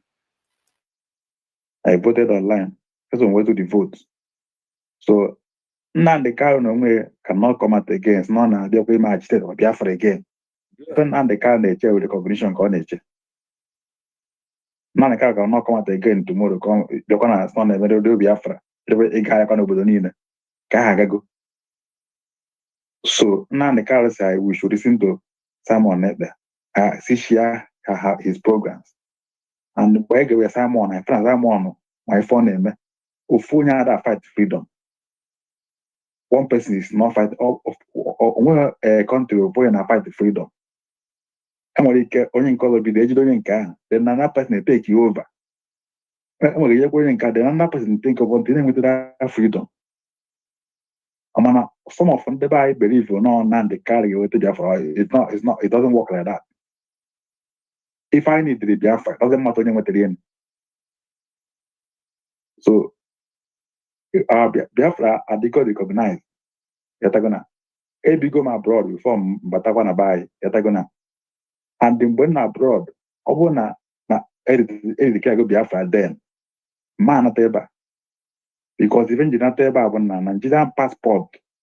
Oboda no adeji enweta akwụkwọ. Ebigo my Arab country. Oboda no imagine Nigerian passport enweta akwụkwọ. They can never give you any paper to work because of Nigerian passport. Yatagona. On Obona go Biafra then. I went ID card nweta ya. Ngeji nwe nweta akwụkwọ n'obodo ahụ, o wee so obodo ahụ pụọ jee ebe ọzọ. Because of Nigeria, that's why you're not there by again. We don't want to struggle this. So I'm testimonies of people abroad. Now they're happy for them because of abroad a deport where I'm going to spend the new way for us to try because now the system of this country be very corrupt. So I spend the new way for us to live. So you just buy a deport back. On one year, wow. So we are happy that Biafra have been declared and they must accept our ID. If is a very big thing. Any country your ID has recognized you.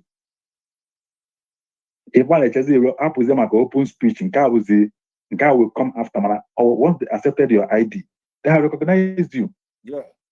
Because when they recognize your ID, they will not give you paper now. Yes, sir.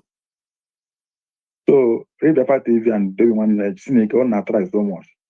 Not try so much Snake. Yeah, man, Biafra have been required. And she's doing very well. Yeah, wonderful well. But it's not easy. Yeah. If that woman believes every day go easy for that woman. Yeah. I'm Chineke self. I can't open your now because Naka this freedom is for on a fight here. Fight here. So one thing I that the man when it's to offer. And this Biafra struggle. Another some to offer. So say born na akọsọ ọnụ na akọsọ na akpọ ndị mmadụ. I don't know working for that is governor or even I work for. One na work that is governor. If I for now when with if I was about just not that bad then with the information na pass the fact.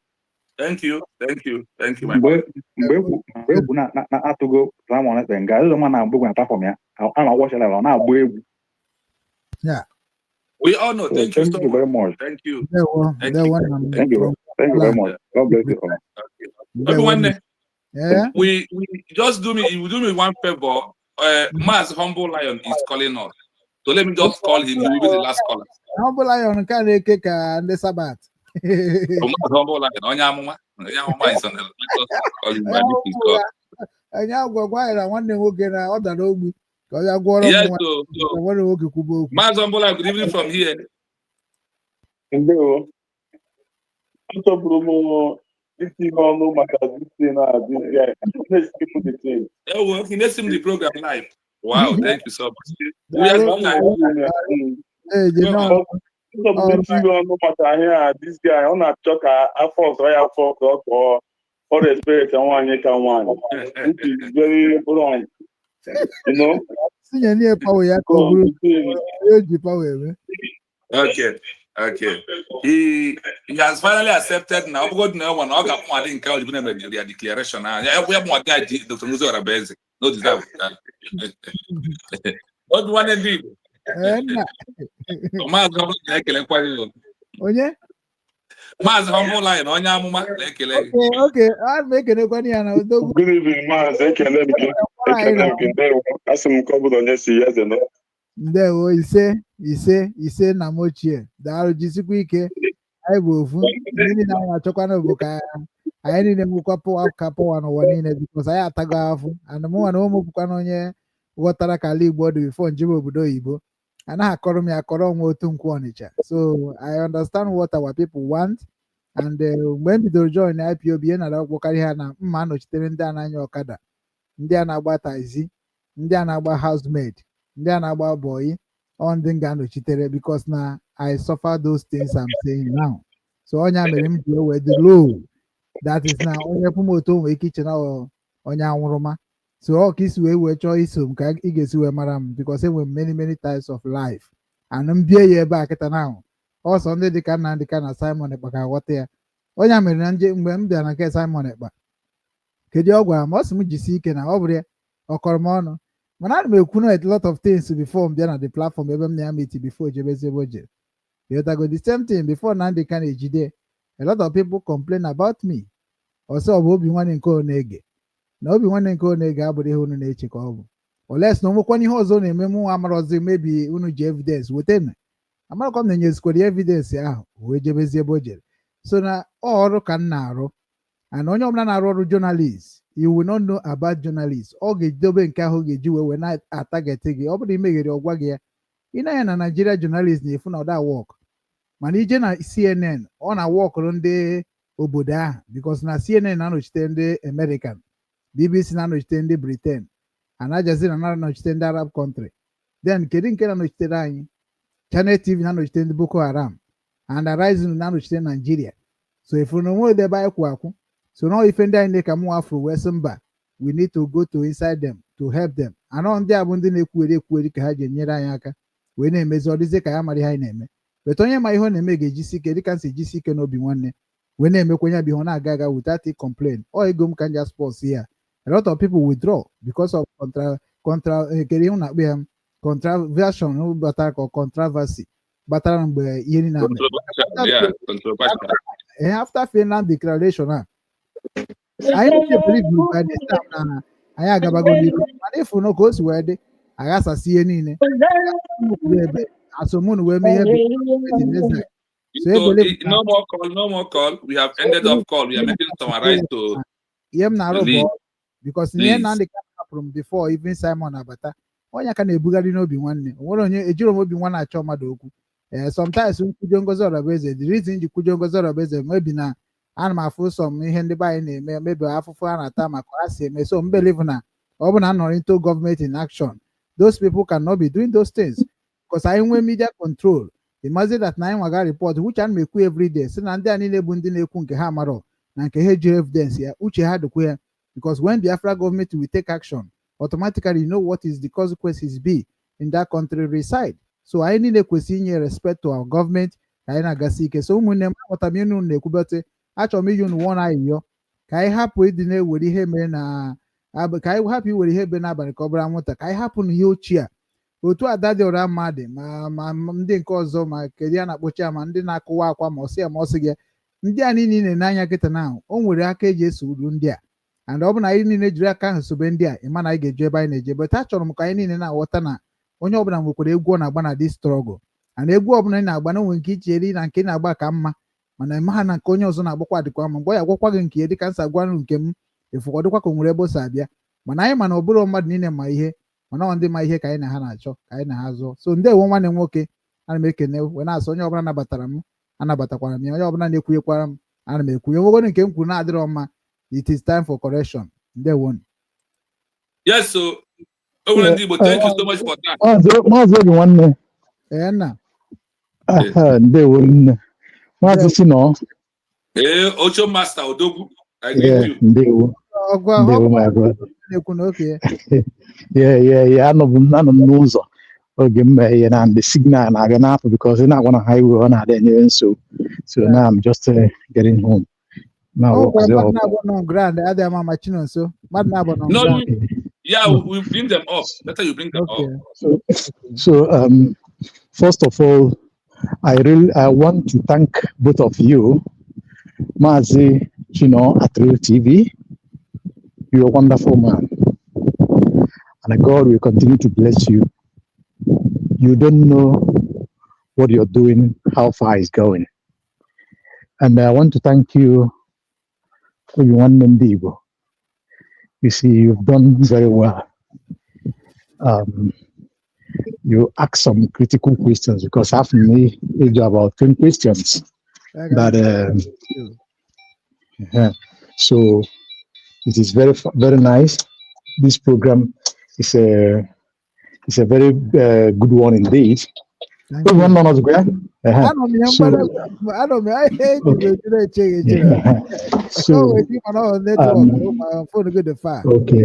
Yeah. Okay. Sorry. Yeah, because I'm not now. I'm not sure I live, so you just manage my voice as it is. Okay. So, by the questions you asked, I understand you, and I do watch your program. You was with us some time ago, where Mazi Simon Ebano here. There was a time that you are there. So nobody will throw it out. You have made a very wonderful impact in the journey we are so far. Good. But then verify your things. Yes, it's understandable. I understand it because you are everybody know the liberty to email to me now. But once you are at the liberty doing the things,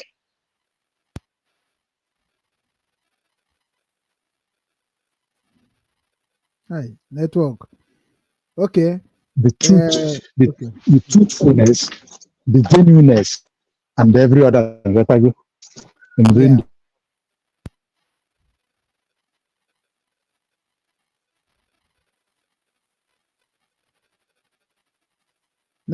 na so work maybe network. That should be network. Okay, what I will, but I ain't gonna scream. Hear me properly.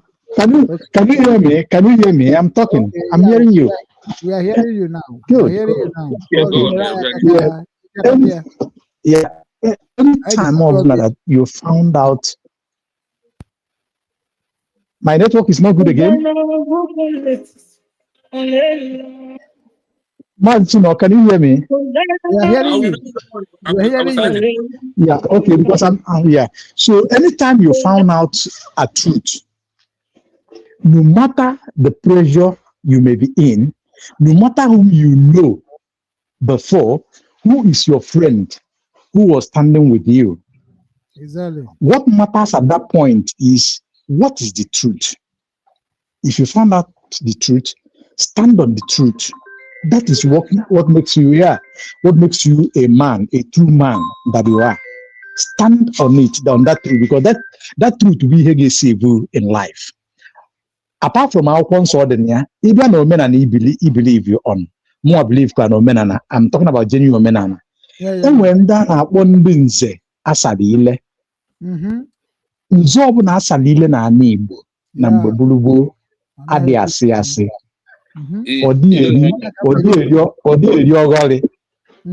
anyhow. Yeah. Because anytime when you or community, yes, or that, that is the reason they decide that they are holy. The Bible define as holy people. Now,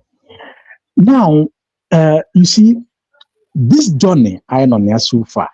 You've watched all the trends right from Mazin Nandekan, and I know that you know Wazurike, and I know that you know the history of Ojukwu. Now, the Biafran journey, Oburo for Ojukwu, Oburo for Mazin Nandekan, Oburo for Mazin Simon Eba, Oburo for Dr. Ngozo Rabeze, Oburo for me or you personally. It is for everybody. Because if it is to be onye Nwekile claim so that now he must be all and all, or he must be that and that, Ojukwu has the right to do it because he spent all his personal father's belonging wealth in all those things. But he never comes across, he never thought that it must be me. He threw it open. Now we have journeyed until Mazin Nandekano, until Mazin Simon Ekpa, now DPM.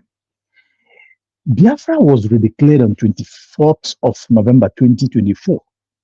There's no doubt about it. You watch it only one day because by then you still do some programs. I watch your programs. You watch it, you know everything. Now, a nation, just like Martin also, a nation is quite different from organizations, from group, from association, or from club or social club. They are two different entities that are very separated. A nation with laws that guide them. A nation with systems that they operate, either parliamentary or presidential. Just like in US, just like where you are in Germany. I believe they practice a parliamentary system with presidential. That was why Angela Merkel or somebody, I forget the name of the lady that governed Germany a couple of years back before some other man takes place. Now,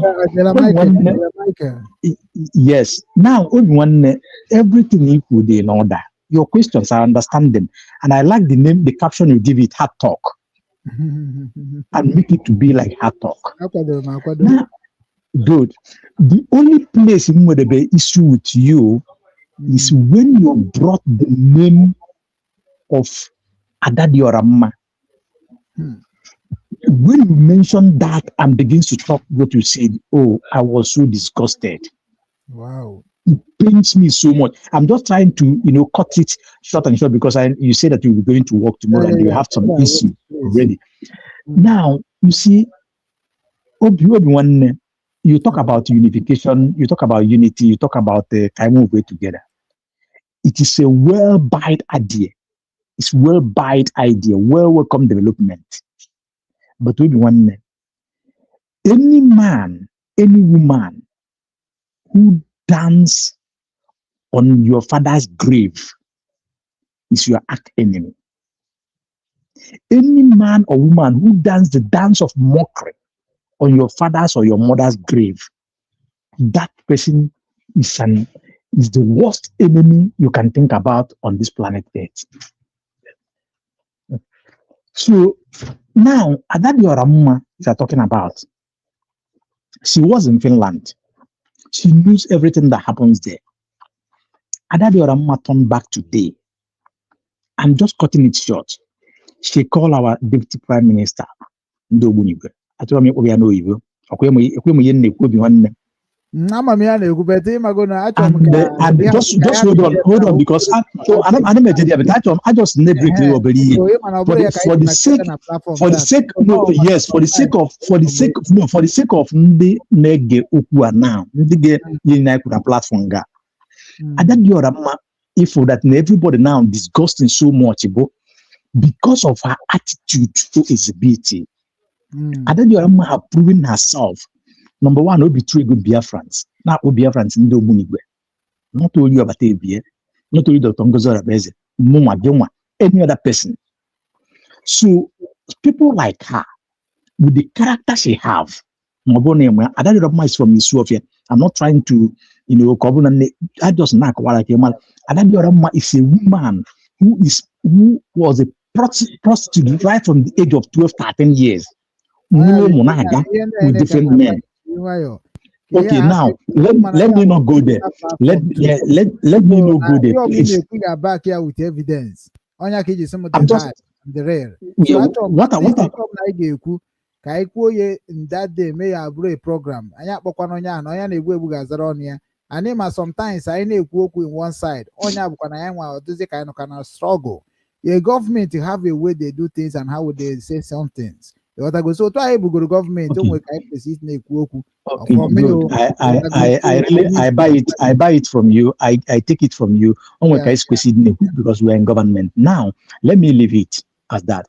Now, when this was Finland after 29th, they came back and twist. Now, they declare on 29, not on 29, not on 2nd. And by so doing, they divided Biafrans. They deceived those people that you mentioned, men on ground that work with them as Simon Ekpa, because there's something you say that makes sense as well. Those people was ambushed by Ogenkere, deceived them, tell them to subpedal completely so that they will make Dr. Ngozo Rabeze irrelevant, to make Dr. Ngozo Rabeze as if na Omori Onyobo. But we, the genuine Biafrans, we stand with USB. Today, look at Ogenkere. Look at the Imam Madagos, the CROC. Look at the government in SI they claim to be today. These people, how will you bring these people back into the journey that we have gone so far like this? How will you think about a man who went to Finland and tried to block other Biafrans not to have access to their prime minister, Ebon Onanga? Until on last Saturday, Dr. Ngozo Rabeze exposed it and give Biafrans the right, the link, the way to honor Obunachi, but if over be including the one or whichever I believe. Hold on. Yes. Or see anybody who want to make a link, just request at your own time. Obatobi will call you. How do you think that such people who want Simon Ekpa on and they cannot to be in detention or in prison to eternity, those who doesn't want these redeclarations and they want to destroy it, how will you unite with them? What kind of unity will you think that unity will yield to take us back to square one according by the agenda, or to nullify the redeclarations we have done, we have redeclared? No, it cannot work. The only thing is this: I believe that the sensible Biafrans and genuine Biafrans know what it takes. That is why people like us, I start with Mazen Nandekan, from Mazen Nandekan to Simon Ekpa, from Simon Ekpa to DPM, to United States of Biafra.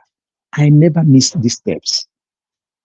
And those of like mind, even those who fall and again restrict their step and join USB, all of us, we have to keep hand pushing, moving this government. And the you that is listening today, I'm just trying to be very brave and fast because with one and they have taken time already. You that is listening now, the best thing you can do for yourself, if you found out the truth, you know the truth, regardless of who is your friend, regardless of where you feel emotional, throw those emotional out, throw those friendship out, and do the right thing. The right thing is what sets you free, what sets your children free, and what set the whole nation free. Today, Biafran ID is working wonders around the globe, from Japan to South Korea to Germany, where you are, to Australia,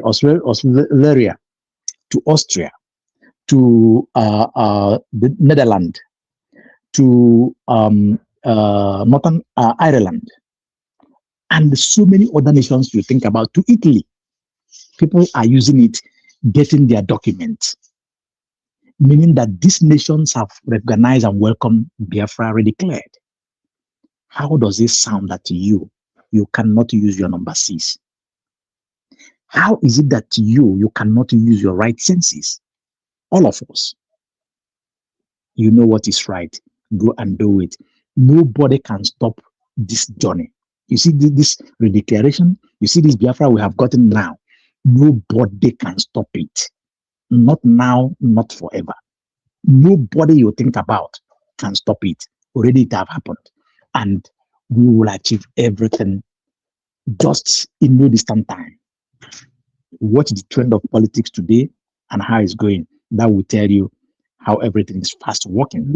So join hand with the moving train. Thank you everyone for coming into this program, and I will encourage you to do more with the Mazisino at Ray TV. God bless you all, and God bless Biafra. Thank you. God bless our DPM, Dr. Ngozo Rabeze. God bless Mazin Nandekano. God bless Mazin Simon Epa.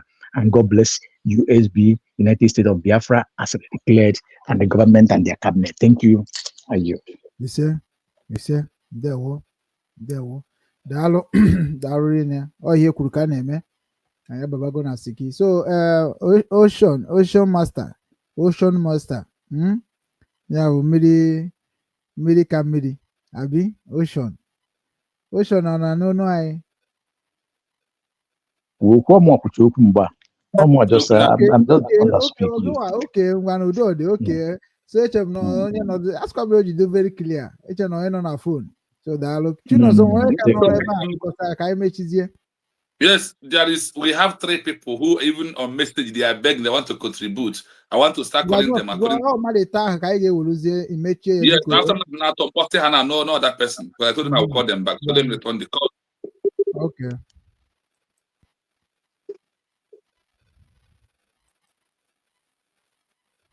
Yes, so Jelen, why? Good evening from here. Hello, good evening, Chino. Good evening from my side. Yes, so you're welcome. Yeah, are you still? We are here. We are rounding up. We have you as one of the last. Okay. Yeah, very quickly. Biafrans, I salute you from my side. Good evening. Chino, I salute you too. And thank you so much for program today. Okay. I really appreciate you too, both of you. Thank you so very much.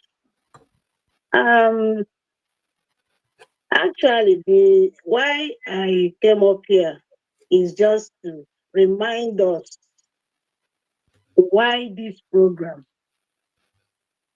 why we are here listening to this program. Because I think so many of us now, speakers, have tell us this thing towards Obi-Wan. To me, it's not about Obi-Wan. To me, today's program is about telling us the importance of this redeclaration. The USB redeclared on the 29th of November 2024. Honestly, to me, that's what this program is all about. And then we have some people who don't believe in that redeclaration, or better said, some people who are still confused about what this USB redeclared stands for. What we are going to achieve with this redeclaration of USB. I think that's what Obi-Wan represents here, because there are so many of them, or should I say very few of them, who are still confused, like the way Obi-Wan has been asking the question. So I almost 80% wholly on Obi-Wan asking this question. He is representing so many people who are still confused, who don't understand exactly what is going on, or what people is doing, or what USB represents, or what we are going to achieve with this redeclaration of USB. I think that's where the teaching comes in here. That's why Chino is here. Exactly. So there are so many points, about few points Chino used as a reference here, which I still want to mention that Chino asked here,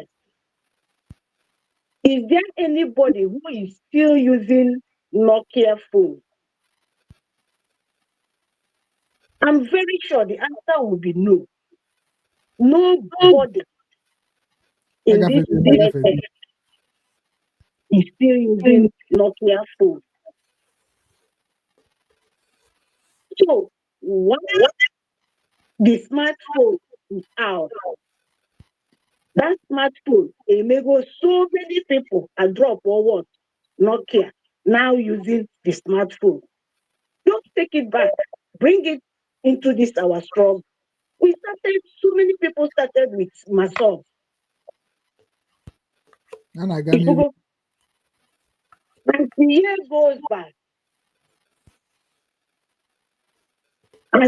goes by, I am now drop the things maybe that is not going well, or the things I feel that they are not going towards that direction. Until the time we Mazin Namde Carlo started IPOB. Mazin Namde Carlo was in IPOB looking for 100 men. 100 men. And then he marched. When he saw Obatobi be our PM Mazin Simon Eba, he was so glad. And he said, he is bringing a new dimension to this awareness. Meaning that Martin Nnamdi Kanu knows that he is creating awareness. Now he has seen somebody that is bringing something that is more than awareness. That is a step up. That is an upgrade. If we go from Nokia to, you have upgraded up on USB or the smartphone. And he said, listen to him. He gave instruction, a very serious one. Listen to him. Watch his videos and share it. He knows what he saw in him. Mero Jine, that such instruction.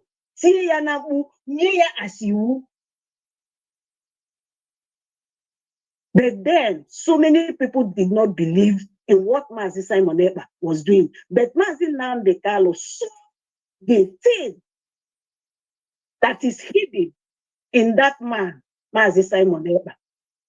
Omeya embraced, even when people were telling him, Mazi Simon Eba no one oath member. He knows that oath member or no oath member, this person has what I want.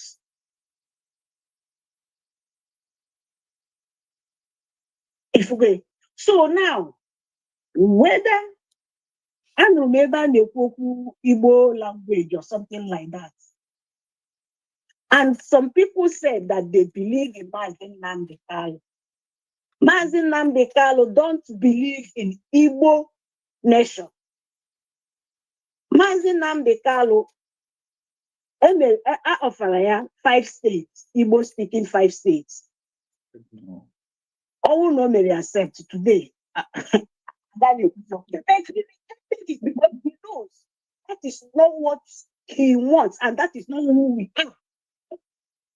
We are Biafrans, not only Igbo speaking, and that's where these 40 states of Biafra comes from. Because same with the Igbo speaking, we're non-Igbo speaking. And in order to include them, we call them 40 states, United States of people of Biafra. So for some people that are still thinking Igbo thing, it's not gonna work. And now, people that are still asking, let us wait for Mazen Nandikal. When he comes out, we will ask him questions to know where he stands. Honestly, I don't know the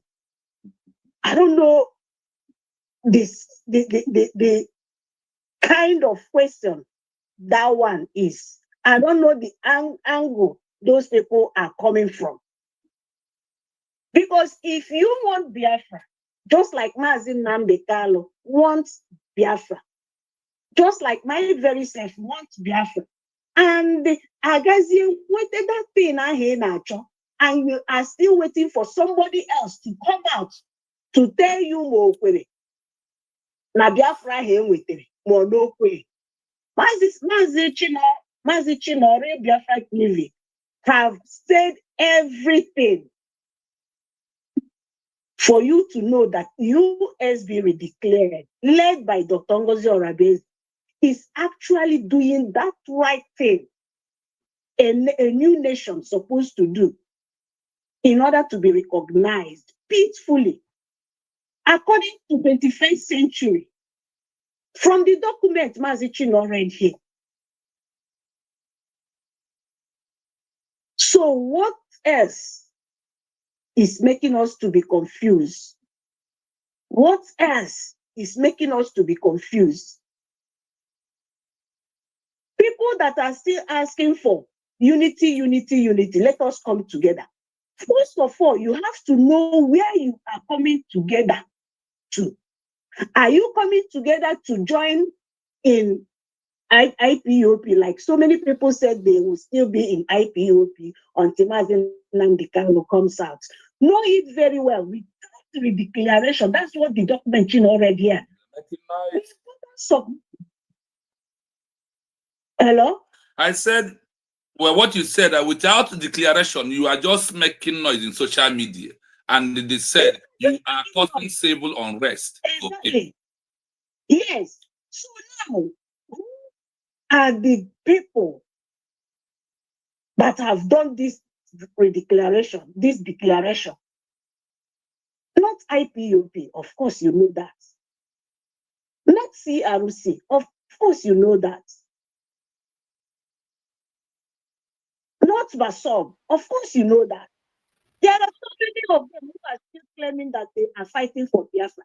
They have not declared anything.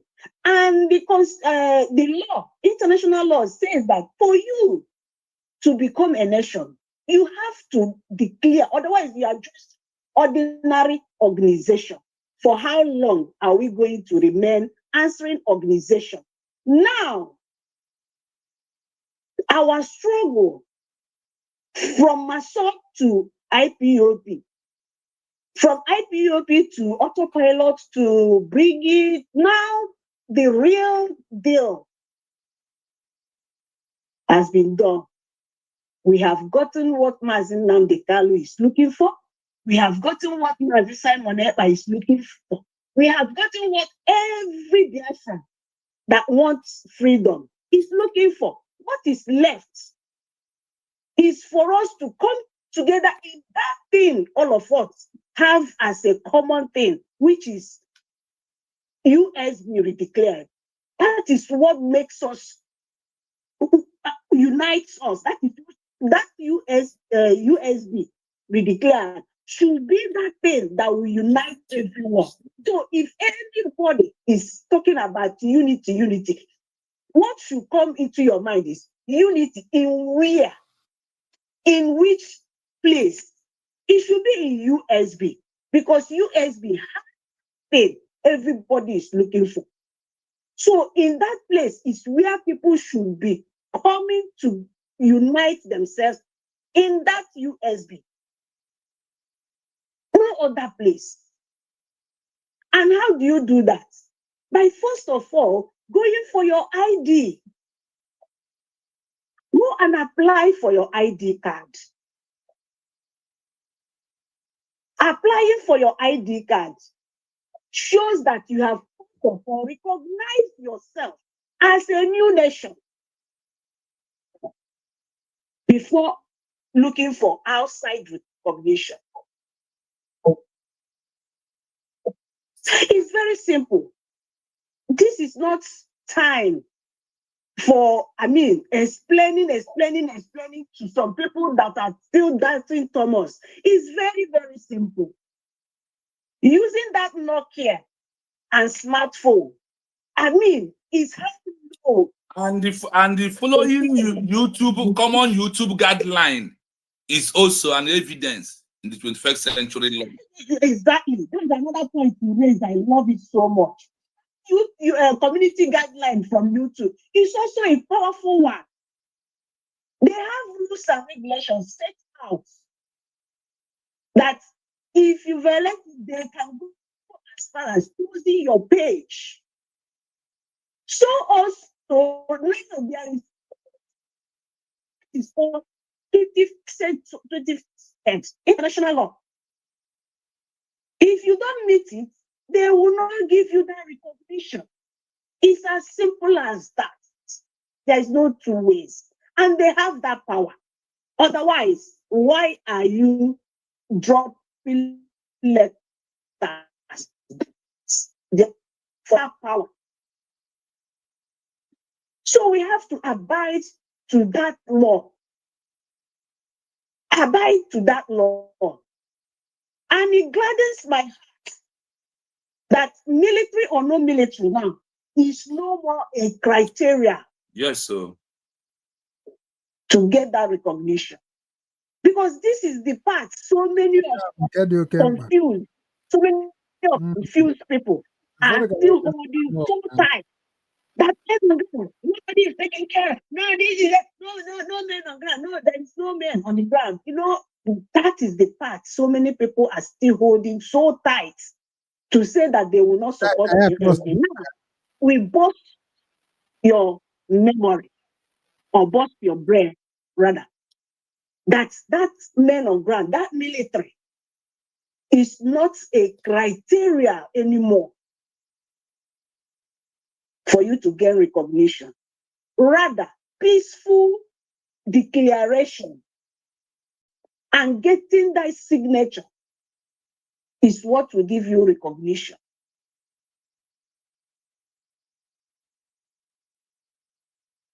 Chino have done so well in researching all of these things that we don't know. It's high time we listen and understand these things very well. It will help us to know where to support. Exactly. It will help us to know that USB is the only way out. We have gotten what we are looking for. It's just that we, out of stubbornness, or out of ignorance, or out of maybe hatred, so many things that are making people not to believe in this same thing. We have, obviously, I used to go to the finishing line. So many people, behind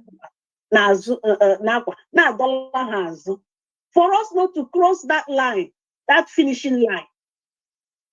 In your foreign recognition, if one country now, just like Israel, recognized Somaliland few months ago, it's just what we are looking for. And so many people are still dragging us back to remain in using Nokia, to remain in IPOT, to remain in Briggy that have already get thanks to USB. Thank you. Coming down because of time. I got to watch your football. You know, your man, you had the order. I know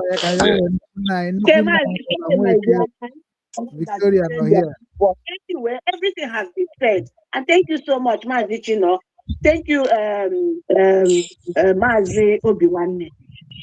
Thank you so much. Because it's really, really good that we listen to your program today. Ghana no na fara ada no man ebe o me na Igbo guru na eme ebe ra so na go ọtọ sị remind ya ya afa biko obi nwanne ndị Igbo nke gba afa ka amụrụ na-ekwu ka amụrụ maka kwa ite ya na obi ya yes so everyone anyị na-ekwu na Akwa gere ebesa akwa. Mba. Oh, Madam Ngozi na best akwa. Yes. Nke a bụ teenager na nwaanyị m na-abịa. Ọ sị ma ọ na-eche ma ọ Madam Ngozi. Ọ sị ma Madam Ngozi na-ebesa ọsa akwa ma o ju isi. Nke a ma nke a bụ iji anya m adịghị n'anya ma o ju. Yes. Okay, Mbabura. Yeah, we get wine. Thank you so much. Thank you. Maazị Obiwanne, we have only 2 minute call. Are we returning or are we closing? Ka m bịa ka nnukwu nna anyị na ebe ama m na onye nwa di ya Nweke Victoria. O tekwa na onye ka m na-ekwu okwu ya. Good evening, Maazị Obiwanne. Good evening, ndewo. Maazị Chinonso, daalụ na jisi n'ike. Thank you. Afọ mbụ Victoria Nweke. You're welcome. Mgbe m fụrụ unu na-abụọ n'ebe a, mgbe m mepere ihe a n'abalị afọ unu na-abụ, adị m very happy. Very happy. Chinonso abatanube Maazị Chinonso abatanube m na platform gị before mgbe ị na-ekwu okwu, mana taa isi m na-egere ihe ị na-ekwu. Mana Obiwanne ka m chọbụrụ ịbata one time ọ na-enye nsogbu. Mana Obiwanne nọkata disappear, anyị afọzi Obiwanne. So enwudego m ya nke ikpeazụ eji ya. Anọ m ya kwunu kuchiri YouTube m na unu kuchiri YouTube unu ji mara unu kuchiri akụchi na mbidokwu ụwa n'isi ọ naghị agazi ka o kwesịrị isi na-aga na ị nwere big platform nke kuchie nke ahụ ikuekwa ọzọ ọ keshemie unu ndị na-agbasa ozi ọma ekuchie nke a ikuwe ọzọ biko Obiwanne akụjide nke m ịbụa Obiwanne akụjide nke m ịbụa mgbe anyị bụ kuchie na ịbụa imepe ọzọ akụjigo m ịbụa. Ndewo na-aga n'iru Victoria. Obiwanne biko ihe nji wee bata etiri m ya biko achọrọ m ma agwatụgo obere okwu ihe a niile ma ajụjụ a niile na-ajụ m ihe niile anyị na-ekwu a ihe niile anyị macha ya enweghị nke bụ new thing to you ihe niile dị very clear because ihe niile na na-afụ ya ihe niile na mbido ka esi declare Biafra ka ihe niile si wee mee ịnọ n'isi ọ na platform gị ka watch this declaration for all the whole days niile mere ha ịnọ on enyo ha anyụ ịgbanyụ ha agbanye ịnọ on na platform gị ka watch gidere tele mesie ihe niile apụta katakata wee bata katakata batara aha gị nwa na onwe gị bịakwalụ lebrik wee dị katakata anọkata disappear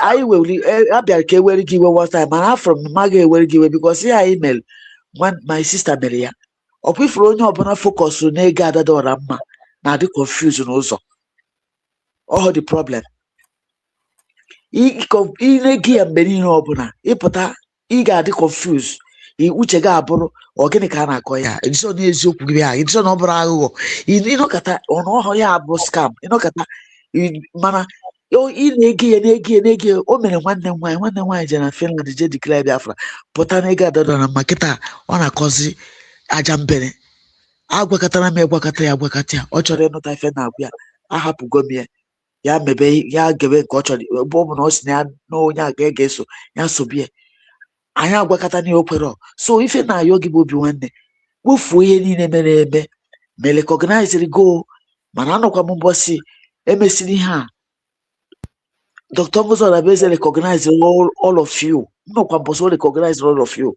along the line ihe niile gasa mana m na-ayọkwa kịta biko ị nwere big platform people love you people like you Igbo people like you ha na-ege gị pụtakwa bịa sọpọtụ USB kwubu okwu okwu United States of Biafra ka ihe niile gabakwa ka esi aga biko onye emejọrọ ya gbaghara onye ọbụla emejọrọ ya gbaghara ọ bụrụ iwu bụ na a ga-emeta onye ọbụla mma biko pụta ife nji wee bata onye emejọrọ ya gbaghara kpofuo ya ka biko ka anyị kọọ n'ọnụ ka ama ma ga-enwe opportunity na wind of glory a na-elugharị na air ka ama ma ọ ga-ekusa anyị ka anyị na-alụ onwe anyị ife nji bata o jisi dị ike bye bye. Thank you Nwada. Deje na ihe kwuru ka na-eme Chinonso is no anabago m Yes. It's not mad now. No, mad now. Okay. But I'm putting guy had 3 minutes. Haman cook at 6. Exactly. Time because now when I check it, my fan at tabum now. If you man, I got to level right at that. Kembe 7:45. I do the program. Yeah. Gabaniru. Yes. Yes. So Joseph, good evening from here. Good evening. Good evening. You're welcome to the platform.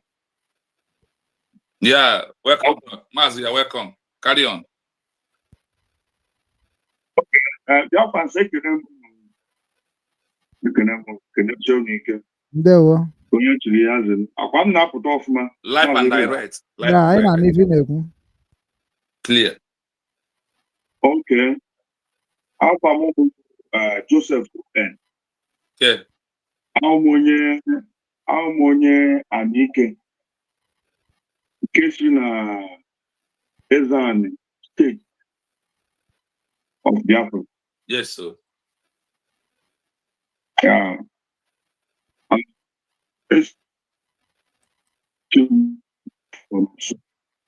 Okay. I'm making and this wonderful program. But you know, I'm working on a program because some of them any I've been forced to take one arm because I did the way to be one again. And I'm making from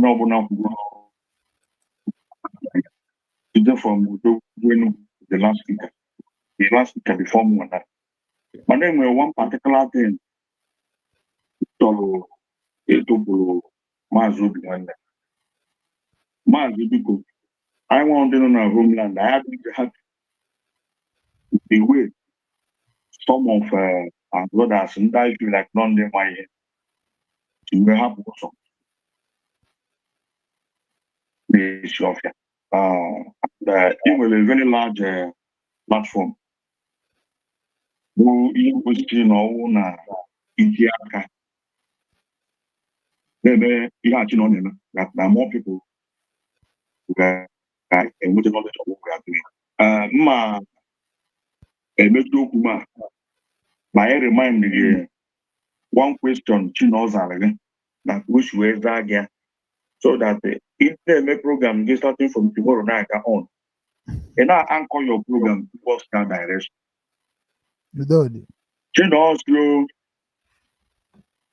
Push na person ahead to ya. Possible ihe ọ sọrọ ya wụ nọ ihe ewu. Ihe ọ sọrọ ya wụ nọ ihe ichi. Maka ihe give you best to that answer wụ being a okwu combination and ka esi wee na amamka mmesiti and organize for it. But you know, where's that that now? The also by mụrụ just kwa gị tie kwa gị jide that na ihe kwesịrị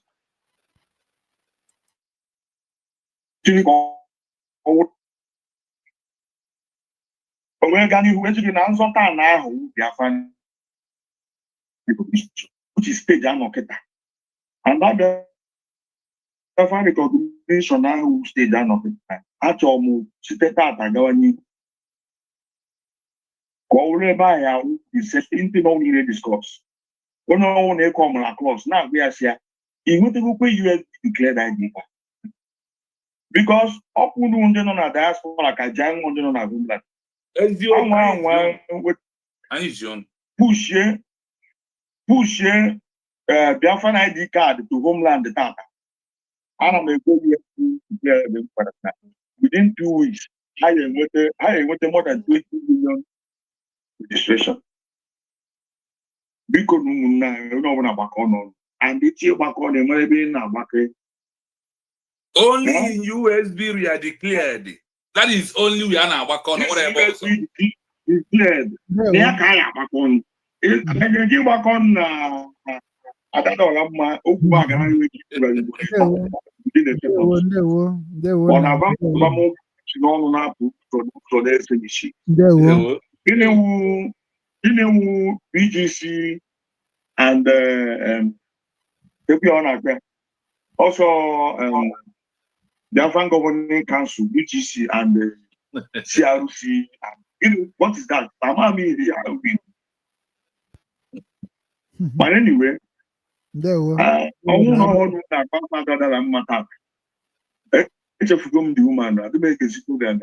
oh, let's go na platform Kerenga.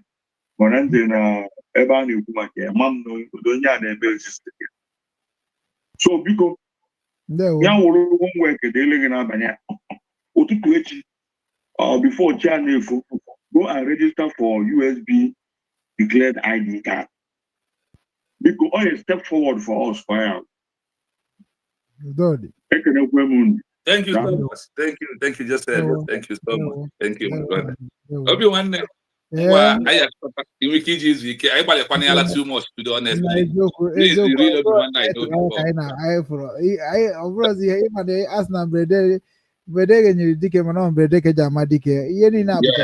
the reason I'm shouting every day by day. When you're the midnight team, when you're the I need not go tired of abroad.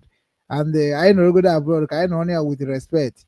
What I go because we are government, not that because we are under government, which is normal.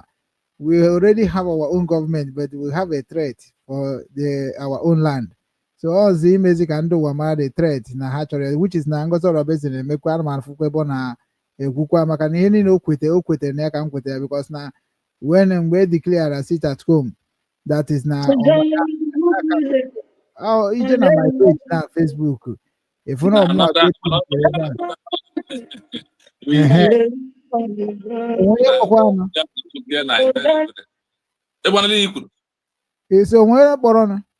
yes, so somebody's on the line. I just muted the call. Okay. So yeah, that goes. So you all know when in your quaka. I'm for because now Anambra State is now betraying Biafra struggle so much. I know you could kwa Soludo no because Soludo na art is a terrorist in himself. Or not got to madam with a name maybe without compensation. All those things is not good. And if for somebody Jafia media water, they were in a so all those things we need to condemn it internationally. So that somebody like Nwa Soludo in London must be started from there to be arrested. Because even then, I need to make a government now, like before. So I may sometimes I'm somebody to take action because I try to the marriage dream I can zuzu too much. Makono makanzuzu amere ndo charge when security everywhere. Ibiana Buddha security. So open I get city in Kende United States of Biafra G now all worldwide with all their documents, we make something achieve. So me if any my constitutional my ID card, I will go and look for it because now each showing with the ID card and when pro studio and enwekwanu and enwe aims and objective. I believe now we lose there too. Maybe I got the channel that portal. Ijeba go they can buy me voting for the declaration. Yes, for self-referendum. Yeah, self-referendum. So I'm when you ever have time, had you guys before click there at least. More me fan media. Yeah, I confirm it. So at least I'm happy for that. And I believe from now this time, your son, I get equal more. Yeni nebu kwa no kwa when they recognize, they recognize. No na abum somebody in yakaka ebem sinya we bia ka oduma. Ka happy na agwori onwai because ni yeni na ina ekunu se ka search ya bia ka ozu kwese de odekwa aka na bia kwa ekogunga akọ. That's why I always like to cut things in short so that my people are na water better. Onya na agwa okwu nke na-emetụta onya a na-agwa ya agaghị water until agwa bịa. So onya ko jide mana anyị na-eji line na-agwa eza ya ọnụ because this struggle require knowledge, very very big knowledge.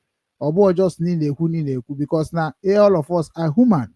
If you believe in human rights, that is what German jenyere anyị aka kịta because they check na-ekwesịrị na Nigeria right now. Mgbe na Ukraine but all because na ha nyewere ohere iji wee nabata ndị dịka anyị ma anyị na-ezuzu ezuzo ma anyị na-eme ọfụma o nwere ebe a na paakị anyị so na anyị nwekwara ike idobe kategori of ndị na-amara ife ha na-eme na struggle addition a na-eme announce enwe ndị na-arụ enwe ndị na-amaketi ya because everything is all about media ọkwa how much you just share it, it is how much people are going to listen and watch it so ọ ga-aka mma na ndị ma anya ife ga-anọ n'ife ọ bụrụ onye nọ na position ọ nọ na position na-arụ ọrụ so something must change so mụ na-enwe reason ji eme ife n'ụwa and onye ọbụla bụ onye ma ihe ga-ama na o nwere reason ji eme abụrụ m onye ara etoro m n'ala Igbo wee mara ihe a na-eme n'ala Igbo bịakwa n'obodo oyibo kọntrị niile na-ejegasị ma South Korea ma ebe niile at least ana m eme ihe gọọmenti ji respect m na-enyekwa m akwụkwọ even nke ndị Germany akịta na ahụ kpọtago ihe ọbụla ị na-eme na gọọmenti na-anabata gị ọkwa he the same government for all government. Okay. Yeah, not too much. Oh yeah, go on, my brother, please. 3 minutes only. 3 minutes. Got of our time. Okay. Thank you. I greet once again. Onye na-ekwu na-ebu ike Jesus. Ndewo. Ị na-anụ ihe m na-ekwu? Loud and clear. Anyị na-anụ ihe na-ekwu. Ndewo. Obi nwanne, my brother Chino. Ndewo, ama na gị na ị na-eji kọmentị emere ndị mmadụ. Ana m ana gị ịtọ. Ofu. Ịbụọ. Ịtọ. Enigwe tụọrọ gị nzu n'ọgwụ. Ị na-anwa. Obi nwanne, anụrụ m ihe niile kwuru.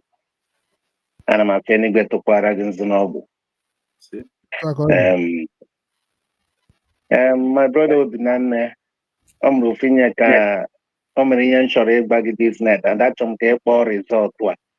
Okay. Because ihe abụ ihe niile mere this night bụ exam.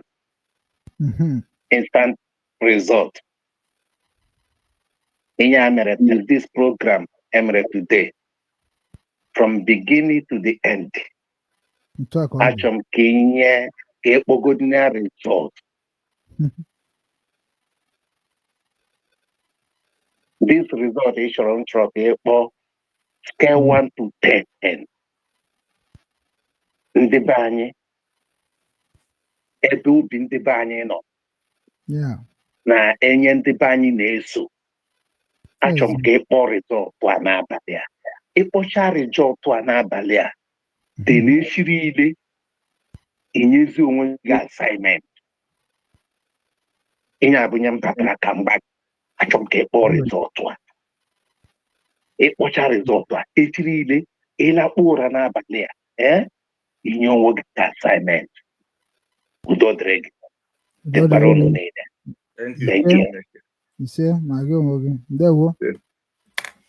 Ndewo Chineso werezewo so 2 minutes yotago ka anyị naba anyị ga-ehikwa mbọsị ọzọ yotago ọ dị normal. Yes, you are the normal. Ihe anyị na-emeta ihe mere m ji wekwudo nwa ese because na ụzọ dị ya ọnụ ụzọ adịrị ya ka m anaghị lisensi na ebe ọbụla ụzọ ọ naghị agwụ ike so ụmụ Igbo ga-ama na mụ bụ nwa Igbo ka m bụ na ana m eme ọfụma na ihe niile na-eme bụ ihe ndị mbụ na ndị egede mere so we are together and ihe m nọ n'ime ya bụ nwa mmadụ emegbuna nwa mmụọ emegbuna nwa mmadụ because ọ bahụrụ ka anyị bịazie na-eme ọ dịka ma mara ebe m stand ya the same thing na mgbe oge brigi so mbịa sị na thank God wake up ime nke a na-ewake up ya arụ ihe na-arụ na social media. Do you think I'm sleeping? How many page na-arụ on na-emekwa ife niile na-anakwa ma information ebe dị iche iche wee na-pass so all those things sometimes ọ yinye m time gị mụ ewere time gị mee ife ghọtago gọọmenti kwesịrị na-ama gọọmenti na-eme ọfụma because ọ ya mere gọọmenti ji eje gọọmenti to gọọmenti na-negotiate for something important ghọtago enwecha ways things si aga ọ hapụ na-afịa ndị mmadụ arụ so I believe in American today ọ bụ onye amị nwụọ na onye amị ha nwụọ nwekwa ka esi etriti ghọtago ọdụ ebube ọdụ ugwu n'anya ghọtago because na ihe were m iwe na nke ndị IPOB bifo unu na-akpọ every time automatically mụnwa believe na IPOB ji ụdị record of ndị nwụrụ n'oge nke agha nke ha na o metụtara m well ifuge so abịakwazie na nke Ada dị ọra mma ed m ekwu okwu based on that na mmadụ ama anọkọta tie nwata egwu ya ka o esi bee akwa because na mụ akwadochara unu even onweghị onye n'ime unu bịa sị m nọ kedu ihe mere na mmadụ ahapụtazi unu agaghị na ọ naghị afụ m beta ọka obi unu dị because the platform build almost 12,000 subscribers and ihe niile abụkwa unu nwa ọkwa ya nwa then ihe m mere ihe ahụ niile bụ just ka m wee gbaa mbọ fụ na m break the rules of YouTube ma gbaa mbọ fụ that na njide platform to market all this declaration in Finland Mana mgbe unu batara na ikwu na mụ ya lost go, nwe show concern, even government, nobody. Because ọ bụrụ na ego unu ka ji wee build the platform. So mana ọ na-abụkwa apụtakwa ọnọ ka odogwu Enugu ịbịa sịkwa m na o nwere ihe need homeme gị. Ihe niile abụcha ihe ọ ga-abụ m tibe ọnụ ma ọ bụ na cut of the law of Biafra. Even na ihe ka njichọ ka ngo constitution a. Ngo constitution a kịta na ama gwa m unu ihe ka ji stand ya n'obi nwanne media wee ruo today. Because ọ nwere onye ụfọdụ epush game mana enu mana na nwere ebe ọ na-eje. Ọ onye Igbo ka mbụ bụrụkwa onye Biafra by birth, by merit. You know, ọ ife nrụ n'ọgụ ya ka ọ bụ adịmagbalas.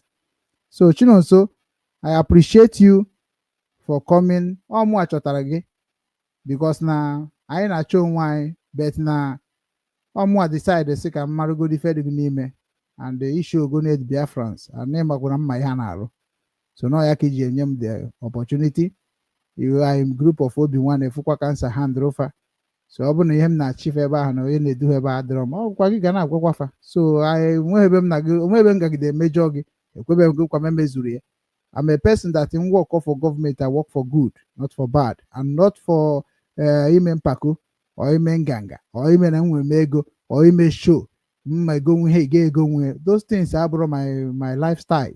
So I believe that kind of government I will not be in there. So we need to encourage ourselves in many ways. Education in Enanya, onye ọbụla gụrụ akwụkwọ gụfuru uche n'ala Igbo. And ihe na-agwa gị ọ bụrụ mmanya because na ịgwa gị ihe eji agụ akwụkwọ isi na ka maka mmarakwa mama mama. But ihe niile na-adịgo ka nobody should blame each other. Ka anyị were ofu obi wee na-aga maka na ọnya ka ji sie obi nwanne ofu obi. Nwanne nwoke bụ Maazị Chukwunonso Ndụbụisi ndewo. Werezie 2 minutes kene ụmụnne gị na ụmụnna gị. So we are together and we are going to structure how we can move and make our people to know our platform more than what they see today. Ndewo. Yes, so thank you so much. I am one of those persons who understand you, and honestly, you acted what I want, not acting like you know what I am doing on this platform. I love the way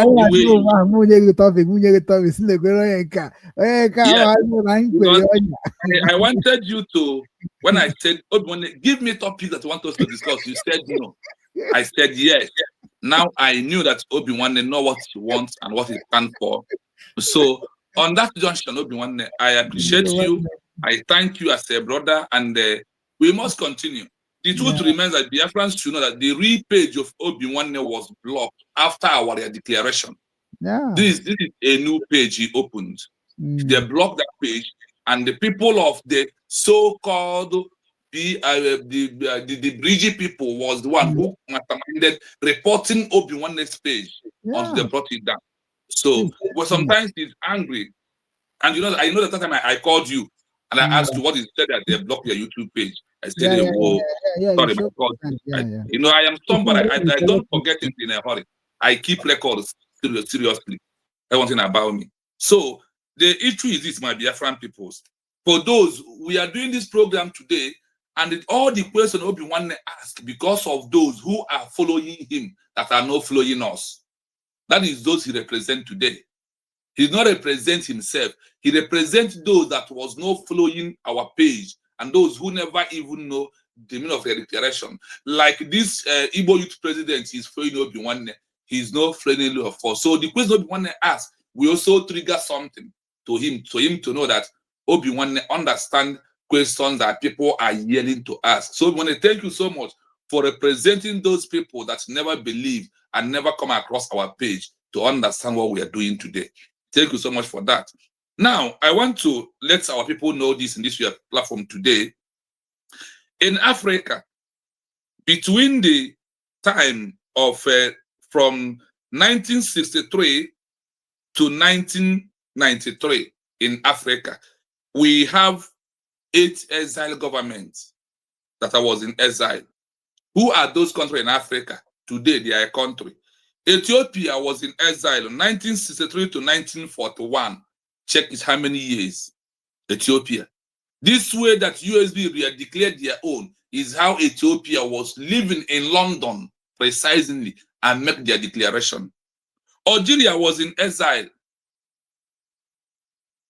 in between 1958 to 1962. there was in exile. Angola as a country started from 1967. There was in exile for over 20 years. Guinea-Bissau was in exile and made the declaration between 1955 to 1974. Angola, sorry, Guinea-Bissau. Mozambique, you are hearing today, was in exile between 1925 to 1975. How many decades? They run their government in exile. Today, Mozambique is a country. And that those people who make that declaration that time are the one that got recognition. Today, Mozambique is a country. Namibia was in exile for over 30 decades, 30 good years, and there was in exile. Namibia got even from exile, not how you may see it. What of Zimbabwe? There was from 1980 to 1990, there was in exile also. What of etc. from Ethiopia? From 1993, there was in exile for over how many years? They are exile governments. And this is the same reputation of what USB is doing today is what they all did in the past. If that one wasn't enough for you, I want you to know why you must, and all of us must respect Okongozi Arabeze, because she made a history. There is countries in the world today, their women make the declaration of them as a country. Like what do I mean? What Okongozi Arabeze did on November 29, 2024. Brazil was declared 1982, September 2nd, by a woman. Israel, we are hearing today, was declared by a woman 1914 on 1948, May 14. Israel was declared by a woman. The same way you see Ngozi Arabeze stand up on the pulpit in Finland, declare Biafra as a country, is how this woman, the woman, declare Israel as a country. What of Congo, 1980, a woman? What of Ghana? Ghana in Africa here was declared by a woman. What of South Africa, apartheid regime? A woman will take the lead. When Nelson Mandela was arrested, put in the prison until he comes outside. What of Madagascar? 1990 by a woman. What of Namibia? 1962, a woman to 1990. What of Sao Tome and the Principe? 1990. What of India? Was also declared by a woman. And Algeria, 1954 to 1962. These are countries in the world that women declare. These countries, are they not country today? Are they not existing country today? They are all existing countries. So Ngozi Arabeze has repeated all those histories of women that make a declaration, and those countries will stand in a perfect way. When Germany was when a woman was the president of a Germany. Today, Germany somehow are feeling very bad after the woman has left the position. So Biafrans, with the Biafra government in exile, if there is no peaceful declaration, there is no nation in this 21st century. If there is no declaration, there is no recognition. If there is no nation, there is no diplomatic access, and there is no international community to answer you. Only through our peaceful declaration is the only way under the USB that the world will answer us. Out of the 75 exile government, 35 never make declaration. 40 has made declaration.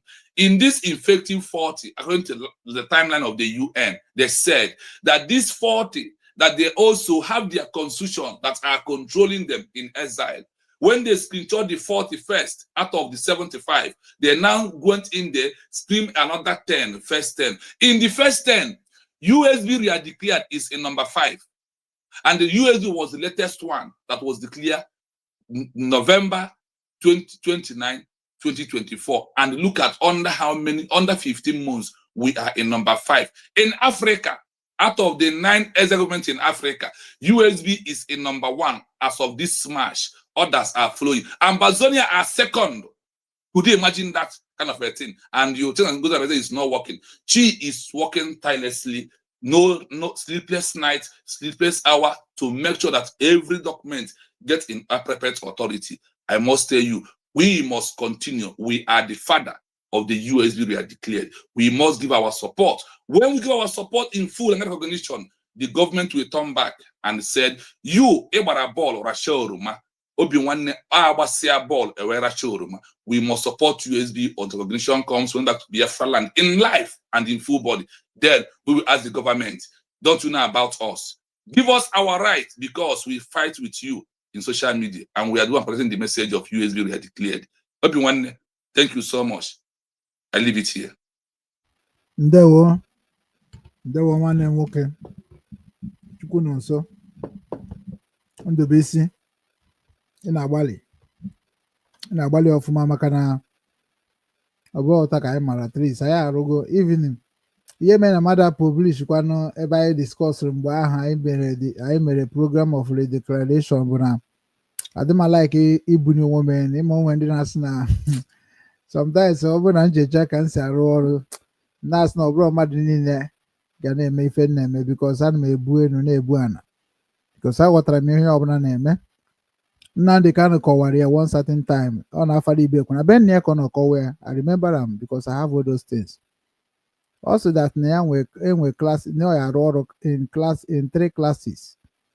Ọ ga-arụ ọrụ in 3 classes. Enwe classic of ndị na-enwe ọrụ nke ha machacha. Enwe classic ndị matụ. Enwe classic ndị na-eme ego edobezi aha na ha bụ ndị Naijiria. Ọdago o ji wee gwa gị na ọ gwazie ndị nke ọ ga-agwa ndị ụwa nọ nke a ka ndị ụwa ga-eji jụgharịba ya with Interpol. Ana o mere eme. So we know those things.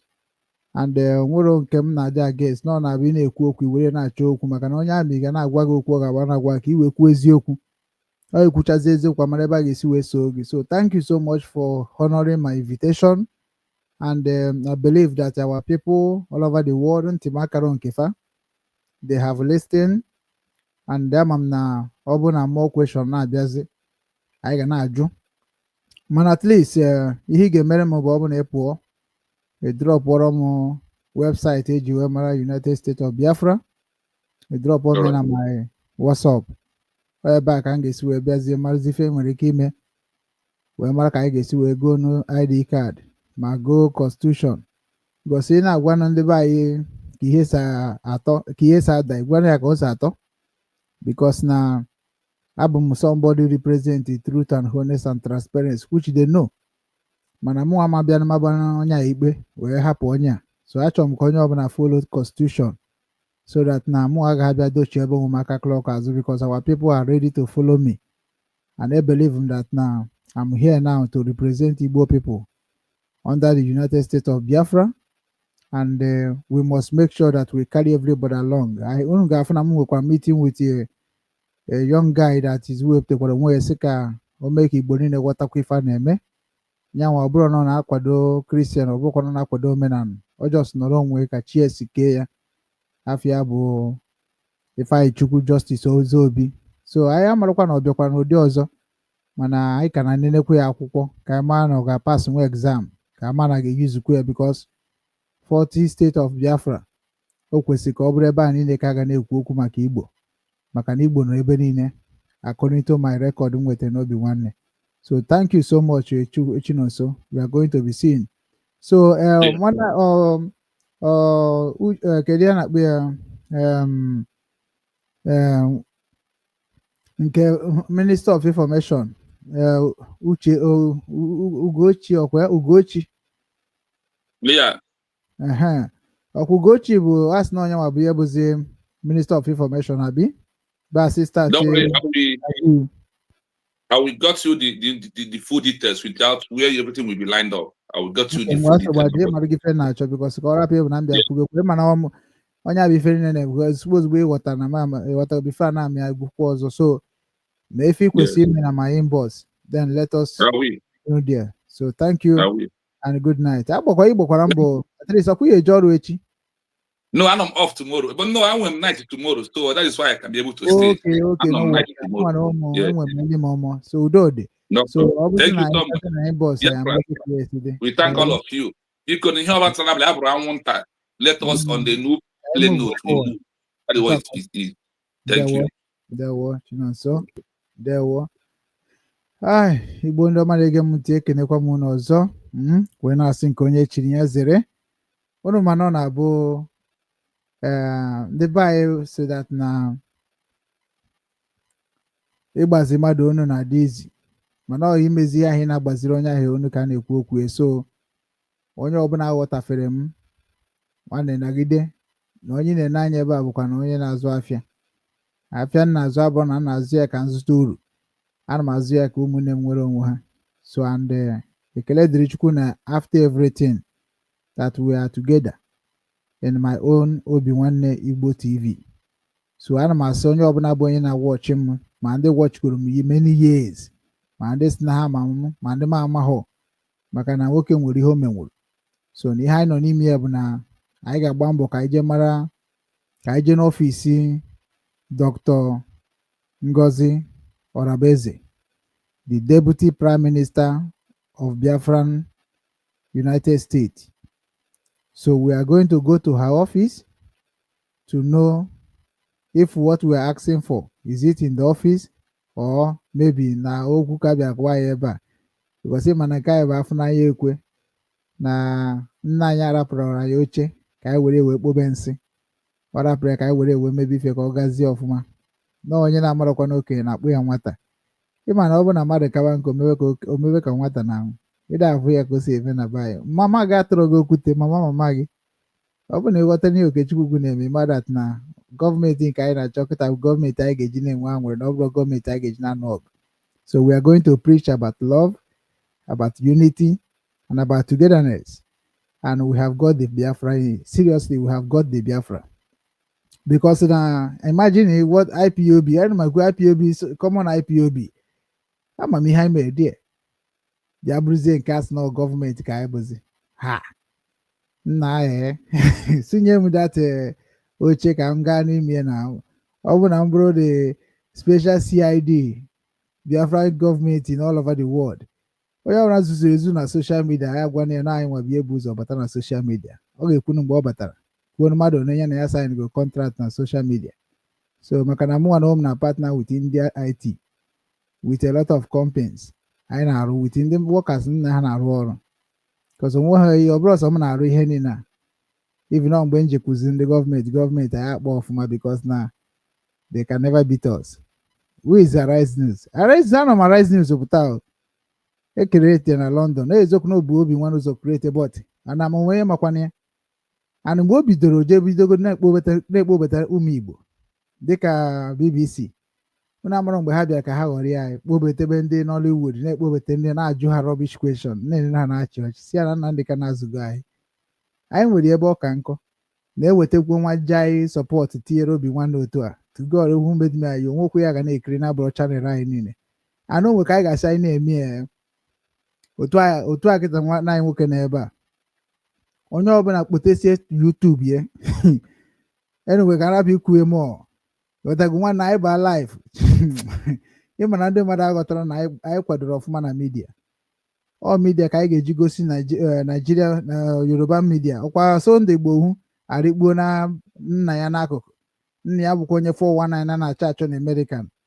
ya ka Sunday Igbohu kpachara ike bịa na Germany ebe bịa protect ya anyị aka nọkwara otu a wesị ya bịa bụ onwenwe got esi na ndị kanụ ya gee gọọmenti Naijiria ntị maka gịnị ji mee maka na egburu mmadụ na bie o ji wee gbafuo ọkwa gosichara ebe ọbara ma ihe niile n'ọghọ escape ka o mere dịka na nkanisi mee escape wee ruo n'Israel which is na ha chọrọ iji Sunday Igbohu wee gosi na ọkwa ofu ikpe ahụ a ga-ekpe Sunday Igbohu ka a ga-ekpe na ndị kanụ so na at last ọ bụzi na Sunday Igbohu scum bụọ ka Nnamdị Kanụ wee scum bụọ Nnamdị Kanụ na-eneche ndị a wee sị na ha ka bụ ụmụazị na-amụ ahịa m Nnamdị Kanụ zụogo okwu ebe anyị jos chinye aka elu naba because na our people amarụ na Nnamdị Kanụ na ihe niile ọ na-eme ai Chineke nna ekene mere ai o nwere ka ọ ga-esikwa wee dị na ọ bụ na ose etie anọ ya mere nji asụ unu niile bụ ndị nke ka na-apụ ịfụ ka ha si echezi na mba ụmụaka ịvụrụ ya so ama m ebe mesidobe ọnụ ka unu ghọta na udo adịgo ghọtago ana m ekwu everyday na Obi Nwanne nọchitere ndị ahụ niile bụ ndị na-amara ihe ha na-eme ka ị mara ihe na-eme na ọ bụ nkụzi ka m na-akụzi amem na missionary onye ka IPOB train for IPOB train me just for a preacher onye ka ya sị na anyị nwa bụ missionaries na anyị nwa bụ messenger ime ahịa ahụ na-afịa ga-alụ bịa ka anyị gwa gị ka o esi dịrị gị mma ịghọtago ya ka anyị ji eme employ to our companies and that company has nọ under United States of Biafra so n'ihe anyị need now bụ ịmazi the map of our own anyị jizie nwanyị wee na-ekwu maka ya dịka anyị si emebi na mbụ. Anyị nwa mere eji wee redeclare ya, and anyị nwa ga-emekwa ka abụrụkwa ihe a ga-recognize n'ụwa niile uche otu kwesịrị isi wee dị. Everybody kwesịrị ịbịa, ọ bụ ọsọsọ mụnwa strategy ka m bụ akpagharị. That strategy ọ bụ na apịa ya obere aka otu a nwanne support nwanne aga m agafe a for that na ndị Yoruba niile ga na-aba uru Obi Nwanne TV, because na Obi Nwanne TV abụrụgo official TV for USB. So we have to recognize it like that, so that na anyị na-agazi na gọọmenti amara m ihe na-agafọ. So because ị na-aga na gọọmenti ị ga-enwe ihe na-eji gwa ha, gwakwana ha ebe ị nọ. Ị na-agwazi gọọmenti okwu ọmadat na ka ihe dị iche na Trump na mụnwa. O yie suit eyie m suit, ọkpọ tai akpọ m tai, o yie white eyie m white. Kedu ihe ọzọ dị iche? Njekwurie kịta mma na-akpa maka American? No, m ga na-akpa maka ala Igbo be na m. So nwere ihe ọma n'ala Igbo ọ ga na-agwụ ya. So now who is going to be the right people that are going to be visiting all those government? Ọ ihe anyị na-ekwu okwu, ọ bụ na ha adịgo, gịnị ka a na-ekwukwa n'okwu ya? Ekene m unu si n'ụbọchị taata ọ makwara m mma mana ọ ga-amara unu mma. Ọnya ka anyị ji nọgidekwa wee ruo this time. Ọdago. So ana m ejikwa ohere a wee na-asụ biko unu ka unu na-enyere m aka na-agwakwa ndị Zenith Bank of Nigeria ka ha kwụọ nwanne anyị nwoke a ụgwọ ejie, maka na o butere m that story. So which is na anyị niile ga-agbakọ aka mara ihe nwoke a ji wee kwuo ihe o kwuru. Ọ bụrụ na ihe o butere m abụrụ ezigbo ife, at least na amara mbọsị a ga-eme invite onye ọbụla bịa jụọ ya ajụjụ. Ọ bụrụ na ndị Zenith Bank ji ya ụgwọ bụ Emeka Okorie, CEO of Owens and Obins Nigeria Limited, anyị amara maka ọ nwanne anyị ana o kwetere n'ihe otu kwuru. Ọ makwa na ihe m na-eme, ọ fụrụ platfọm makwu ya na-eme, anyị kọkwara ya anyị na-eme. So ọ bụrụ na ya nwere onwe ya bụkwa onye nke makwa chọrọ ka anyị nyere ya aka, ịma na oge so anyị n'ihe anyị na-eme, ndị USB agbazie mbọ mara ihe ga-eme ka a napụtara ya ego ha.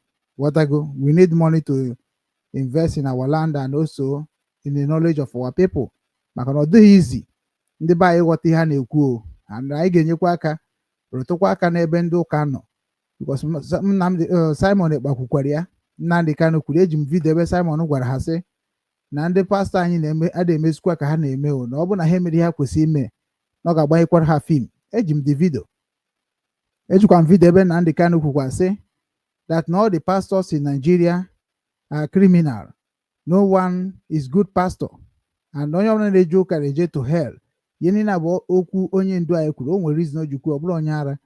Ọkwa ya nwa bụ onye je n'ụlọ ụka ha na Anglican chọọchị ha wee gwafa sị ha na ọ bụrụkwa na ya dị against chọọchị o, na ọ bụrụ na ya dị against chọọchị na ihe niile na-aga ọfụma, na ya na-ekwu okwu bụ onye ọbụla mara nke dị ma ya mebe, and na anyị achọghọzi na-agba odibo na-agbara ndị ọcha odibo na-agbara ndị Fulani odibo, na ya achọghị ụdị ya, na ihe a na ya akarịgo, na ya nwejego wee mata ihe ndị ama na ọ na-ewe ya iwe na ihe a bịa ewere Ojukwu iwe, Ojukwu ji wee sị kama were ego na ya wee nụọ ọga ma ya bụ na ndị mmadụ nụrụ onu ya. Ịghọtago?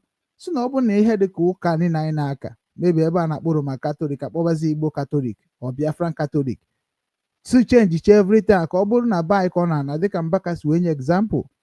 O kwuchara a lot of things bụ na ndị ụka kwesịrị support ihe a na-eme na Biafra struggle very well, and many Biafrans believer, especially ndị believe Dr. Ngozi Orabaeze, Deputy Prime Minister, ndị believe a lot of them bụ church, and nyanwana nwe bụkwa Dr. Ngozi nyanwana nwe bụkwa a religion, ọ bụ Christian. Ọ launchigo afụgo m ka o si wee celebrate ọtụtụ ihe, so which I had against of that. But na ihe anyị dị against bụ ndị ụka na-eje ụka ha kwụsị na ajọ omume, ha kwụsị ya. Ọ bụ na ha chọghị kwụsị, gọọmenti take care of them. Unu nwa na-eje ụka jiri n'aka unu gwaba nafa, maka na onye mụrụ nwa na-anyụ nsị ebe ọbụla ọkwa gị ga na-ekpu ya. So ka uche unu dị ya na anyị makwa ife anyị na-achọ, na ọkwa obodo ga-adị mma. Mbata m wee ji nwaanyị na-alarụ ụmụra mụnwa nwa n'obe ma na-agba ọsọ sị m mama mo papa mo mama mo papa mo. Mba, anyị achọrọ ebe a na-anụ ọgụ, anyị achọrọ ebe a na-akụ ọkpọ. Ana onye mere unu ji wee sịkwa na that USB, yes, na ya nọghọ anyị bụ peaceful redeclaration. Wow, congratulations, welcome to Obi Nwanne Igbo TV, ebe a na-ekwu maka omenala, ọdịnala Igbo na njikọ nke ụmụ Igbo n'ụwa niile. Ka ị na-esonyere anyị, ana m asị na-atụsa na ozi a ka ọ na-eje ebe o kwesịrị na-eje, maka na ebe a bụ ebe ị ga-abịa na-anụ ya ọ na-ada ka esi ekwu ya, maka na anyị bara ya ha talk show, ebe anyị ga-ajụgo ajụjụ gba ọtọ ka ndị mmadụ wee nụkwa ka ị esi wee zaa mgbe ịgba ọtọ. Ndewonu, ya gaziri onye ukwu gaziri onye nta.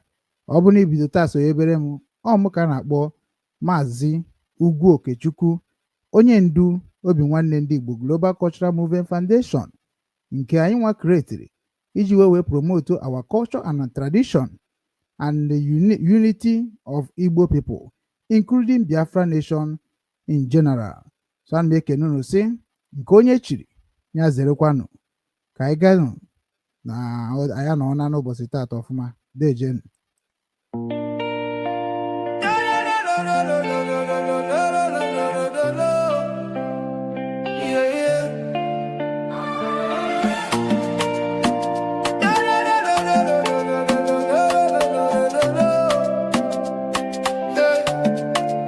From the streets of Hamburg, across the deep blue sea, a message for the children, for you and for me.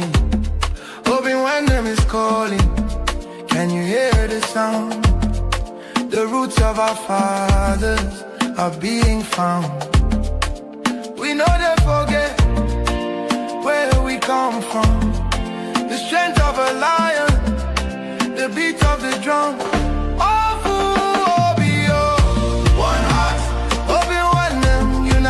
We achieve restoring the culture, that's what we believe.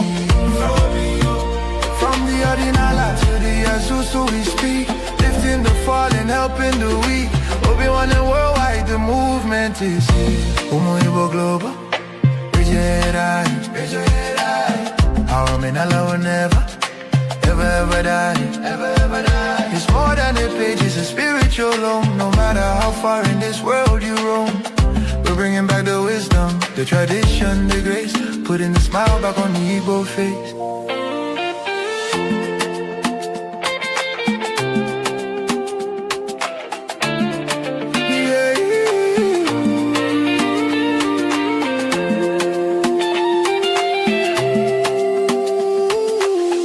A high energy.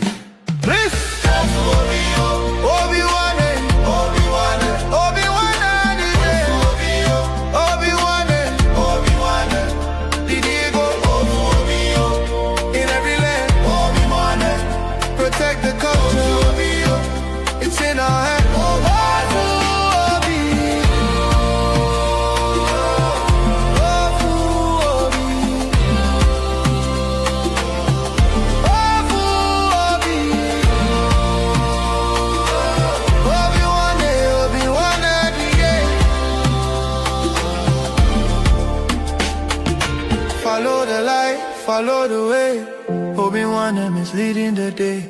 Keep the fire burning, keep the language strong. This is where we all belong. Again, it fades out with a final celebration.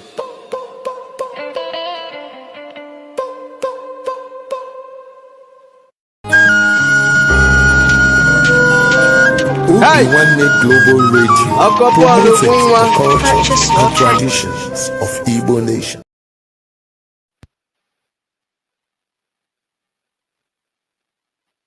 Umonka village, ebe nsiabia ka nsiabia, Ozobolo, Ozobolo nenye ekele, Nnamdi Kanu, a freedom fighter, reality we was sincerity, originality we go facility, Nnamdi Kanu is the stable, that take away the rebels, that run our table, he's a man of integrity we go facility.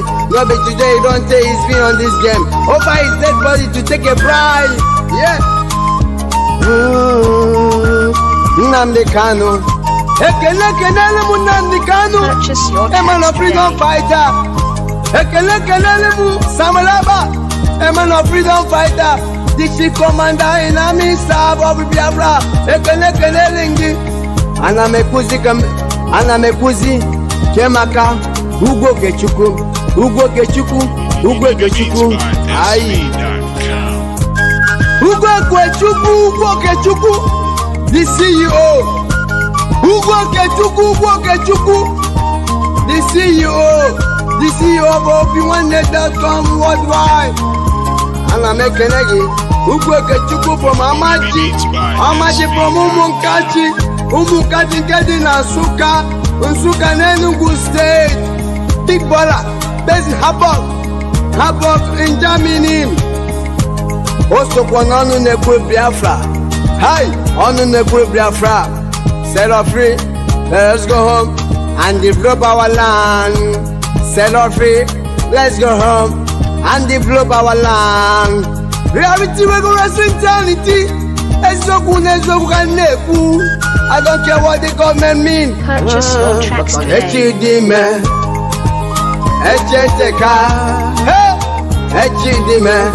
Innocent tomorrow get better. Innocent tomorrow get better. Onye mechi Bibo echidime Akimane nechete kanra echidime Why am I dropping so loud and so clear? Spirit eso kukaneku Me I'm of talk, speak my mind. Why my people suffer? We can't take this no more. The sentence that making and the kind in prison because he want equal right between you and I. Hey, okay in the messy Nigeria, okay in the messy. Reality, we're going to reality. Nigeria, change your eyes and realize. No time to fantasize. It's time for we to understand. They forget about your tribalism. You need to fight for your freedom. Stand up and say no to corruption. Shooting and killing Muslim and Christians. The name of say they want their own rights. Onye mechin echidime. You know say tomorrow get better. Echidime. Akuman echete kanunu. Hey, echidime. Tomorrow get better. Tomorrow get better. Akuman echidime. Hey, echidime. You know say tomorrow get better. Tomorrow get better. If you betray your brother today, you know say you don't need tomorrow. I just a canny they betray your brother. Okay, my chidi man. Opposite, Shabala Kakokwa Peletwa. Oh, Uzolima. If they betray your brother today, you know say chidi man. Hey, chidi man. If I knew ba, where is he? Okay, mana, echidime. Celebrate, polokotom, bum bum. Reality that we are truly, eternity. Aya, polokotom, bum bum. Reality that we are truly, eternity. Aya, waya, polokotom, bum bum. Reality that we are truly, eternity. Voila, many as I'm arrested for me, I go talk me, I go speak my mind. You can find me. The only thing that Nigeria we do is to kill the citizens. The only thing our government is doing is to kill the masses. Let it get the chaos. Optional no justice. Nnamdi Kanu just because of say he say a word. The sentence in life imprisonment. Life imprisonment is what Nnamdi Kanu is facing. Why Boko Haram? They carry gun, they kill many people. Our government will bargain with them. What a land of corruption. Hey, he negotiates with terrorists. Hey, who does that? Who does that? Omoto show me the law. He cannot show the law. We have a program on the way. Killing and shooting many people. Oh yeah. Iba riba, somebody gbogbo. Aja. Onya volume moja. Pia. Hey. Onya volume moja kajebenu. Oja kanje jenu wano. Oja kanjalane no wano. Hey, reality. Okopo Isaiah Ugunwa, Umonka village. Nwa Osobolo, Nkedi na Anambra State. Anambra. Hey, ayabwa, ekenelum, Obi-Wan Foundation, Worldwide Limited, ekenelum, Nnamdi Kanu, Ohe Biafra, ekenelum, Ugo Kechukodo Nwoke, Nicola, Ainenye too much, all the good Biafra na Hamburg. Purchase your tracks today. Ekenelum, Samuel Laikba, ekenelum, Ohe Biafra, as many that are fighting for the freedom of our land. I don't seek pity. I seek accountability. I believe that the truth deserves to be heard. And I'll continue to speak up until justice is done. In a series of upcoming videos, I will present clear and undeniable evidence of what transpired. The vision is clear. Obi-Wan and Global Foundation. Listen.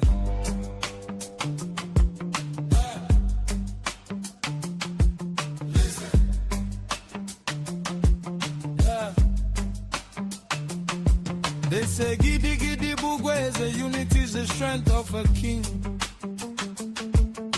And when we work together, there is no weight we cannot break.